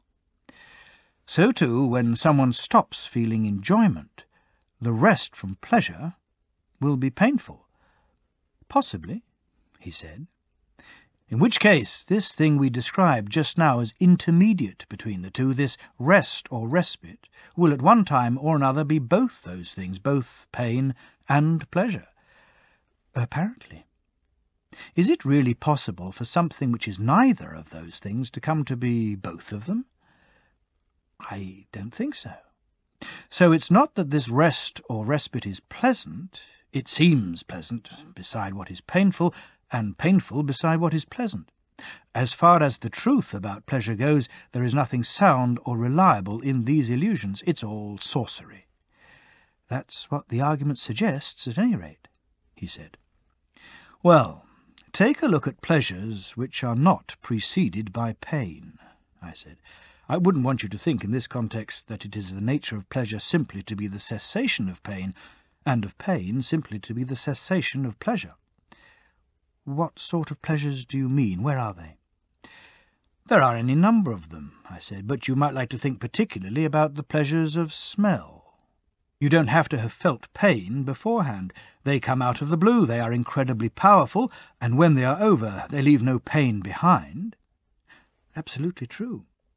We shouldn't accept, then, that pure pleasure is a release from pain, or pain a release from pleasure. No, we shouldn't.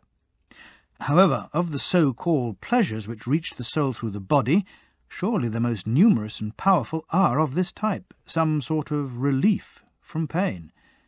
Yes, they are. Very well. And are anticipated pleasures and pains caused by the expectation of some future relief from pain or pleasure of the same nature? They are. Do you know what sort of thing these pleasures and pains are, then? I asked, and what they most resemble? What? Do you believe the world contains a top, a bottom, and something in between? Yes, I do. Don't you think if someone were taken from the bottom to the middle, he'd be bound to think he was travelling to the top? And standing in the middle looking back at where he'd come from, wouldn't he be bound to think he was at the top, if he hadn't seen the real top? If you ask me, he said, that's exactly what someone would think in that situation. And if he were taken back again, I asked, would he think, and think rightly, that he was travelling to the bottom? Of course he would. Would the cause of all this be his not having experienced the true range of top, middle, and bottom. Obviously. In which case, would it surprise you to find that people with no knowledge of truth are the same? They have unsound opinions on all sorts of subjects, and their condition, when it comes to pleasure, pain, and what is in between, is such that when they move in the direction of what is painful, their supposition is true, they really are in pain. But when they move from pain to what is in between, they are firmly convinced they have reached fulfillment and pleasure. It's like comparing black and grey when you have no knowledge of white. Lacking any knowledge of pleasure, they compare the absence of pain with pain and come to the wrong conclusion. Would it surprise me? He said. Good heavens, no. It would surprise me much more if it weren't like that. Think of it like this, I said. Aren't hunger and thirst and things like that a kind of emptiness, an empty condition of the body? Yes, of course they are.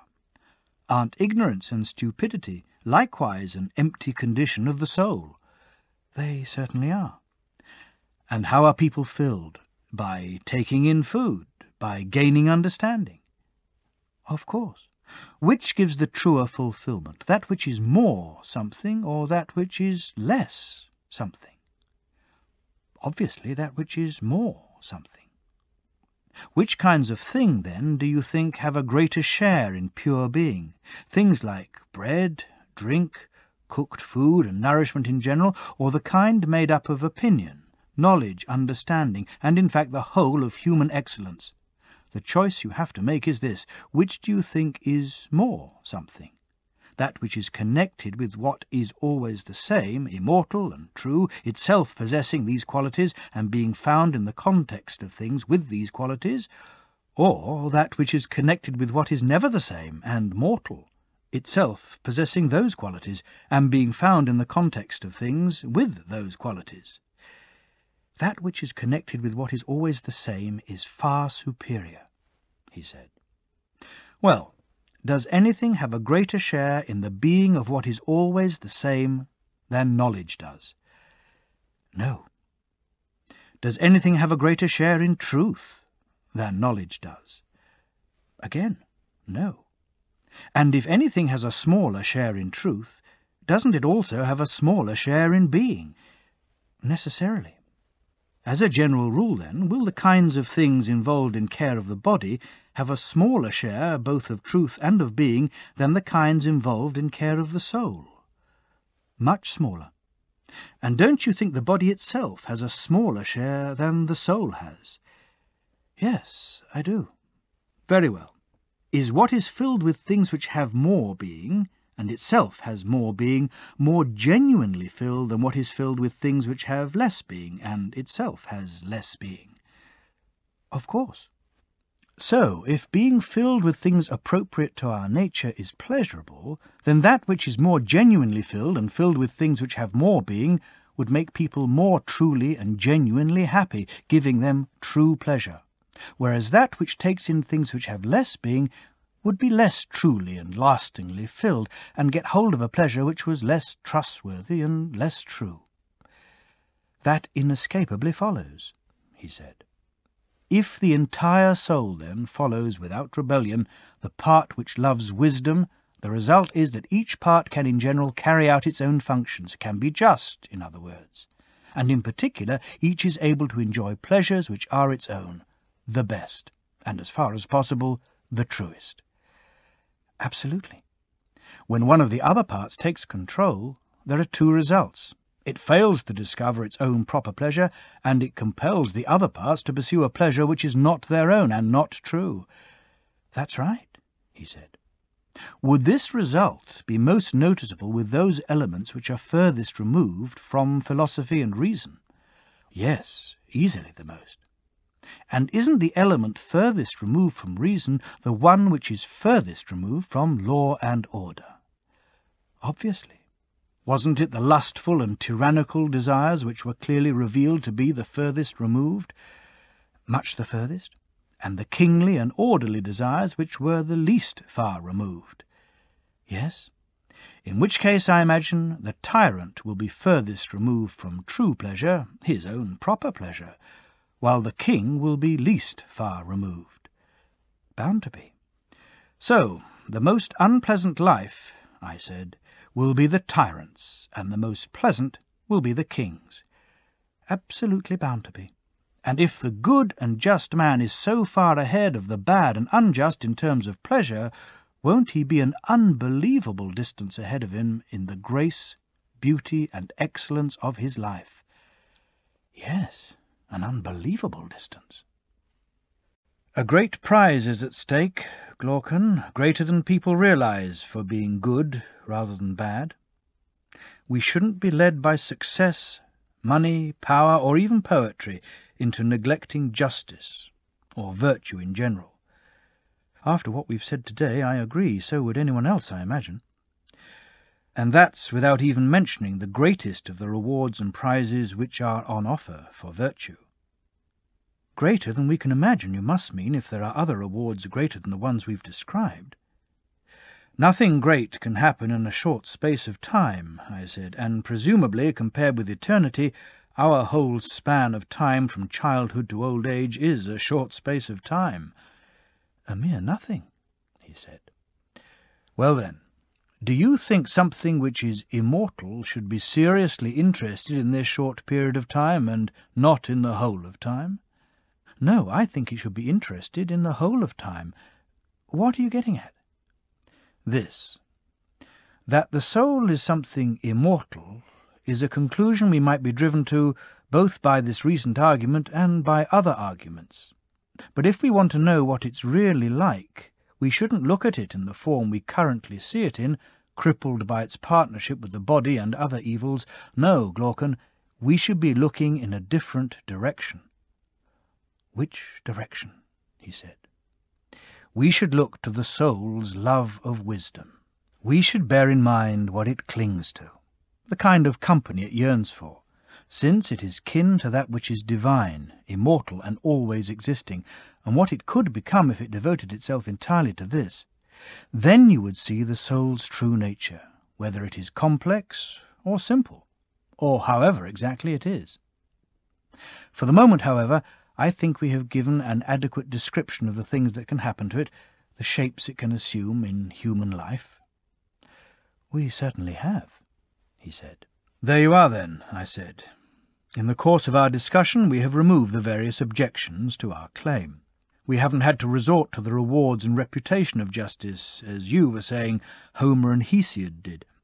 Haven't we found that the thing itself, justice, is best for the soul itself, and that the soul should do what is just, whether or not it possesses the ring of Gyges, or even the ring of Gyges and the cap of Hades? Very true, we have. In which case, Glaucon, can there still be any objection to our going further, and restoring to justice and the rest of virtue the great rewards which they characteristically bring to the soul during a man's lifetime? No, no objection, he said. But these are nothing, I said, in number or magnitude when compared with the rewards and punishments which await the just and the unjust after death. You ought to hear those too, if each is to receive in full the payment the argument owes him. Please tell us, he said. I can think of few things I'd rather hear about.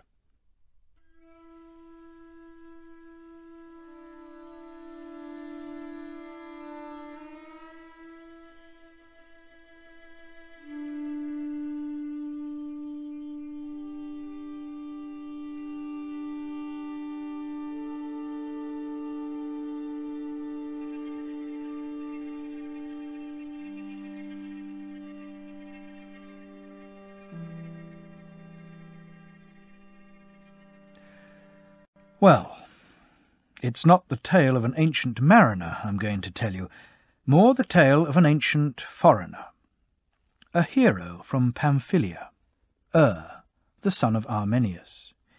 He was killed in battle, and on the 10th day, when the dead, by now decomposed, were taken up for burial, his body was found to be perfectly sound.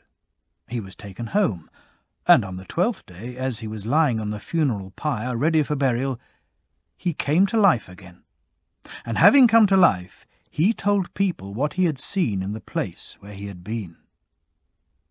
He said that when his soul left his body, it went on a journey, with many others like it, until they came to a wonderful place where there were 2 openings side by side in the ground, and 2 others up above in the heavens, corresponding to these.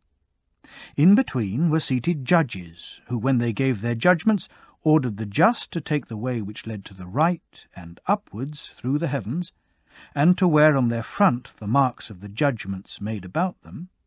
The unjust they ordered to take the left hand, downward way, and they too wore on their backs the marks of everything they had done. When he himself stepped forward, they said they wanted him to act as a messenger to mankind, to tell them what was going on there. They urged him to hear and observe everything which happened in that place. There he saw souls departing, as judgment was passed on them, through the 2 exits, the opening in the heavens and the opening in the ground. Meanwhile, through the other 2 openings, souls were either rising up, parched and dusty in appearance, from the one in the ground, or coming down all clean from the one in the heavens. The ones who were just arriving looked as if they had got there after a long journey. They were very glad to come out into the meadow and camp there, as if they were at a festival. They greeted one another, those who were acquainted, and exchanged news. Those coming out of the ground asked the others about things up there, while those coming from the heavens asked them in return how things were where they had been. As they exchanged accounts, the first group were wailing and weeping as they recalled all the terrible things they had seen and experienced in their journey, their 1,000-year journey, beneath the earth. Those who had come from the heavens, by contrast, were recounting the wonderful things that had happened to them and the indescribably beautiful sights they had seen. To give a full account, Glaucon, would take a very long time, but the main point, he said, was this. Whatever wrongs they had done anyone, and whatever people they had all wronged, for all these in turn they had to pay a penalty, 10 times over for each offence, 10 periods of 100 years each, in other words, this being the measure of a human life. This made sure they would pay a 10-fold payment for the offence. For example, if any of them had been guilty of the deaths of many people, betraying cities or armies and casting people into slavery perhaps, or playing a part in any other cruelty, on all these counts they earned 10-fold pain for each offence. Equally, due rewards were earned for any good deeds, and for showing themselves just and holy. And he said something, though nothing of note, about those who died at birth or lived only a short time. He also described the still greater rewards and penalties for piety or impiety towards gods and parents, and for murder. He said he came across one person who was being asked by another where Ardiaeus the Great was. This Ardiaeus had been tyrant in some city in Pamphylia 1,000 years before.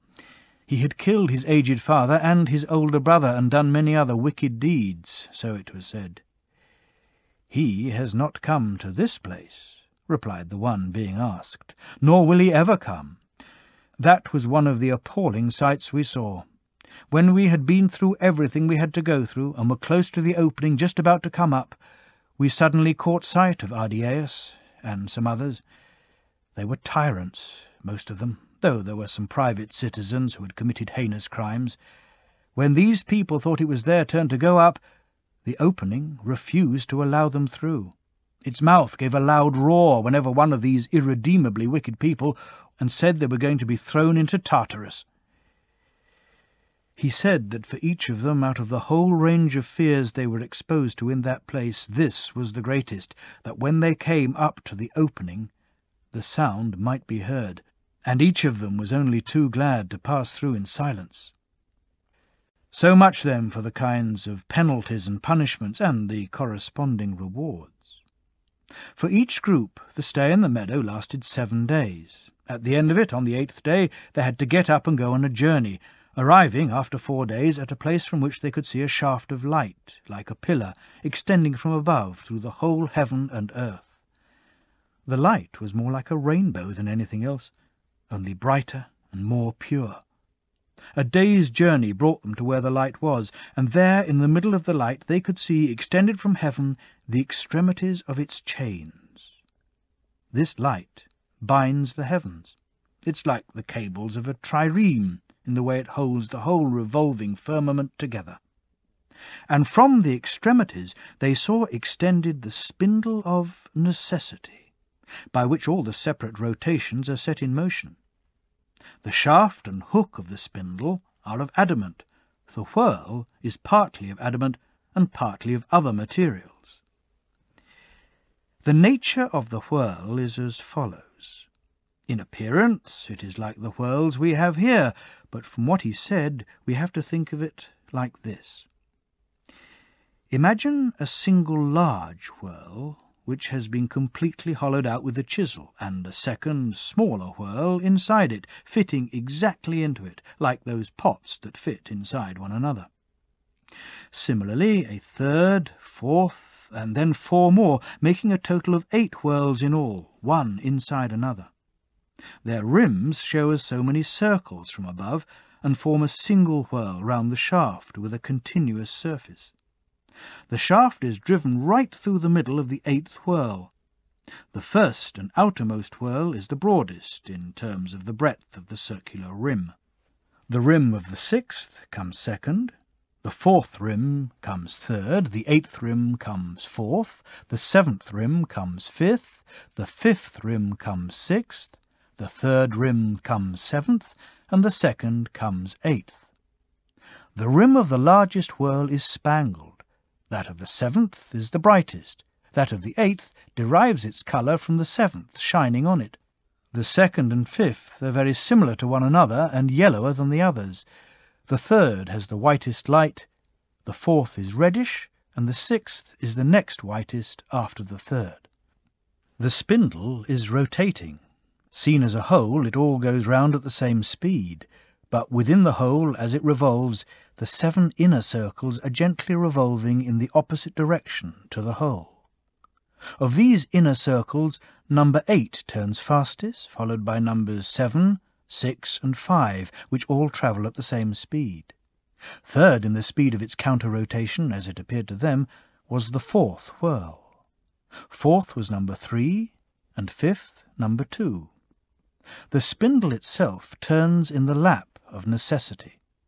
On the rim of each of its circles is perched a siren, who is carried round with it, uttering a single sound, a single musical note. All 8 together combine to produce one single harmony. There are 3 others seated in a circle at equal distances, each on a throne. These are the Fates, the daughters of necessity, Lachesis, Clotho, and Atropos.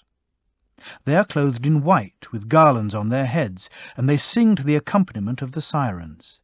Lachesis sings of the past, Clotho of the present, and Atropos of the future. Clotho has her right hand on the outer circumference of the spindle, turning it at intervals. Atropos with her left hand does the same for the inner rims. Lachesis touches both inner and outer in turn, one with each hand.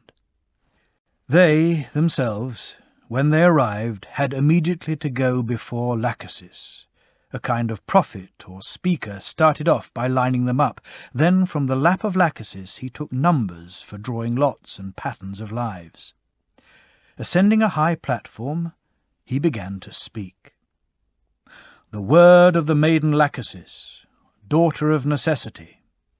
Souls, creatures of a day, here begins another cycle of mortal life and the death it brings. Your guardian spirit will not be given to you by lot. You will choose a guardian spirit for yourselves. Let the one who draws the first lot be the first to choose a life. He will then be joined to it by necessity. Virtue knows no master. Your respect or contempt for it will give each of you a greater or smaller share. The choice makes you responsible. God is not responsible. With these words he threw the lots among them all, and each picked up the lot which fell closest to him. All except He was not allowed to pick one up, but anyone who did pick one up could see clearly what number lot he had drawn. Next he spread the patterns of lives before them on the ground. There were many more of them than there were people present, and they were of every possible kind, lives of all the animals in addition to all the human lives. There were lives of tyrants among them, some lasting, others destroyed in mid-career and ending in poverty and exile, or beggary. There were lives of men distinguished, some for their looks, beauty, and in general for their strength and prowess, others for their families and the virtues of their ancestors. Lives of men who by the same criteria were not distinguished, and a similar range of women's lives as well. The overall disposition of the soul was not part of the life, because the soul is affected by the kind of life it chooses. But the other characteristics were mingled with one another, with wealth and poverty, disease and health, or with some balance between these extremes. It looks, my dear Glaucon, as if that is where the whole danger lies for a man. It is why the greatest care must be directed towards having each and every one of us disregard all other branches of study and be a follower and student of this branch of ours, in the hope that he can find and discover someone who will give him the ability and knowledge to distinguish the good life from the bad, and choose always and everywhere out of all those possible the life which is better. He must take into consideration all the things we have talked about here today, comparing them with one another and choosing between them in terms of excellence of life. He needs to know what the effect is, for good or bad, of beauty when mingled with poverty or riches, and what the effect is of noble or ignoble birth, of private life or public office, of strength or weakness, of ease or difficulty of learning, and all such matters as are connected with the soul, either by nature or acquisition, when they are all mingled with one another. Taking all these things into consideration, he must be able to choose, defining the worse and better life with reference to the nature of the soul, calling that worse which leads the soul along the road to greater injustice, and that better which leads along the road to greater justice. He will pay no attention to anything else. After all, this is the crucial choice, as we have seen, both during his lifetime and after his death. Fast as adamant must he hold to this opinion as he goes to Hades, so that even there he can avoid being distracted by evils like wealth, and so plunging into the sort of behaviour, tyranny in particular, which will make him commit countless crimes for which there is no remedy, and suffer an even worse fate himself. No, he will know how to choose the middle way in such matters, avoiding the two extremes both in this life, as far as he can, and in the whole of the life hereafter. This is the way to the greatest happiness for a man. The next thing the speaker had to say, according to this messenger from the afterworld, was this: even the last to come forward, provided he chooses sensibly and lives with integrity, has a worthwhile life before him, not a bad life. There is no cause for carelessness if you choose first, no cause for despair if you choose last. When he finished speaking, the person who had drawn the first lot came straight up and chose the greatest tyranny. In his folly and greed he did not look hard enough at what he was choosing. He had not seen that within its fate was included, among other evils, the devouring of his own children. When he did have time to look at it, he beat his breast and lamented his choice, in defiance of the instructions the speaker had issued earlier. He didn't blame himself for his misfortunes. He blamed fate, the gods, anything rather than himself. He was one of those who had come from the heavens, and in his previous life he had lived in a well-ordered society. He had had his share of virtue, but it had been a matter of habit rather than philosophy.